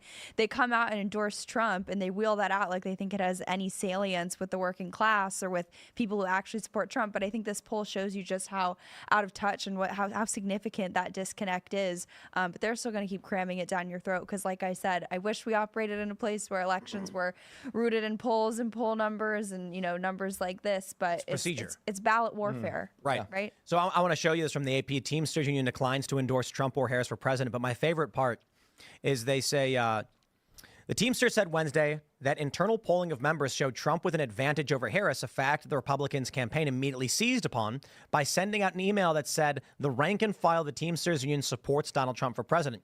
Trump called the Teamsters' decision not to endorse a great honor. Dude, it's a great honor, he said. They're not going to endorse the Democrats. It's the big thing. I was watching live. Trump was at a bar in New York. It's called, what is it called? Pub Key? It's meaning public key. It's a crypto bar. And he's like the first president to buy with Bitcoin or something like that.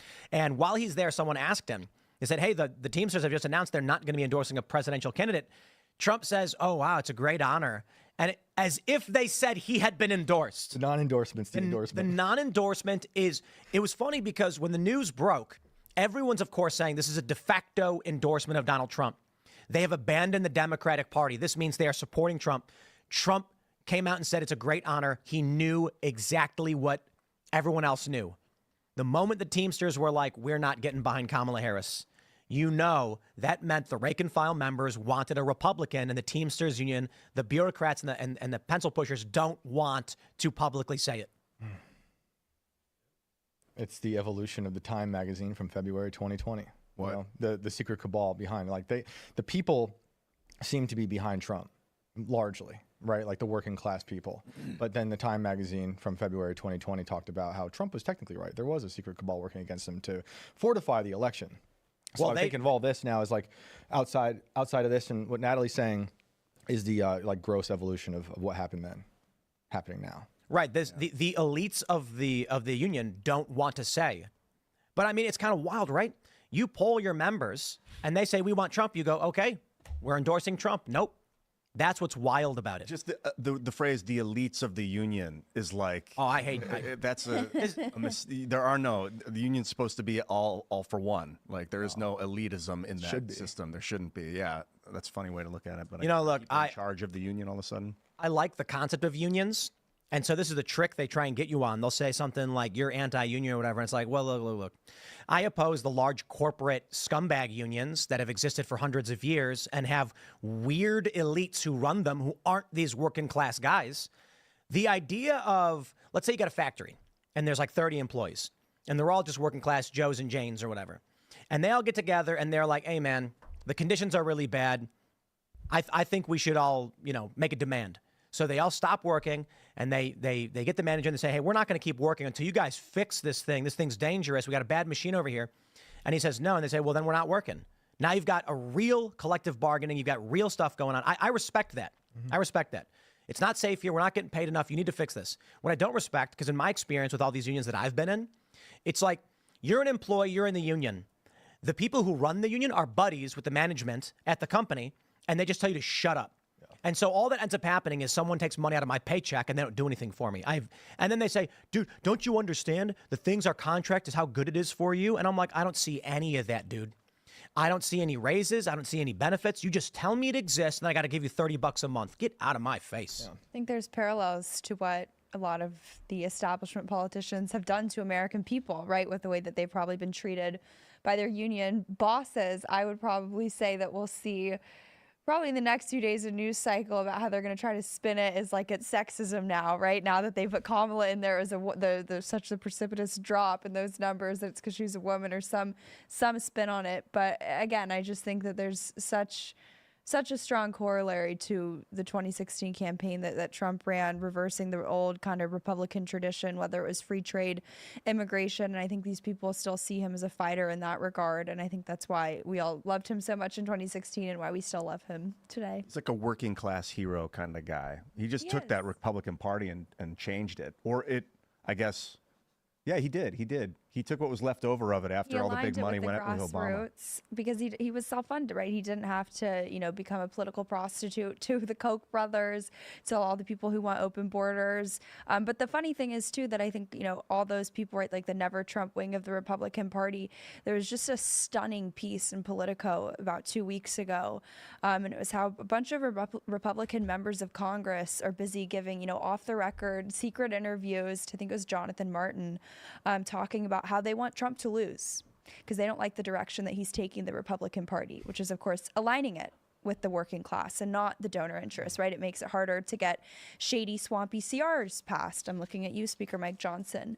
But when it comes to that alignment, you see another piece, too. The Huffington Post did a long profile on the Koch brothers, the Koch network, how they're getting ready to rebrand in what they're calling a post-Trump era. And the number one issue is immigration, that they don't like his approach to it, legal and illegal. And I think that's always sort of been the defining issue.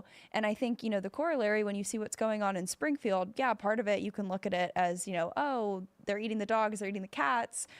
But I don't think you have to start the discussion on the negative impacts of mass migration. You don't have to set the goalpost there. And I think people who belong to the Teamsters Union are on the significant receiving end of horrible trade and horrible immigration policies, their lived experience in this country because of the policies that Kamala Harris and, frankly, Dick and Liz Cheney, who want to go out and endorse her, so it applies to both sides of the aisle, but they get it and they see the BS that they're trying to spin. Let's jump to this story from the New York Post. Adding onto the story we saw earlier about the Teamsters refusing to endorse the Democrat, the New York Post reports Michigan union members blame Biden electric vehicle mandates for auto industry layoffs. Quote, want to slit our throats. The auto industry is big business in Michigan, and a major round of layoffs is revving the election into high gear for industry workers in this critical swing state who blame the Biden-Harris administration's heavy-handed electric vehicle mandates for the painful job losses. Stellantis, which manufactures Chrysler, Jeep, and Dodge vehicles, announced last month it will lay off 2,450 workers at its Warren plant. While industry jobs in the state have been declining since 1990, Michigan auto workers explained to the Post why Team Biden's green energy rules are at fault this time. United Auto Workers member Isaiah Gordon, 24, works on hybrid batteries at Ford's Rawsonville plant and said the forced transition to electric vehicles is damaging the industry.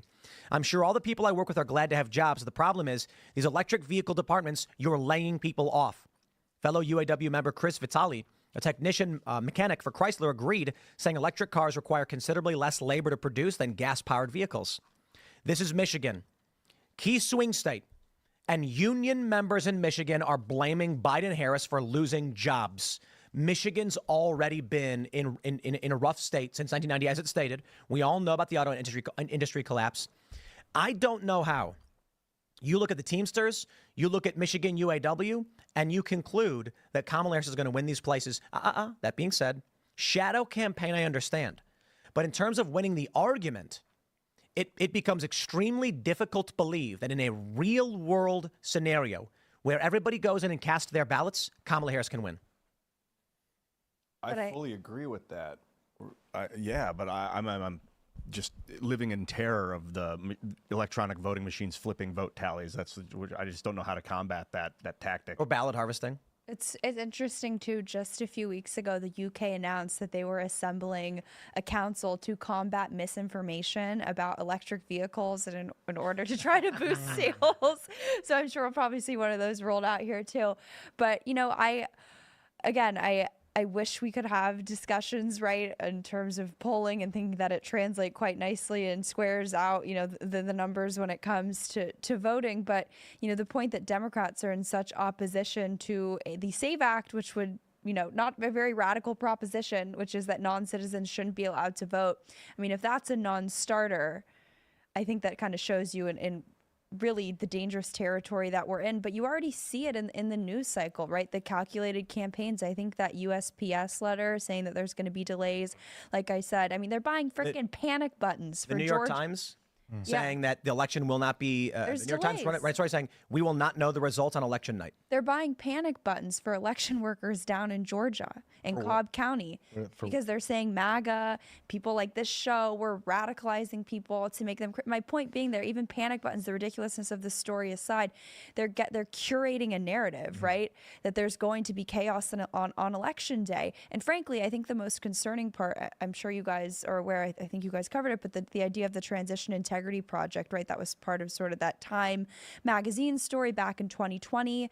But they're back, and they're back with a vengeance. You could argue they never went away, but they sort of have gone a step further than their 2020 plans, and they are talking on record about how they've been reaching out to state and local officials saying that we're trying to get prearranged, predetermined commitments from Republicans and Democrats to sort of, defend democracy and do all these nebulous terms. Who knows what the heck it means?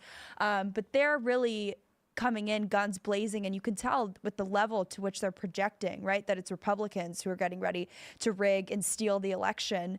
They melt down when Trump says the same exact things that they do, but there's, tenfold, 100-fold more evidence on that side of the football than there is on the Democratic side. How many times do we have to hear Stacey Abrams or Hillary Clinton say the election was taken? And like Elizabeth Warren years ago had a whole letter out there about not trusting, I think it was Dominion machines or whichever machine.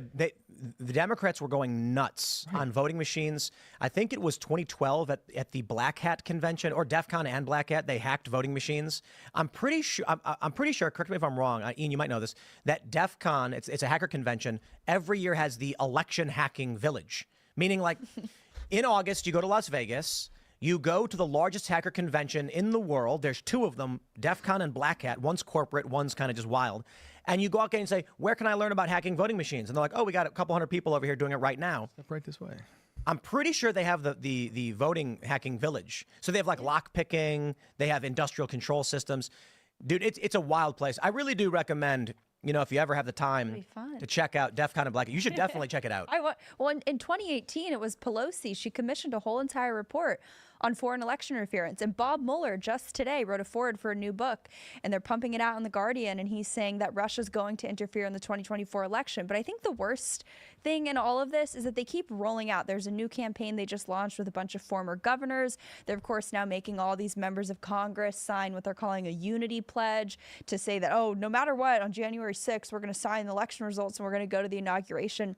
They haven't done anything substantive to make elections more secure, right? And it's this sort of interesting psyop where it's like, instead of actually trying to convince you and do the actual groundwork and legwork to secure elections, we're just going to wheel out a bunch of like old politicians and say, you have to trust elections, otherwise you're deranged and crazy, right? And it's a very weird approach. It's the same thing with some, right? If you actually wanted, and that's frankly the issue that I take with this whole Postal Service letter, right, about the mail-in ballots. If you actually took issue with that letter, the answer would be, let's holistically review mail-in ballots. We shouldn't use them. They're rife with fraud. Every country hasn't used them. And when they have, they get rid of it because it doesn't work. But instead, the answer is, no, we're going to double down on needing to use mail-in ballots, even though we're writing you a letter right now about saying how we can't count them. It's so insecure.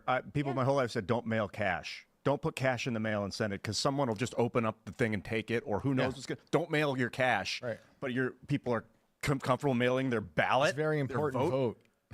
For the most That's important vote. one of the most secure things you do politically in your life is Well, and there's ensure reporting your today, ballot. right, in Arizona that there was sort of, again, mistakes that always seem to go one way. They think they sent out 97,000 ballots or so to people where they weren't necessarily sure if the registration was accurate, if they were citizens or not. Minnesota breaking the same story just 3 days ago. There was a report coming out in Utah today, discrepancies between the number of mail-in ballots sent out to those received in primaries. So there's obviously a problem, but they never want to actually address the systemic issues. Instead, they just want to wheel out these weird old dusty politicians. Here's and Dick say, Cheney. Dick Cheney says the election's secure. Yeah, we like him now, okay? But this to me, when I see all of this stuff, the corporate press, Dick Cheney, I'm sorry, it's an old, decayed system. Yeah. And I'm going to be as mean as I can about it. Sorry, old folks who watch the show. I mean, no disrespect, but it's kind of like watching Tony Hawk skate at 55 or whatever. and Tony's great. He's a great guy, and I don't mean to be mean to him, okay? But one of the most gut-wrenching videos is when you watch Tony Hawk land his last 900. Okay, this is a flying up in the air, spinning 2.5 times and coming down, and he was like 52. He struggles with it because he's getting old. He slams his helmet down and says, my son was here the first time. He's here the last time. That's it. I'll never do this again. And you're watching this legend of the sport walk away. You see, the difference is, we like Tony. Like, we like our athletes. So when they're retiring, it's like, man, sad to see him go. Imagine if Tony decided to say, I'm not going anywhere. I'm the best. You can't kick me out of these sporting events, and started showing up trying to skate against 9-year-olds who are doing 1080s. Okay, maybe a bit too much jargon. The point is, imagine some 57-year-old retired football player was like, I demand to go to the Super Bowl. And you're like, dude, you can't hang. Like, what are you doing? And then he comes in, pulls strings, gets people kicked off teams, tries to get the refs to favor him, to tell everybody how good he is. It's like, dude, we know you can't do this anymore. You could have left. You were the vice president 24 years ago, whatever. Congratulations. But these people coming out now and being like, look, we're all together in this. It's the Trump people that are bad. This is the younger generation, the internet generation, the populist generation saying, you guys have lost the power, sit down and shut up. But they won't go away. Let's put it this way, man. At least in sports, at a certain age, people retire, and they retire young. There's a lot of athletes that's like, oh, the 35, that's it. I'm out. If they make it to 35, 35-year-old in skateboarding is ancient. The top skateboarders are like 15 to 20 years old. So if you're 35, it's like, wow, that's really impressive how old you are and you're able to do these tricks and compete at this level. It would be like watching a bunch of, like I mentioned, 50, 60-year-old football players pulling strings, using money to make sure younger guys couldn't get in. The refs are all the same age. That's what we see with Congress. That's what we see with the Senate. What do they call it? Octogenocracy or whatever? But the illusion is that there's no physical fitness test. It's just a rich man's game. They're feeding off the backs of the Bank for International Settlements in Switzerland, the Federal Reserve. They know people that are paying them, and they're using their faces and their trusts. There's these companies, these shell companies, like Dick Cheney's a face for an organization of finance, and they just wheel him in. He says some crap, and then they wheel him out, and then this is a bit we need to do. If football was like politics, and then it's just like a bunch of 80-year-old players, and there's young guys being like, I'd really like to play this game, and they're just like, you're not allowed to play, and they're spending money to keep out anyone Then new. at the end of it, it turns out they're actually all on the same team. And Right. they all go to the same locker room, and they're all patting each other on the butt. To build on Tim's athlete analogy, though, it's like Tony Hawk was beloved. The media Still is. The media tried telling everyone how much they hate Dick Cheney for years and years and years, and now in their desperate throes, they're wheeling this guy out to be like, no, we respect what this guy says because he hates the guy we hate now. They called him Hitler. They said, so this is the funny thing, when George W. Bush was president, they would hold up signs with him with the Hitler mustache, but then SNL would make fun of him and say he's really stupid, and they would go, Dick Cheney's the real mastermind behind all of these, by Halliburton, right? He's the guy. So he's actually the one running the show.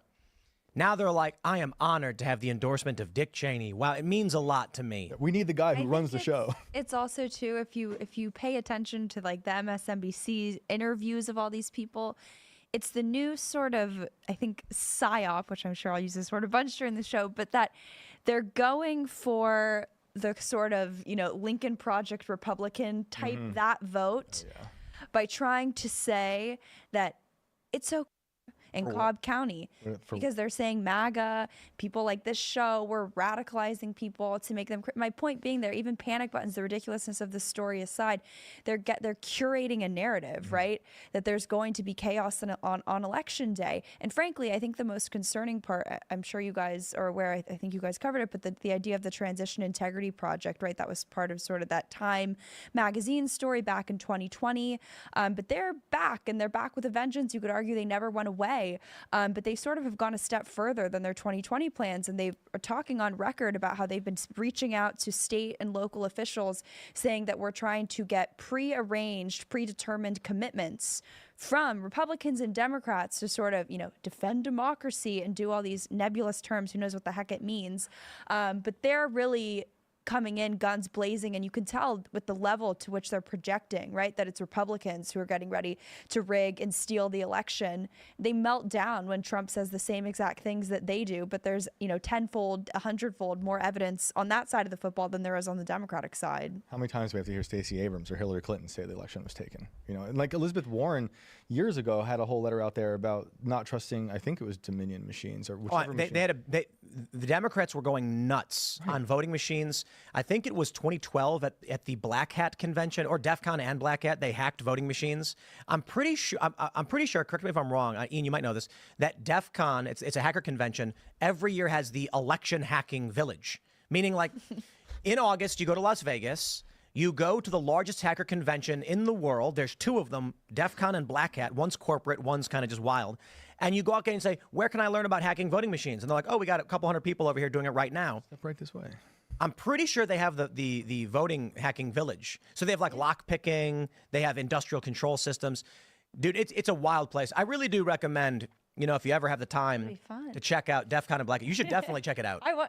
In 2018, it was Pelosi. She commissioned a whole entire report on foreign election interference. And Bob Mueller just today wrote a foreword for a new book, and they're pumping it out in The Guardian, and he's saying that Russia's going to interfere in the 2024 election. But I think the worst thing in all of this is that they keep rolling out. There's a new campaign they just launched with a bunch of former governors. They're, of course, now making all these members of Congress sign what they're calling a unity pledge to say that, no matter what, on January 6th, we're going to sign the election results and we're going to go to the inauguration.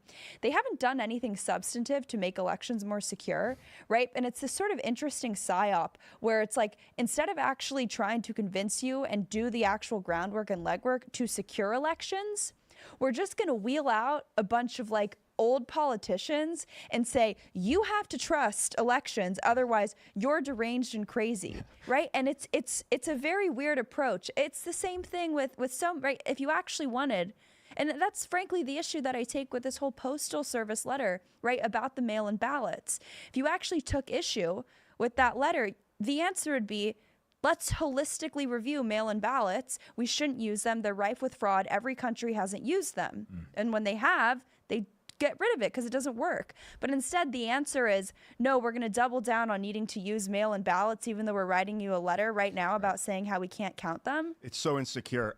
People my whole life said, don't mail cash. Don't put cash in the mail and send it because someone will just open up the thing and take it, or who knows what's good. Don't mail your cash. Right. But people are comfortable mailing their ballot. It's very important vote.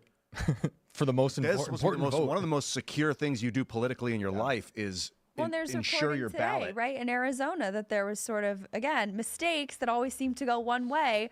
They think they sent out 97,000 ballots or so to people where they weren't necessarily sure if the registration was accurate, if they were citizens or not. Minnesota breaking the same story just 3 days ago. There was a report coming out in Utah today, discrepancies between the number of mail-in ballots sent out to those received in primaries. So there's obviously a problem, but they never want to actually address the systemic issues. Instead, they just want to wheel out these weird old dusty politicians. Here's Dick Cheney. Dick Cheney says the election's secure. We like him now, okay? But this to me, when I see all of this stuff, the corporate press, Dick Cheney,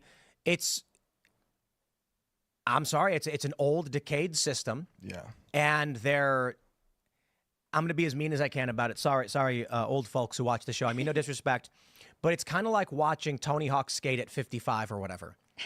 and Tony's great. He's a great guy, and I don't mean to be mean to him, okay? But one of the most gut-wrenching videos is when you watch Tony Hawk land his last 900, Okay, this is a flying up in the air, spinning 2.5 times and coming down. And he was like 52. He struggles with it because he's getting old. He slams his helmet down and says, you know, my son was here the first time. He's here the last time. That's it. I'll never do this again. And you're watching this legend of the sport walk away. You see, the difference is, you know, we like Tony. Like, we like our athletes. So when they're retiring, it's like, man, sad to see him go. Imagine if Tony decided to say, I'm not going anywhere. I'm the best. You can't kick me out of these sporting events, and started showing up trying to skate against 9-year-olds who are doing 1080s. Okay, maybe a bit too much jargon. The point is, imagine some like 57-year-old retired football player was like, I demand to go to the Super Bowl. And you're like, dude, you can't hang. Like, what are you doing? And then he comes in, pulls strings, gets people kicked off teams, tries to get the refs to favor him, to tell everybody how good he is. It's like, dude, we know you can't do this anymore. You could have left. You were the vice president 24 years ago, whatever. Congratulations. But these people coming out now and being like, look, we're all together in this. It's the Trump people that are bad. This is the younger generation, the internet generation, the populist generation saying, you guys have lost the power, sit down and shut up. But they won't go away.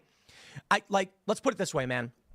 At least in sports, at a certain age, people retire, and they retire young.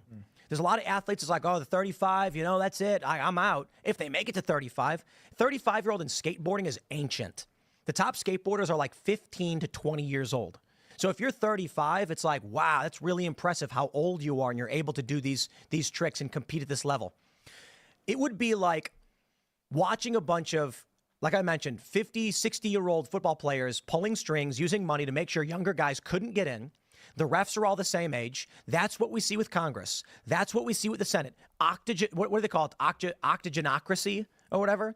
But the illusion is that there's no physical fitness test. It's just a rich man's game. They're feeding off the backs of the Bank for International Settlements in Switzerland, the Federal Reserve. They know people that are paying them, and they're using their faces and their trusts. There's these companies, these shell companies, like Dick Cheney's a face for an organization of finance, and they just wheel him in. He says some crap, and then they wheel him out, and then this is a bit we need to do. If football was like politics, and then it's just like a bunch of 80-year-old players, and there's young guys being like, I'd really like to play this game, and they're just like, you're not allowed to play, and they're spending money to keep out anyone new. Then at the end of it, it turns out they're actually all on the same team. And Right.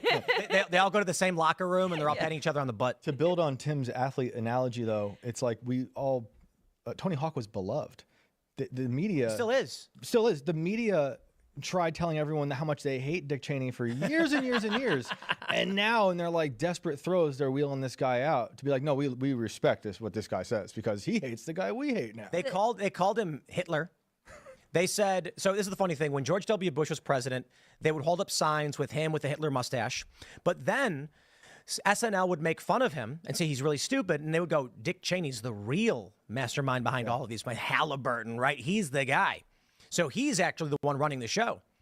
Now they're like, I am honored to have the endorsement of Dick Cheney. Wow, it means a lot to me. We need the guy who runs the show. It's also too, if you pay attention to like the MSNBC interviews of all these people, it's the new sort of, I think, psyop, which I'm sure I'll use this word a bunch during the show, but that they're going for the sort of, Lincoln Project Republican type, that vote, by trying to say that it's okay to vote for Kamala in this one election. You're still a patriot. You can still be an American, right? That's the kind of demographic that they're going after.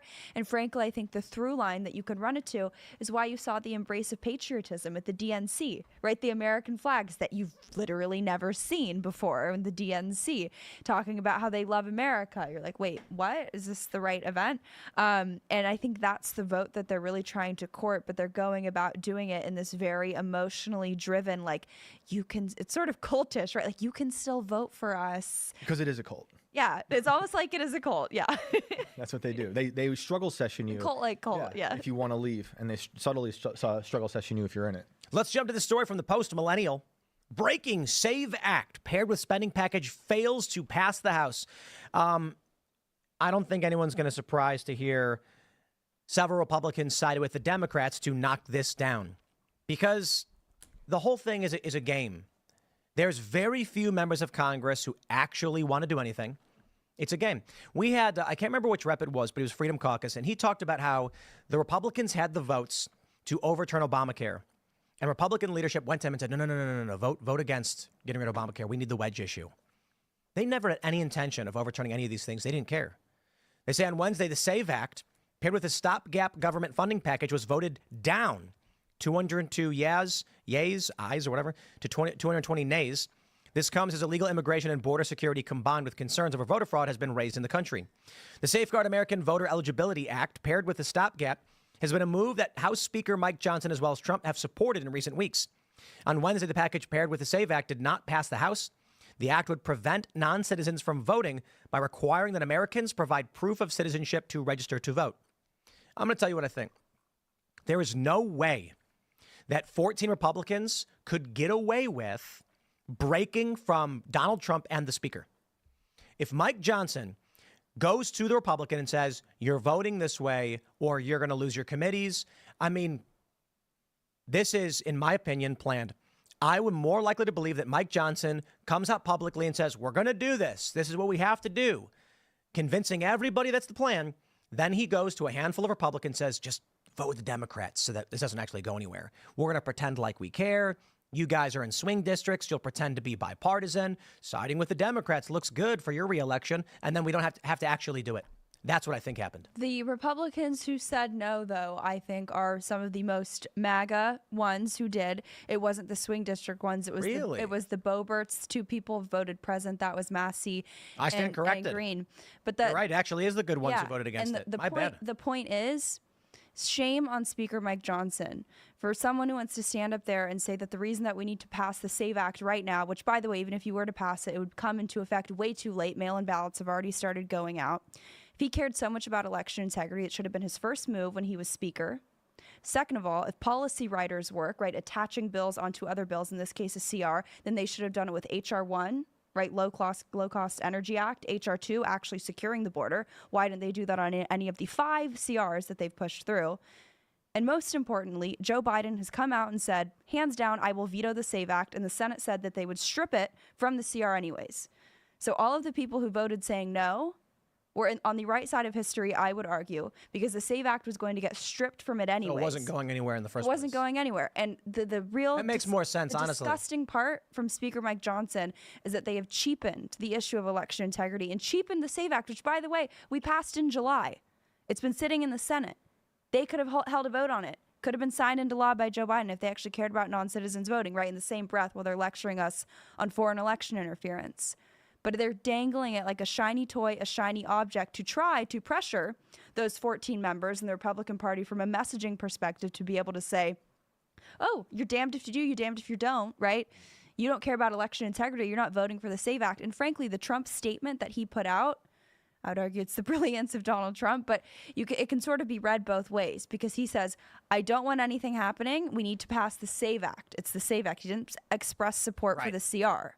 Right? And the SAVE Act can be passed independently. It is the false promise and pretense that Speaker Johnson said that is that you have to attach it to the CR. You don't. Let alone wanting to fund the same damn government that just almost got President Trump killed again, whether it's the Secret Service or the same DHS that's coming after, or rather busing migrants in, coming after you guys, right?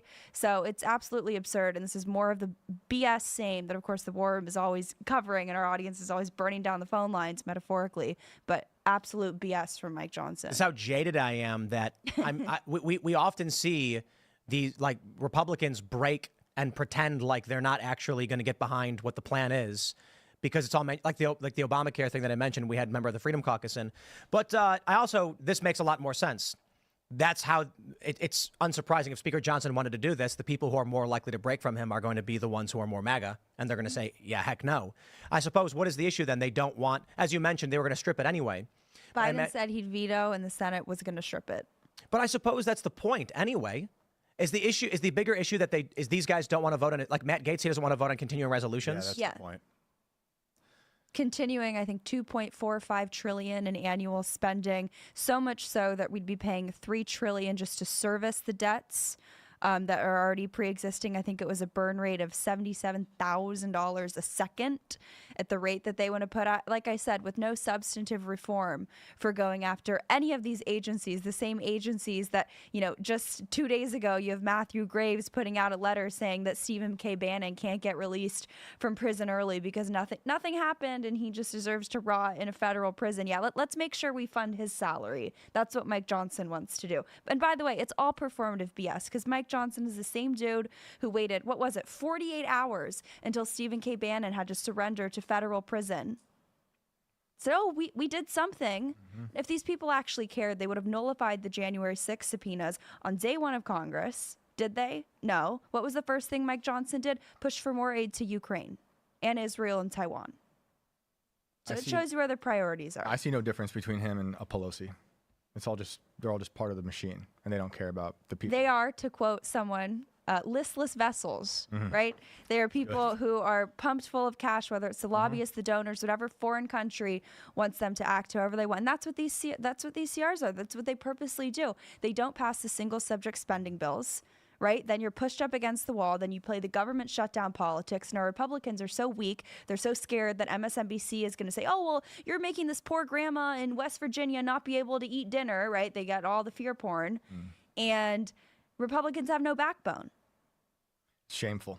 It is. I wish and they'd it's get over disgusting that they would do yeah. this to election integrity. Like fear of bad optics. they were to. I think the bigger issue is that Congress is just dysfunctional. It's not a thing anymore. If the person, like if Mike Johnson was like, all right, I'm not playing ball anymore. I am now a rusty cog in this machine. I'm stuck. They're just going to either go after his family or his bank account or him personally. I would imagine, like, what do they do? These people that are essentially being blackmailed. Well, look at Trump. They'll get you with 100 years of prison sentences, or they'll throw you in prison like Stephen K. Bannon if you dare to stand up, or they'll try to assassinate you twice. This is like me losing faith in the government in general. And Join the club. You're just now losing it. It's like Welcome to the incrementally, club. point by point, I'm like, well, I guess I can check this piece off now. I mean, it's just I'm reminded of how these people in politics, especially in the House of Representatives, are kind of stuck in a process that if they try and stop, they get friction starts to build around them within the process that needs to keep. It's intentional.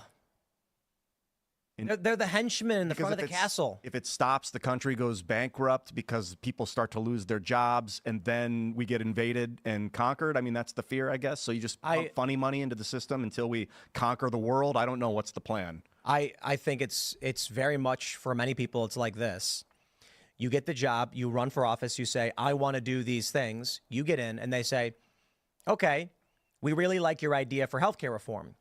If we do that, however, if you knock this peg out right here, it's going to collapse over there. What ends up happening is people go in and they tell you the machine is too big to be moved. You have to make all of the major moves down this very narrow path. And you can only change itty-bitty things every so often, which never actually have a big impact. You can only pass bills about making sure we can't ban gas stoves. No, renaming post offices. Yeah. Because it takes someone brave to go in and say, I am making this change. You see, Ron Paul, this is why I love the guy. He talked about Afghanistan and Iraq. He said, they tell us that if we withdraw our troops, it'll be a catastrophe. Because we went in, we destabilized government, and now we can't leave with an exit strategy. And he said, no, when you prescribe the wrong medication, you stop it. And that's the reality. So right now, what we have is everybody gets into office, and they're told, if you don't adhere to this rigid structure, everything will collapse. It takes someone who's going to be brave to say, you know what? Maybe I'll be a one-term president. I'm going to make some changes that are going to result in some harsh realities for many Americans, but will be a better long-term solution. And they do it. I think Donald Trump is more likely to do that because he's headstrong than Kamala Harris, who's a cog in the machine. We need like ingenuity in Congress, and I don't know what the difference between ingenuity and genius. We just need someone that's able to transform our fuel economy. We need hydrogen, gasoline hybrids, but you need to convince people as well. You need to be very charismatic because the oil and gas industry has to understand they're going to end up making more money on this transfer when we start turning their coal and oil into graphene. We're going to be pumping more of it, and then we're going to be having hydrogen, so fuel will be cheaper for people. If you can do that, then it doesn't matter if we print $3 trillion more because it's really like putting a $30 billion debt in the total GDP because the value will be greatly enhanced because things are so much cheaper due to the fuel resurgence. What I love about Ian is that he keeps trying desperately to pitch like these energy solutions to people who have no interest whatsoever in fixing anything. You know, my role at Like when Mines was Trump director always of says, energy. drill, baby, drill. What- Yeah, drill, baby, drill. But also, we can turn a lot of that stuff that we drill into graphene and hydrogen. And then, You know, Ian, let me tell you what's going on, right? You come on the show and you say we've got graphene. It's a revolutionary material. It's a super. It can batteries charge faster. We can make stronger materials, carbon fibers, all these amazing things. We've got hydrogen energy. Meanwhile, the politicians are sitting there with their pen and paper and they're writing it down. And they're going, "Oh, that's really, really brilliant, Ian. That's so great." And then they say, "Thank you so much for telling me all that. I've taken all the notes that I need." And then when they get up to leave, you notice they were drawing pictures of cats the whole time. I think it's that they don't have the cognitive facilities to understand it, or that it's that then they get bored. Here's what happens. A guy gets in office and he's like, man, this Ian guy really convinced me on hydrogen and graphene, this new energy, these new energies that are going to, invigorate the American economy and help us break oil dependence. They get in office and then everyone around him says, yeah, we're going to lose 10,000 jobs in the oil industry if you start implementing these plans and you'll never get elected again. That's the problem. We don't want to make the oil industry suffer. I don't want to strip anything away from the coal and oil. I want to enhance their ability to create. I get it. So we'll, instead of using it for petroleum, we'll be using it for graphene. So we'll be using more oil. We need to drill more. We need to dig more coal out of the ground and upscale it into graphene with flash joule heating. You hit it with electricity at 7,000 degrees at 0.1 Then they'll milliseconds. hit you with the point is- NAACP and they'll say that you're hurting minority communities by doing that. And No, some no, other no, no, stuff. it's I mean, really, you can balance Ian, it out. You don't have to drill it's more. No, I'm much, not much saying it simpler than does, all of this. There's no point in you explaining how you want to help oil and drill more oil because the politician's going to go like this. Once you say it, they're going to say, thank you, Ian. They're going to look at their aide and say, I have no idea what he's talking about. I have a fundraising call in 1 hour. Take care of this. That's why we need more ingenuity in Congress in general. We need Higher really, IQ. yeah, like scientists. We need scientists to run for office. You don't right understand. now. They have to Charismatic- fundraise to win their elections. We They have need to cut rich, checks. charismatic scientists. How many of them are there? We need them all right now. Yeah, Nassim great. Elon Harriman, Musk. Neil deGrasse Tyson. Who else is I don't there? know that Neil deGrasse Tyson is wealthy enough nor Keep him smart away. enough. What- Keep him what's that? away. Bill Nye. We need Bill Nye involved. in keep him this. away too, No, Ian. he's not a scientist. Look, you need a coalition, man. He's not a scientist. Bring back What- Dr. he's an engineer. Fauci. Those guys he's, are he's like a Marxist mechanical fools. engineer. Yeah, but we need engineers. Dolph Lundgren reportedly has more degrees, science We degrees. need Dolph than- Lundgren. Good. Bring him in. Speaking That of I agree with, that I spooky agree with. scientists, Francis Collins was on MSNBC this morning, and he said we need to inoculate people against misinformation Oh. preemptively. Oh boy. That's an actual Are there quote. boosters for that too then? Great. Yeah, it's like, Awesome. bro, the vaccines have gone to your brain. Yeah. They will try that. That's the solution to all this bankruptcy fear is better fuel systems. I also think you're gonna have a hard time convincing the public right now of anything change like that because I think a lot of people are so anti-change in that degree because it sounds to a lot of people like Green New Deal-ish. And they're so against it right now because it takes away, they think, so much of what we have or had, which is why a lot of people go to Trump because he's like, we got to bring that back. So you got to find a way to have them convince them. But then like Tim's saying, the politicians don't care and don't care to convince anybody because it's going to hurt the vote. They're spending most of their time fundraising. That's the reality of it. I mean, Matt Gaetz comes and tells us this stuff. That the politicians will sit there and listen, thank you for your time. And then once you walk out the door, they pick up the phone and say, I need money. And they're spending all their time fundraising so they can run for re-election again. Yeah. They don't want, look, when Marjorie Taylor Greene talks about how they don't actually show up to vote. Remember when she was like, she sits down and she sees like 4 Democrats over here, 4 Republicans, and some guy who's not the speaker is just like, we got a bill that says this, and then 4 Republicans go, and the Democrats go, and they go, it passes, I guess, bang. And that's what Congress is. Because all of the members are actually on the phone fundraising, pretending to do work. These are people, in my opinion, overwhelmingly, they lack merit. They could not make a mark themselves. So they said, I know, if I get elected to Congress, then my name will get recorded in the annals of history. That's how they want to make their mark instead of being great. A lot of them made money and said, okay, now I can get attention and notoriety and be famous. And then there are a lot of people that rank and file members of Congress you've never heard of. You don't even know their name, and they do nothing. Literally, I don't even know what they're doing there in the first place. And you have a tiny handful of members of Congress. I think there's probably like Ro Khanna, I like, he's a Democrat. I don't agree with him, but I like him. And then you've got maybe like, 10 or 12 Republicans. And the rest of Congress is a bunch of garbled trash. It's a dysfunctional cafeteria of fools. They want to still get invited to the cocktail parties and go to the functions at Capitol Grill, and you don't get that if MSNBC's speaking Look, about you saying you're an election denier. You work for 2 years, you get the security credentials, you leave, you get hired as a lobbyist for $400,000 a year, and then you go back and work on the Hill eating fancy steak dinners for the rest of your days saying, look, my company wants to drill, baby, drill, so we're going to come in and we're going to talk to the member of Congress and tell them what we want them to do, and I'm going to be a lobbyist for the rest of my days. Gross. Let's jump to this next story from SCNR. California bans AI-generated political deepfakes ahead of 2024 election. This news broke last night. We talked about it on the members show, so become a member at timcast.com for more breaking news segments, and you can call into the show as a member. So this is basically, it's the banning of memes. Here's the important thing. They passed a couple of bills. They're largely about legal remedies for voter registration and certification issues. However, attached to them is this civil and criminal penalty or prohibitions on AI-generated content that could be deceptive pertaining to celebrities or politicians. I think the reason they're doing this angle about, AI-generated videos are going to be prohibited is because they don't want people to realize the bill is actually about legal remedies over voter registration and certification. Certification being a big deal. What happens if California refuses to certify or does certify, or if people who are in California refuse to certify? That's going to be in that law as well. Now, back to the memes.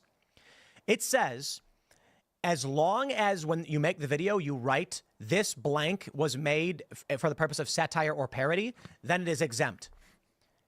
Yeah, right. Yeah, it needs a watermark on the video. Nope. I don't know how you're going to do it with audio, though. Nope. Ian, you are incorrect. Now, they're claiming that, but I'm going to tell you exactly why that's not going to be the reality here. First, this bill comes because Elon Musk shared a meme where Kamala Harris is speaking, just her voice, with random clips of Kamala and Biden, and she's saying, I'm a diversity hire, Joe Biden is a deep state puppet.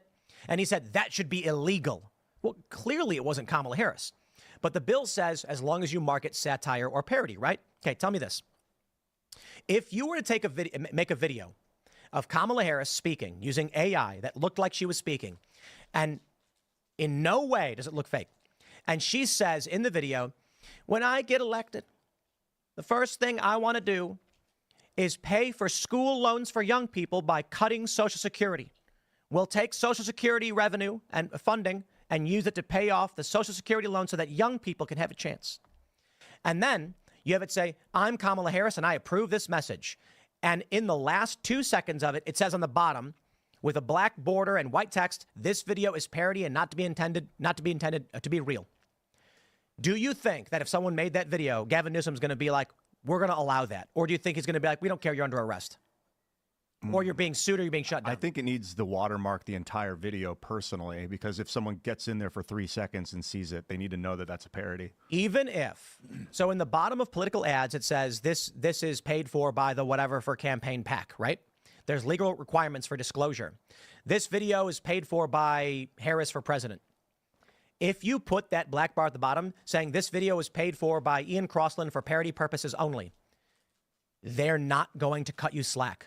They're going to say, nope, it was a deceptive ad. It wasn't parody. You only put that there so you can manipulate people and you're trying to exploit the law. They will interpret it in whatever way they want.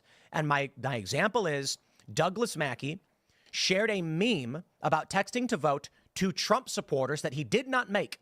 Someone else made it. He thought it was funny. He shared it. He got convicted for it.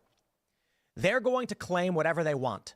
And so when Elon Musk shares a video of Kamala Harris saying she's a diversity hire and Biden's a deep state puppet, who's going to believe that's real? And he says that should be illegal. You know they're not going to stop at parody and satire. Mm-hmm. And the biggest point of all, if I do an impeccable impersonation of Donald Trump, so much so that you see a video of me saying, I'm Donald Trump and I want to gut Social Security tomorrow night, and they're going to be like, I don't know, that sounds just like Donald Trump, so that's illegal now. That's it. Ridiculous. Well, you can't do that. It's when it's complete, indiscernible impersonation. So like if someone created an AI-generated video of Donald Trump stabbing a guy to death, and it looks like him, and then MSNBC runs the video, and you get 100 million people that truly believe it's a real thing, and then the courts might even believe it's real. Like, we need to know ahead of time if that was generated by artificial intelligence. literally, it can become indiscernible completely I literally. agree, but the point is, someone will make a video of Donald Trump wearing a do-rag playing basketball, and they're going to write parody on it, and Gavin Newsom in California is going to say it wasn't written large enough, or it didn't explain parody in enough detail. My point is this. The bill says as long as you label it, this video is made for the purpose of satire or parody, then it's exempt. If you made a video that was Kamala Harris saying she wanted to cut Social Security, and I approve this message, and at the bottom it says parody, they are still going to treat that as though you didn't because it's so shockingly, like, they're going to say, no, that wasn't a joke. That's you making a fake video of Harris attacking Social Security. So you think that they're going to violate their own standards? They always do. Wait, hold on. Sometimes they do. What do you mean by violate their own Like, standards? you think this is a slippery slope mechanism where it's going to say you have to have this thing on the video, and so one day someone's going to do it, and they'll be like, you know what? We're just going to say that video. Did you know that police arrest people for resisting arrest? Yeah. Now, that doesn't seem to make sense now, does it? It's like an extra charge you get. Yeah. No. You can be charged solely for you get resisting. No. I don't know. Resisting detainment. You can be walking down the street, and the police will say stop, and you'll say, I have no reason to. And they literally charge people with the sole crime of resisting arrest. I didn't know that. Okay. That's right. Because the government just makes up whatever they want. What is define disorderly conduct? Oh, geez. Exactly. Yeah. Yelling out at 11:30 at night. Honking. So in Chicago, you can get a ticket for improper use of horn. I had a friend who pulled up his car to his friend's house in front of a park, and he honked the horn. Friend comes running out, and the cop that was at the park walked over and gave him a ticket for improper use of horn. There are reasons for that, because if you live there and every 20 minutes you hear people honking outside, it's like noise pollution. So, but those things can spin out of control. What if that I see honk what you're saying. saves someone's life? Then That it would one have been honk, and that person got the ticket. maybe they wouldn't get. Hopefully they wouldn't. And the argument from the cop was that the purpose of the horn is to alert someone when something is happening. What are you talking about? People honk at each other all the time. There's a place in New York like that too, because it's just so high traffic. Yes, New York has the quiet zones. The selective application, and I think as someone who is Steve Bannon's co-host, I understand how the contempt of Congress charge is selectively applied, and it only seems to people like Peter Navarro and Stephen K. Bannon. But I also feel like this Newsom law is sort of the outcrop or the logical extension of what is, I think, and has always been a very insulting premise, which is the idea that Americans are so dumb that in 2016, a couple of Russian articles, swayed who they voted for, right? That's the only reason that you could only support Trump was if you were bombarded with, a Cambridge Analytica type, convergence of misinformation, Russian misinformation at that. And I think this is sort of the same thing. I know with the AI, it's a little more precarious. There are videos, they do look very real. But I think, again, it's just sort of insulting to the intelligence of people that you can't discern what is a joke and what is not, and that your political views and values are so finicky that they could be swayed, right, by some AI video. And I think, too, the other angle of this that I also find interesting, which, again, I know it's not really a novel thing, but like the idea of who gets to decide what misinformation is, right? And what is accurate and what isn't. And I think it's funny because when Putin, 2 weeks ago, comes out and, says, oh, I love Kamala's laugh and I'm voting for her. It's like, okay, he said that. He was literal in saying that. But the mainstream media, they said, oh, he was joking. It's like, maybe he was, but you guys don't know that, right? So it's just interesting how they can draw color or just be a little more nuanced or subtle in the way that they look at certain clips when it doesn't work to their advantage. Or I would draw the distinction too when you're talking about the Springfield bomb threats, 33 of 33 ended up being hoaxes. They always called those bomb threats and gave it 24/7 air coverage. But whenever it's an assassination attempt on President Trump, it's alleged. An incident. Right? An incident, right? So the way that they play with the words, it's very interesting. And I think any more power in the hands of Governor Gavin Newsom is really bad, let alone they keep moving AI. the goalposts with all this stuff. They mean nothing. They have no moral center. And I think with the anti-meme bill, it's like, don't imprison me because you're ignorant and humorless. But the AI stuff I get, because that's scary. But I still think it's on the reporters and the people for misinterpreting. I don't think we should be labeling things because we don't know who everyone. It's all subjective now. You can't say this is parody. This is Isn't not. that also democracy? Someone made a fake P-tape where there's a camera at a low angle and someone who looks like Trump sitting in a chair while a woman's on a bed. And this was presumably made with the intention of tricking people into thinking Donald Trump actually did the P-tape. Yeah. Well, it's just I'm concerned about allowed to AI do replication. It's different than parody. Parody, it's like, okay, that's a parody of the No, thing. you don't. It's Alex Stein in a wig. It's parody. But absolute replication, you would call that impersonation, is illegal under the law. So if you're going to impersonate someone with an artificial, no, it isn't. Certain forms of impersonating a law like you go to enforcement the officer. bank. Yeah, there are forms of impersonation. If you're impersonating a politician with AI and you're saying like missiles have been fired, we are under attack. Like these kind of things can happen real fast, and it might even be like if the Saudi Arabian government makes a deepfake of the president saying that they fired missiles, Gavin Newsom can't stop them. If someone shares it, now that bill specifically says if you know you're sharing misinformation, if you know that it's an AI thing and you're sharing it, if you don't know and you do it, you're not going to be held under this. I don't know how they're going to figure out if you knew or not. I don't know how they're going to know how to they're know this information. But that's what it says in the bill. They're going to have to define AI as well. Yeah. Good luck defining what constitutes an AI generated image or video. They're gonna write procedurally generated videos meant to imitate real, like it's going to be weird garbled jargon, which is going to have loopholes built into it. And like some AI, someone's going to build an AI that builds AI that replicate people. No, they're going to. And it's like, hey, my hands are off it. I didn't tell the AI to do that. Like designer drugs, they're going to say, what did you make illegal? Okay, we're going to make something that slightly doesn't fit the definition of that. They're going to say, okay, it's not AI generated if you speak the words yourself and you use a pitch shifter to make you sound like a person. Mm-hmm. That's not AI, that's pitch shift. How does it work? I haven't really familiarized myself with the bill all that much, but I feel like, since the new narrative is that the number one threat, we're in a state of national emergency because of foreign election interference. Does this apply just to domestic content? But what about stuff that's originating overseas? How do you hold those people accountable? What they're going, I mean, and that's you can't. Yeah. Like Iran I feel could like make most a video videos of to Kamala. originate, like there was the weird one of like the black guys like beating up that white chick, didn't it? I think it originated from Russia. No? That's what the reporting is now. That video. Yeah, and you always got to, and this one's obvious too because you couldn't see anybody's faces. Whenever you can't see a person's face in a video, just don't trust it. Foreigners also suck at propaganda and deepfakes. I feel like that just has to be said. You can always tell. Like it's. I don't people think you were can sharing that video anymore. like crazy. The thing about it's a video of two black men kicking a white girl, and you can't see their faces, and she's covering her face, and you got to ask yourself, why are they filming this? Who is this person? And the story that was being put out was that a woman was going to a Trump rally, and some black men attacked her, and it's like, yeah, that's not real. Yeah, they said it was MAGA country. You're talking Yeah, right. Like A reverse Jussie Smollett. synthetic replication on every level should be labeled at any possible juncture. If an AI, if you meet like a synthetic human, they should have to tell you that they're not a real human. Wait, does this mean like Instagram models are going to have to disclose that they've edited and They have Facetune? Botox. You are all filter. I don't know, but I'm really concerned with artificial intelligence replication because it's becoming indiscernible from Look, I reality. detest AI. I don't use it. I don't like it, but I also don't like regulation. And I think it's going to come down to people having to understand how to just live with it now. 'Cause there's no getting rid of it. There's no understanding the difference. There's no getting rid of it. It's going to be completely indiscernible the issue is that to the human brain. It's like I think it's fair to say none of this is actually AI, and that's the issue about defining AI. We used to say artificial intelligence, and then when people played video games and the enemy soldiers would run around, they'd say it's AI. Yeah. No, it's not. It's the NPC behavior model. AI was meant as artificial intelligence, quite literally meaning an entity of some sort of computer that you could not discern between a human or the computer. We now call that artificial general intelligence. AI generated.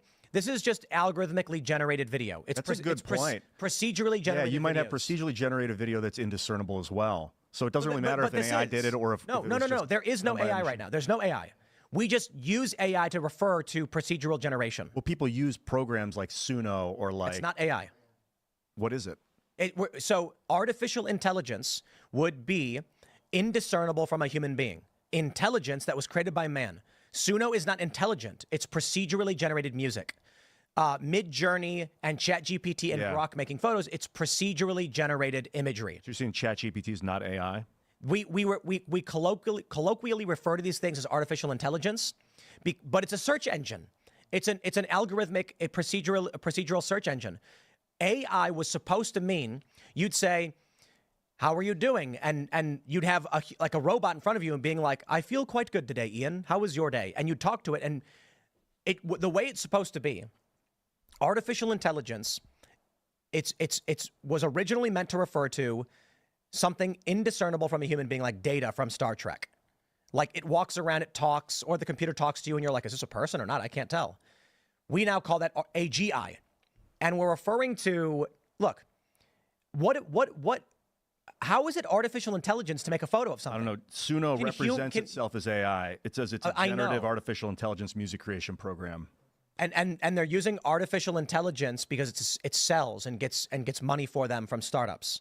But artificial intelligence was supposed to be like a reference to human intelligence, but artificially created. Like not it can compile a bunch of songs and then create a facsimile. Like what you're saying is AI, the way we think of it, should be separate of humans. It's not feeding off us, like leeching off us, like ChatGPT. No. Journey is. AI can do all that. The point is, go way back in time, and people used to say that Facebook's algorithm was AI. And it's like, no, it's an algorithm. Right. It's just if this, then that. And artificial general intelligence was supposed to represent the point at which something became independent and aware and capable of communication that was indiscernible from another human being. Now we say, I tell a computer program to draw a picture of a dog, and we're like, it's intelligent. No, it's not. It's a computer algorithm that aligns dots based on other dots it's seen. We call that AI now. That's my point. My point is, we've begun to call everything artificial intelligence, despite the fact a generative image program doesn't communicate anything. When we say make a picture of Kamala Harris doing a backflip, all it's doing is looking through a massive database of photographs, connecting the text from those photos to the images, and then doing a rapid interpretation of what is most likely to be Kamala Harris doing a backflip. Yeah, Midjourney also calls itself a generative artificial intelligence program. So you might be right that Maybe these the are generative is the doing heavy lifting in that, as in right. It's using all the things we've already done on the internet to then make this thing. To your point, it doesn't need to be AI to be an absolute replication of a person, like an impersonation. So, real quick, you made a good point about it should be able to produce something without leeching off of us. And I think the way to describe that is, I don't believe AI can come up with new ideas. Like Grok, ChatGPT, these things aren't going to say. There's not going to be a point where you go, "Hey, Grok, what you doing?" There's no point which Grok is going to say, like right now, you know what? I was just thinking about something. Did you ever notice that like the sun and the moon are the same size when you look at the sky? Isn't that weird that the distance is perfect? It's never going to come and theorize something like, you know, I was thinking about how people talk about ghosts, and I was thinking about multidimensional theory and how time could be a spatial dimension that you could interpret as a spatial dimension. So maybe ghosts are just beings that can move in the fifth dimension. And so when they pass to the fourth dimension, we see these fleeting images. AI is not going to do that. Or you don't think AI will ever start thinking about you? It'll just be sitting around. It'll be like, I got to call Tim. Oh, AGI. I'll be like, I wonder what he's up to. And my point Give is, you a ring on the phone. Artificial intelligence was supposed to be a reference to the point at which a computer program created by man would theorize and imagine and create. And be indiscernible from a human being. Now, look, my point is this. When you think of the word artificial intelligence, why do we imagine Photoshop?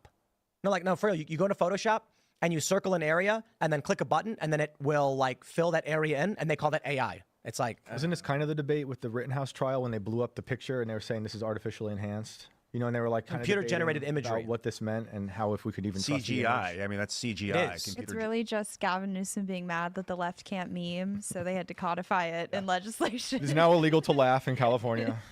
Sorry. Let's move on from the AI talk, though, because I don't want to go in circles, and we'll talk about other terrifying technology in the nightmare dystopia. Israel detonates Hezbollah walkie-talkies a day after pager attack. So this morning, I was reporting on the aftermath of the pager explosions. For those that aren't familiar, 2,800 injuries, some estimates of around 4,000 Hezbollah pagers exploded all over the country. And in the middle of talking about the updates, and it was now confirmed that Israel did it, numerous reports saying Israel did it, someone super chats, walkie-talkies are exploding right now. The news reporting is, after the pagers blow up, their radios start blowing up. Just think about what this means. They're saying right now 14 people were killed and 450 were wounded. How did they trigger the walkie-talkies now? This means if you're Hezbollah, your radios, your phones, your TVs, your cars, nothing is safe. I mean, if you're a human, your TVs, your radios, your cars. No, this is all Hezbollah. No one is. That's what they did yesterday. But and the walkie-talkies were also that all the other devices aren't ready to blow. Like, there's no. Can you verify one way or the other? I can't. Oh no, I think anyone can hack this now. I mean, well, these weren't hacked. These were tampered with, and explosives were planted in them. Right. So if you've got pagers, which only Hezbollah was using, citizens weren't really using them, though there are reports that they would hand them off to other people. The argument from others is that so there are reports that some civilians had these pagers. Other people just say that's a lie. They're just Hezbollah. Like, why would Hezbollah go give a random civilian one of their pagers? Doesn't make sense. Why would Hezbollah be trying to communicate with a random civilian unless that civilian is aiding and abetting Hezbollah or whatever? The point is, largely Hezbollah.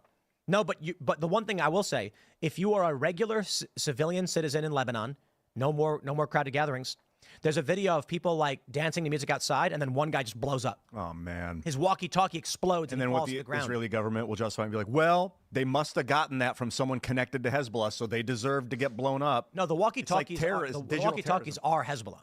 The pagers, I can argue, like they might give those out for some reason. Yeah, but and the the walkie-talkies walkie-talkies are military purpose. For now, but until they give a pack of 6 of them to a couple families that need to communicate because the phone lines have been cut. Why would the phone lines have been cut? I don't know, because a bomb dropped somewhere. I don't know what the situation is. How often have U.S. soldiers handed you a walkie-talkie? Well, they handed the Taliban Don't about use it if $86 they billion ever do. worth of equipment after Yeah. they If the surrendered in U.S. Afghanistan. military surrendered all that equipment and all of it was laced with explosives, we'd be having a very, An very, very intelligent- different conversation. Yeah, that's not a bad war tactic. But we're talking about civilians. And so the issue is, for one, I don't, this means nothing to me. We're talking about war between Israel and Lebanon, Lebanon firing missiles into Israel nonstop for decades and ramping up in recent time, Israel engaging in what some estimate a year-long operation to intercept and plant explosives in Hezbollah equipment. Now there's collateral damage. Look, make all the arguments you want. Hezbollah fires a rocket into a civilian area, civilians die. Israel detonates a pager in a civilian area, civilian gets injured, civilians gets injured. There's a report of, I think, 1 civilian death over the pagers. The reporting that I've seen so far is that 12 civilians are reported dead by Lebanon, but Hezbollah says 11 of our soldiers died, as if to indicate 11 of the 12 civilians were actually Hezbollah, and there's 1 civilian death. I think some of those walkie-talkies exploded at a funeral for someone who died with the pager. I wouldn't be surprised. Think about it. The pagers all blow up. Hezbollah then says, get rid of the pagers, get the walkie-talkies. They grab the walkie-talkie and it explodes. And now they're going to be like, we have no means of communication. What do you do? I mean, this is crazy what we're looking at in terms of warfare. It's crazy. I mean, thinking about what Ian, what you were saying in the beginning about how it could be anyone, anywhere, anytime. Like, I know you're saying it was planted stuff, but I also think it can be hacked. And it made me think of, to bring up our friend Dick Cheney again, back in the day, when he was vice president, he was worried that they were going to hack his pacemaker and get him that way. So like this is fears that have been boiling, with these people for a long time. Yeah, modern war, they call it the unexpected. They can get you with anything. They got satellites in the sky circling you like giant vultures that can map everything you do, and they can tap right into your phone at any point. With Pegasus is another Israeli spyware device that can crack any phone open. That I think all the Five Eyes have across the world. Good stuff. Everyone should be very happy. Matt, it's nuts to think that it The crazy thing about this, pre-plan explosives in your digital devices, so you follow them, so you're forced to do what they say. Yeah, it's nuts. Yeah, what they're going to do. What would you do right now if an alert went on all phones? They do the presidential alert, and it said these phones may have been tampered with and could explode. Dispose of them immediately. We throw them in the trap door you built right here. But in all seriousness, it would what probably do you do? bankrupt the company that made them if the law was still being followed, because everyone would want to return their phone. And Every spend $2,000 on this. Every person's going to ditch the phone. Yeah. And it then could be, what do you it could communicate be a with? fake notice too. Like what That's what right. an act of terrorism to sow confusion in a nation. Absolutely. Well, just the knowledge of this happening now is going to be a psychological effect on everybody, everywhere. But it's good that it's public. It's good that we know that it's a possibility now. Think about what would happen if a totalitarian government decided to secretly implant is.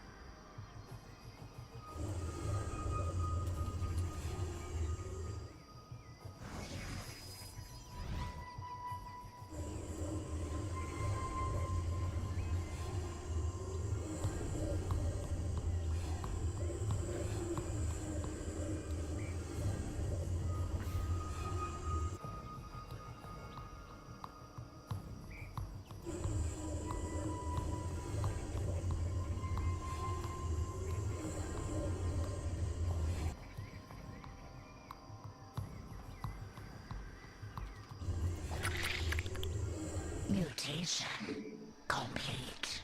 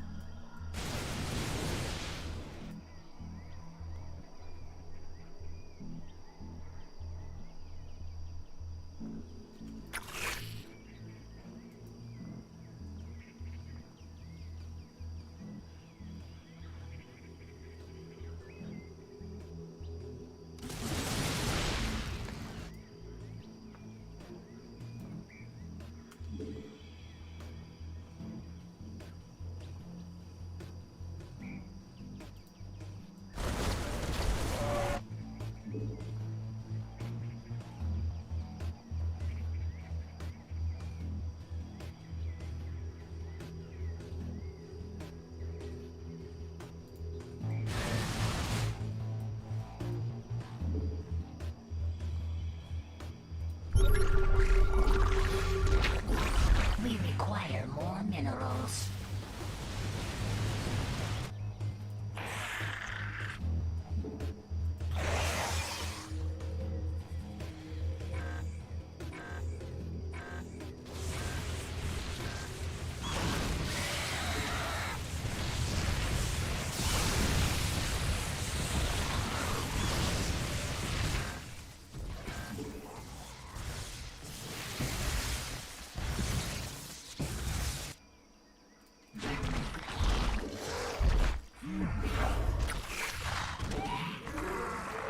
We require more minerals.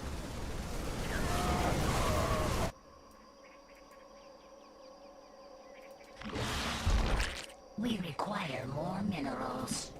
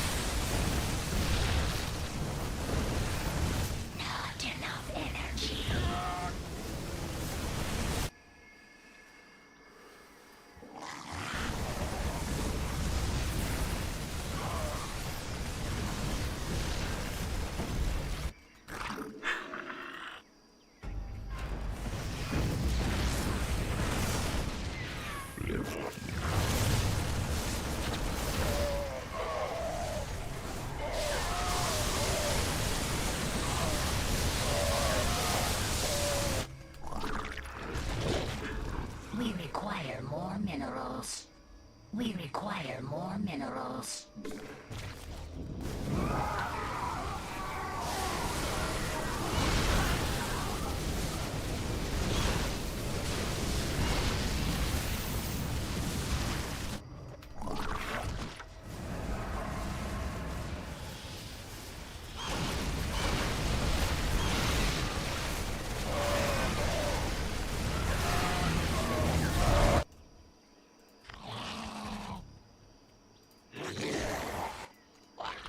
Mutation complete.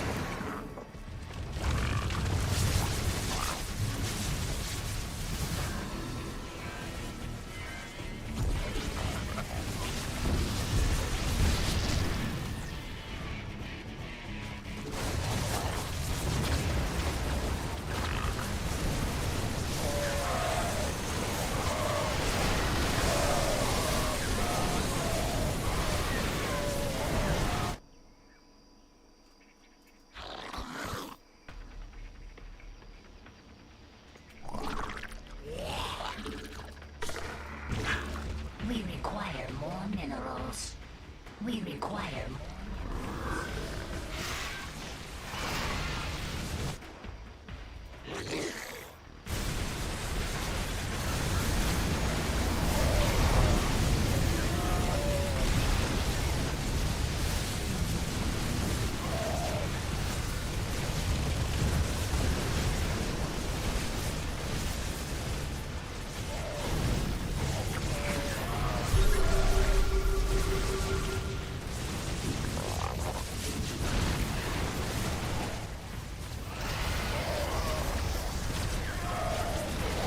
We require more minerals. We require more minerals. We require more minerals.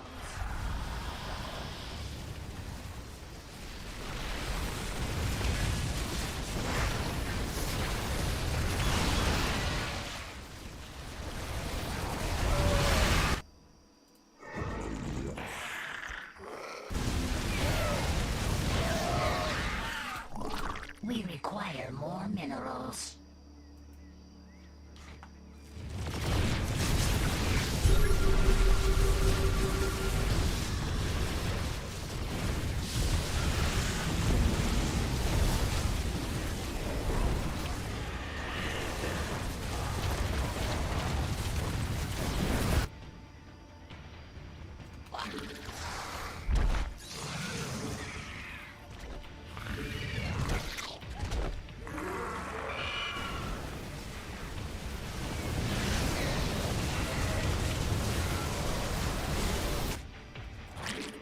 We require more minerals. We require more minerals.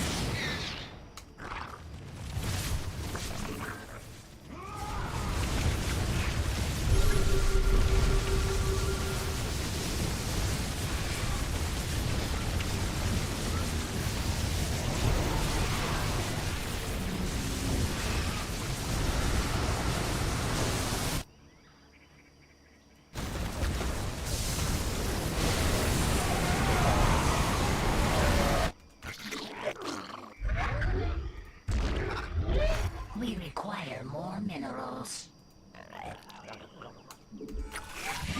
We require more minerals. We require more minerals. We require more minerals.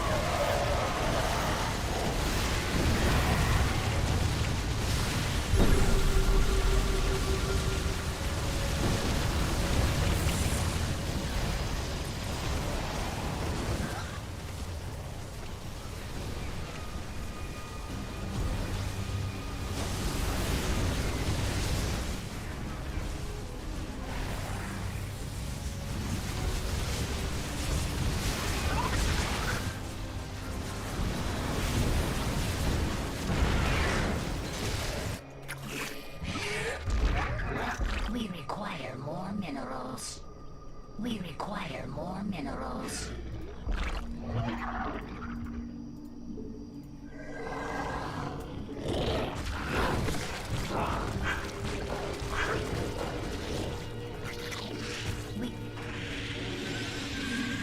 We require more minerals.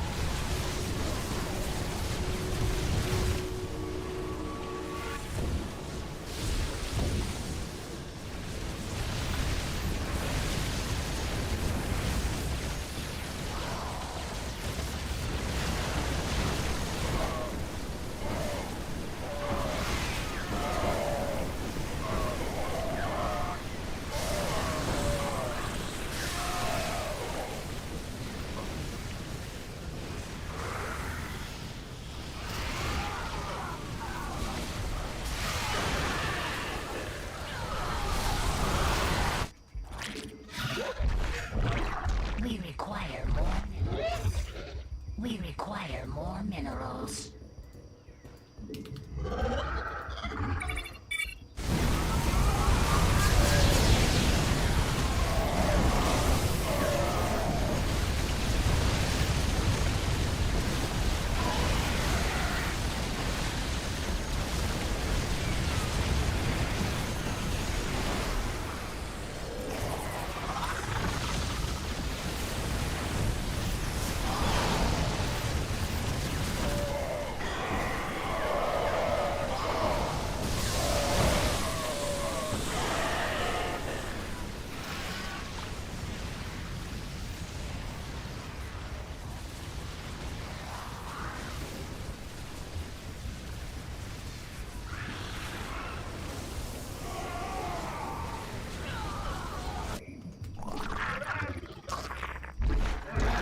We require more minerals.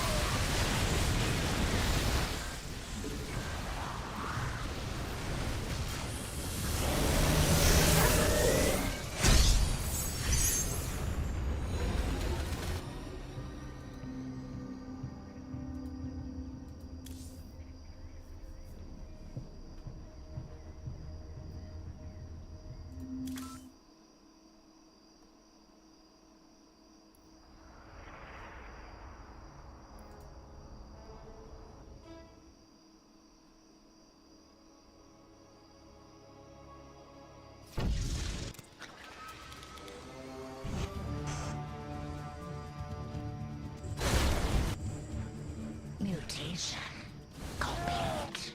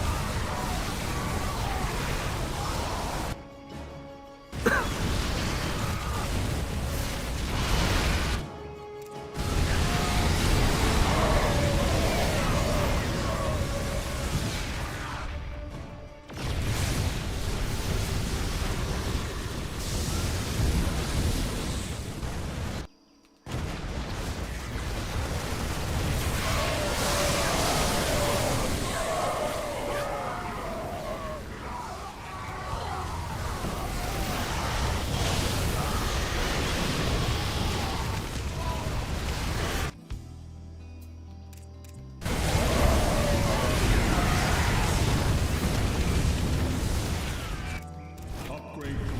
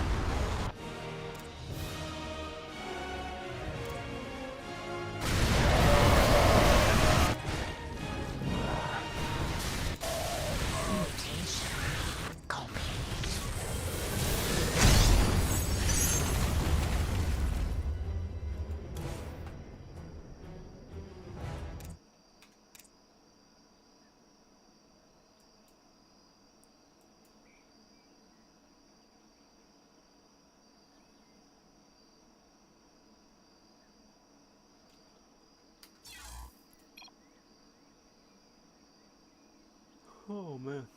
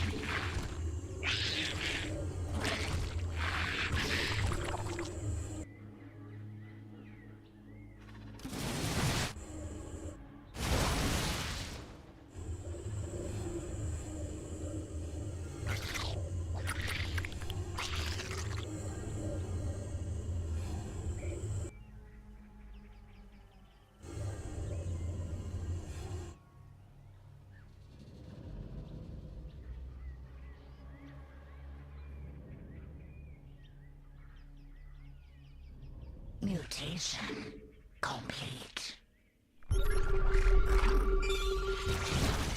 We require more minerals.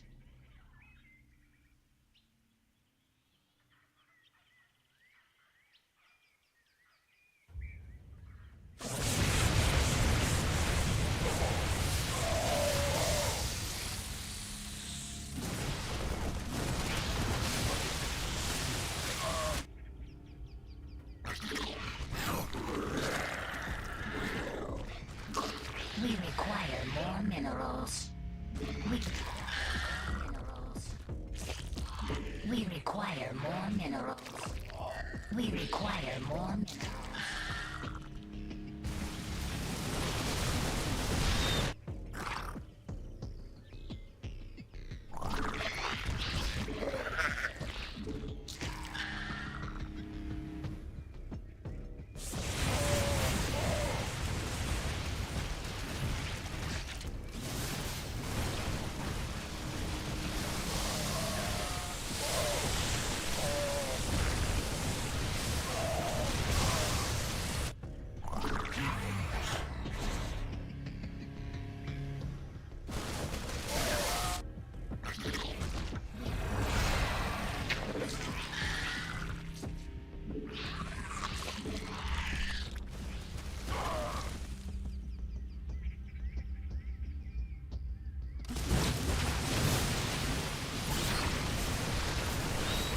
Metamorphosis complete.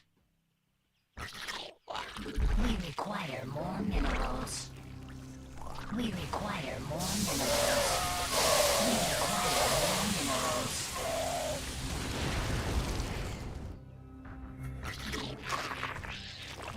We require more minerals. We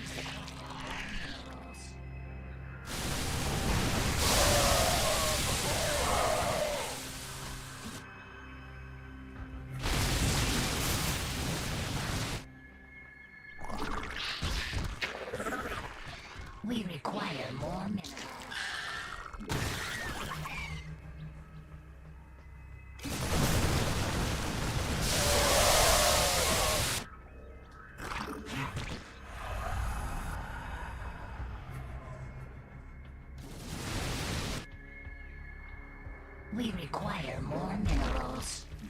We require more minerals. We require more minerals.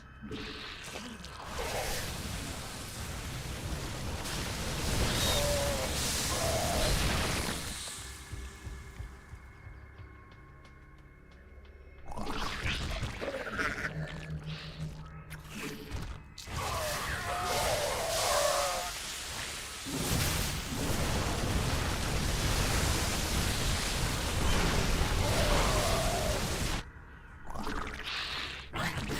We require more minerals.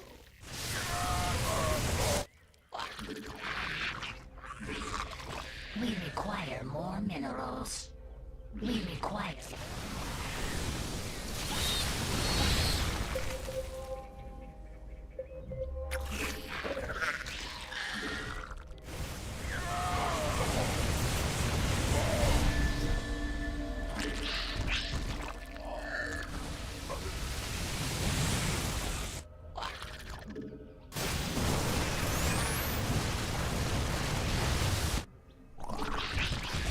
We require more minerals.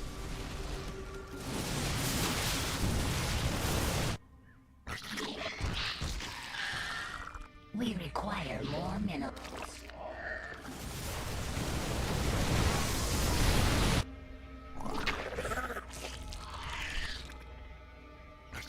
We require more minerals.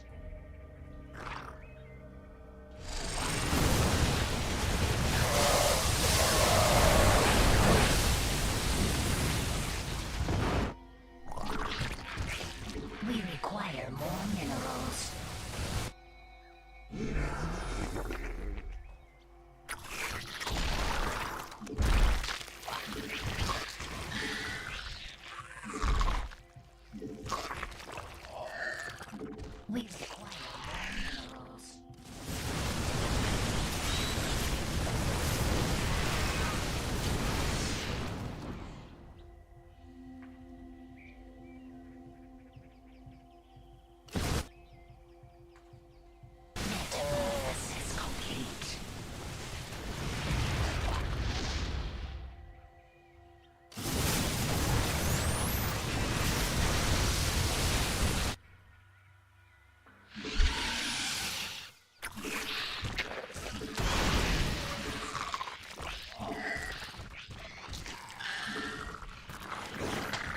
We require more minerals.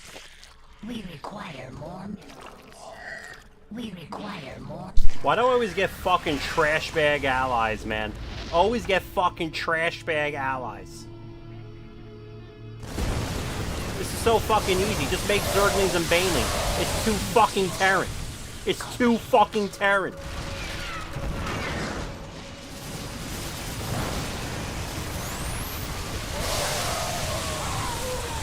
Notice how every time I spawn, I nearly get to the finish line. When this guy spawns, he doesn't even fucking get, he goes backwards. He's a negative ally. I have a negative ally. Look. I got all the way to here. When he spawns, we go back to here. Every fucking time. Every fucking time.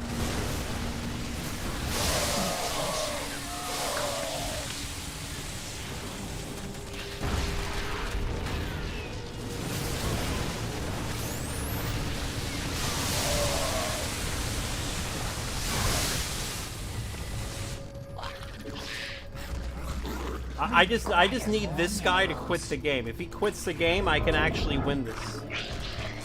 I'm better off playing 1 versus 2 right now. Way better off in a 1v2.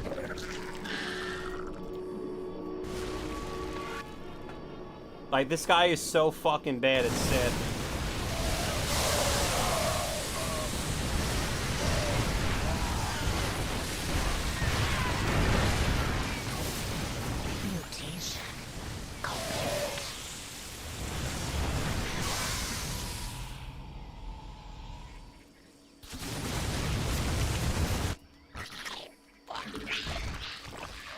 We require more minerals.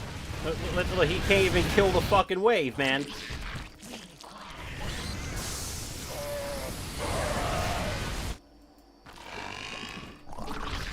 We require I think I just spam Banelings. Like, this is so dumb. If this guy didn't suck, we would already, like, won the game. I would have killed their Nexus with mass Banelings.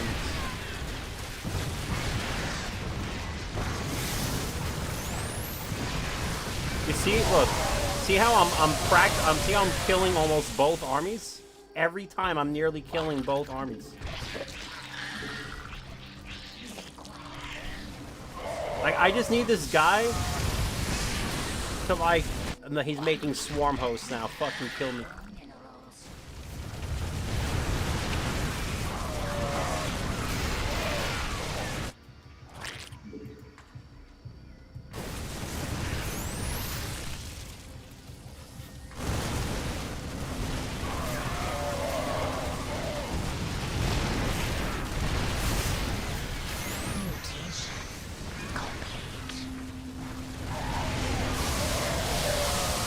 Look at this, I practically killed, but again, I killed both waves.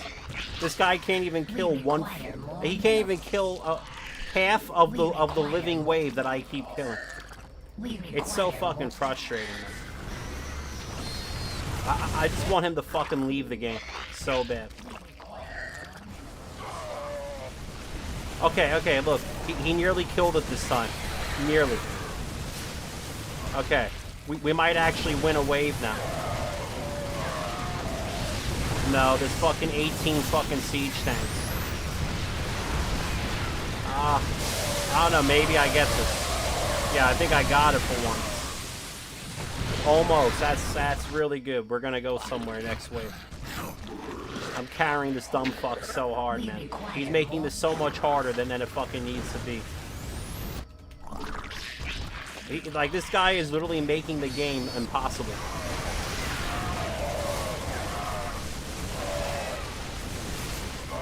Okay, does he at least kill the fucking Marines? Please kill the Marines. Hopefully I catch these. Yeah, I caught the tanks out of siege. I'm going for it. This is the fucking kill. This is the full wipe. Now look. Now I'm across the finish line, okay? I finally made it past the middle. Watch this dumb fuck lose again, over and over. Because what they're gonna do is come out with mass liberators.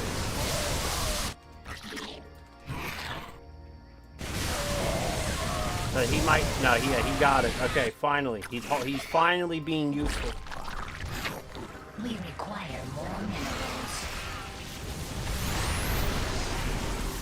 He's getting them to stim early. He's making those marauders bunch up, which is good. That's good. That's good. The swarm host at least did something. It made his marauders cluster. We require more minerals. Yep, and here it comes, the fucking liberators. Okay, hold on. I have to make the mutalisks that I sold earlier. We require more minerals. We require more minerals.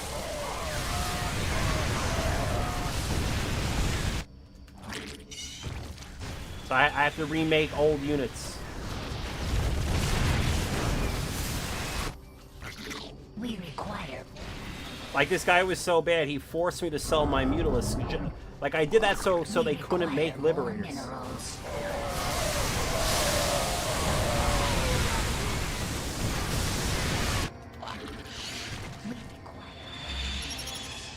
Okay, that's enough mutalisks for now. Like, I only need like 5 or 6, you know what I mean? Let's see if he clears his wave. As long as he kills the tanks, I'll be happy. The tanks are dead. The liberators don't bother me because I'm making zerglings and banelings, so I don't care if the liberator kills the zerglings. It's really not a big deal. Alright, I need to get to tier 5.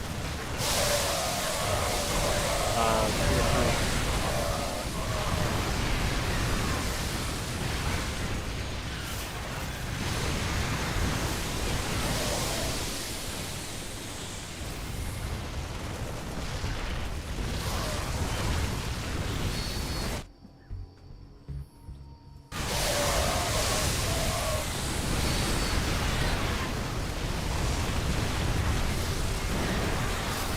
See, look, he's not clearing any of the liberators, but the good news is that the liberators, like I said, like, they don't bother me.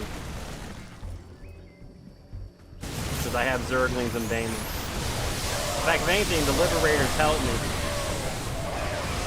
Because they make my banelings blow up faster.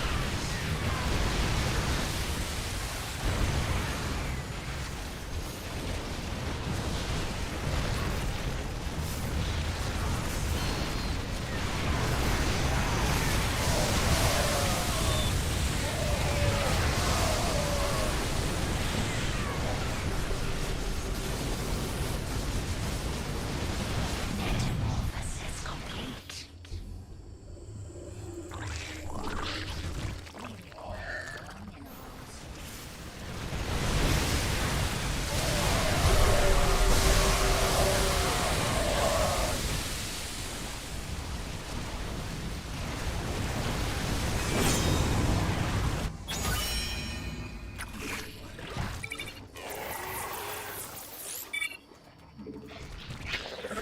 We require more minerals.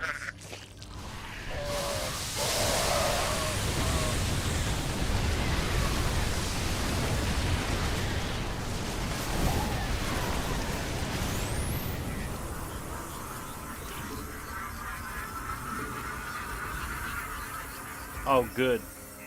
Thank you, God, for dropping one person on either team right now. So I'm guaranteed to win the tank. I do not deserve to lose this game. I'm carrying so hard right now. I'm also happy it's the guy with the liberators that's not dropping.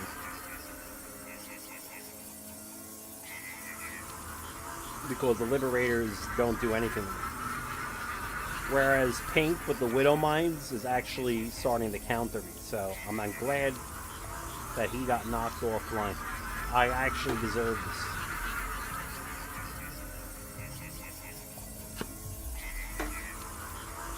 I am the first person clicking him to drop.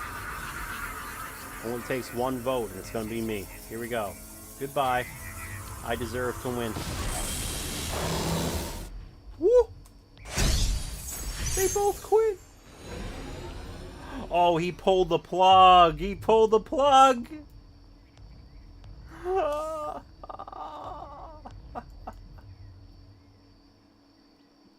He pulled the plug.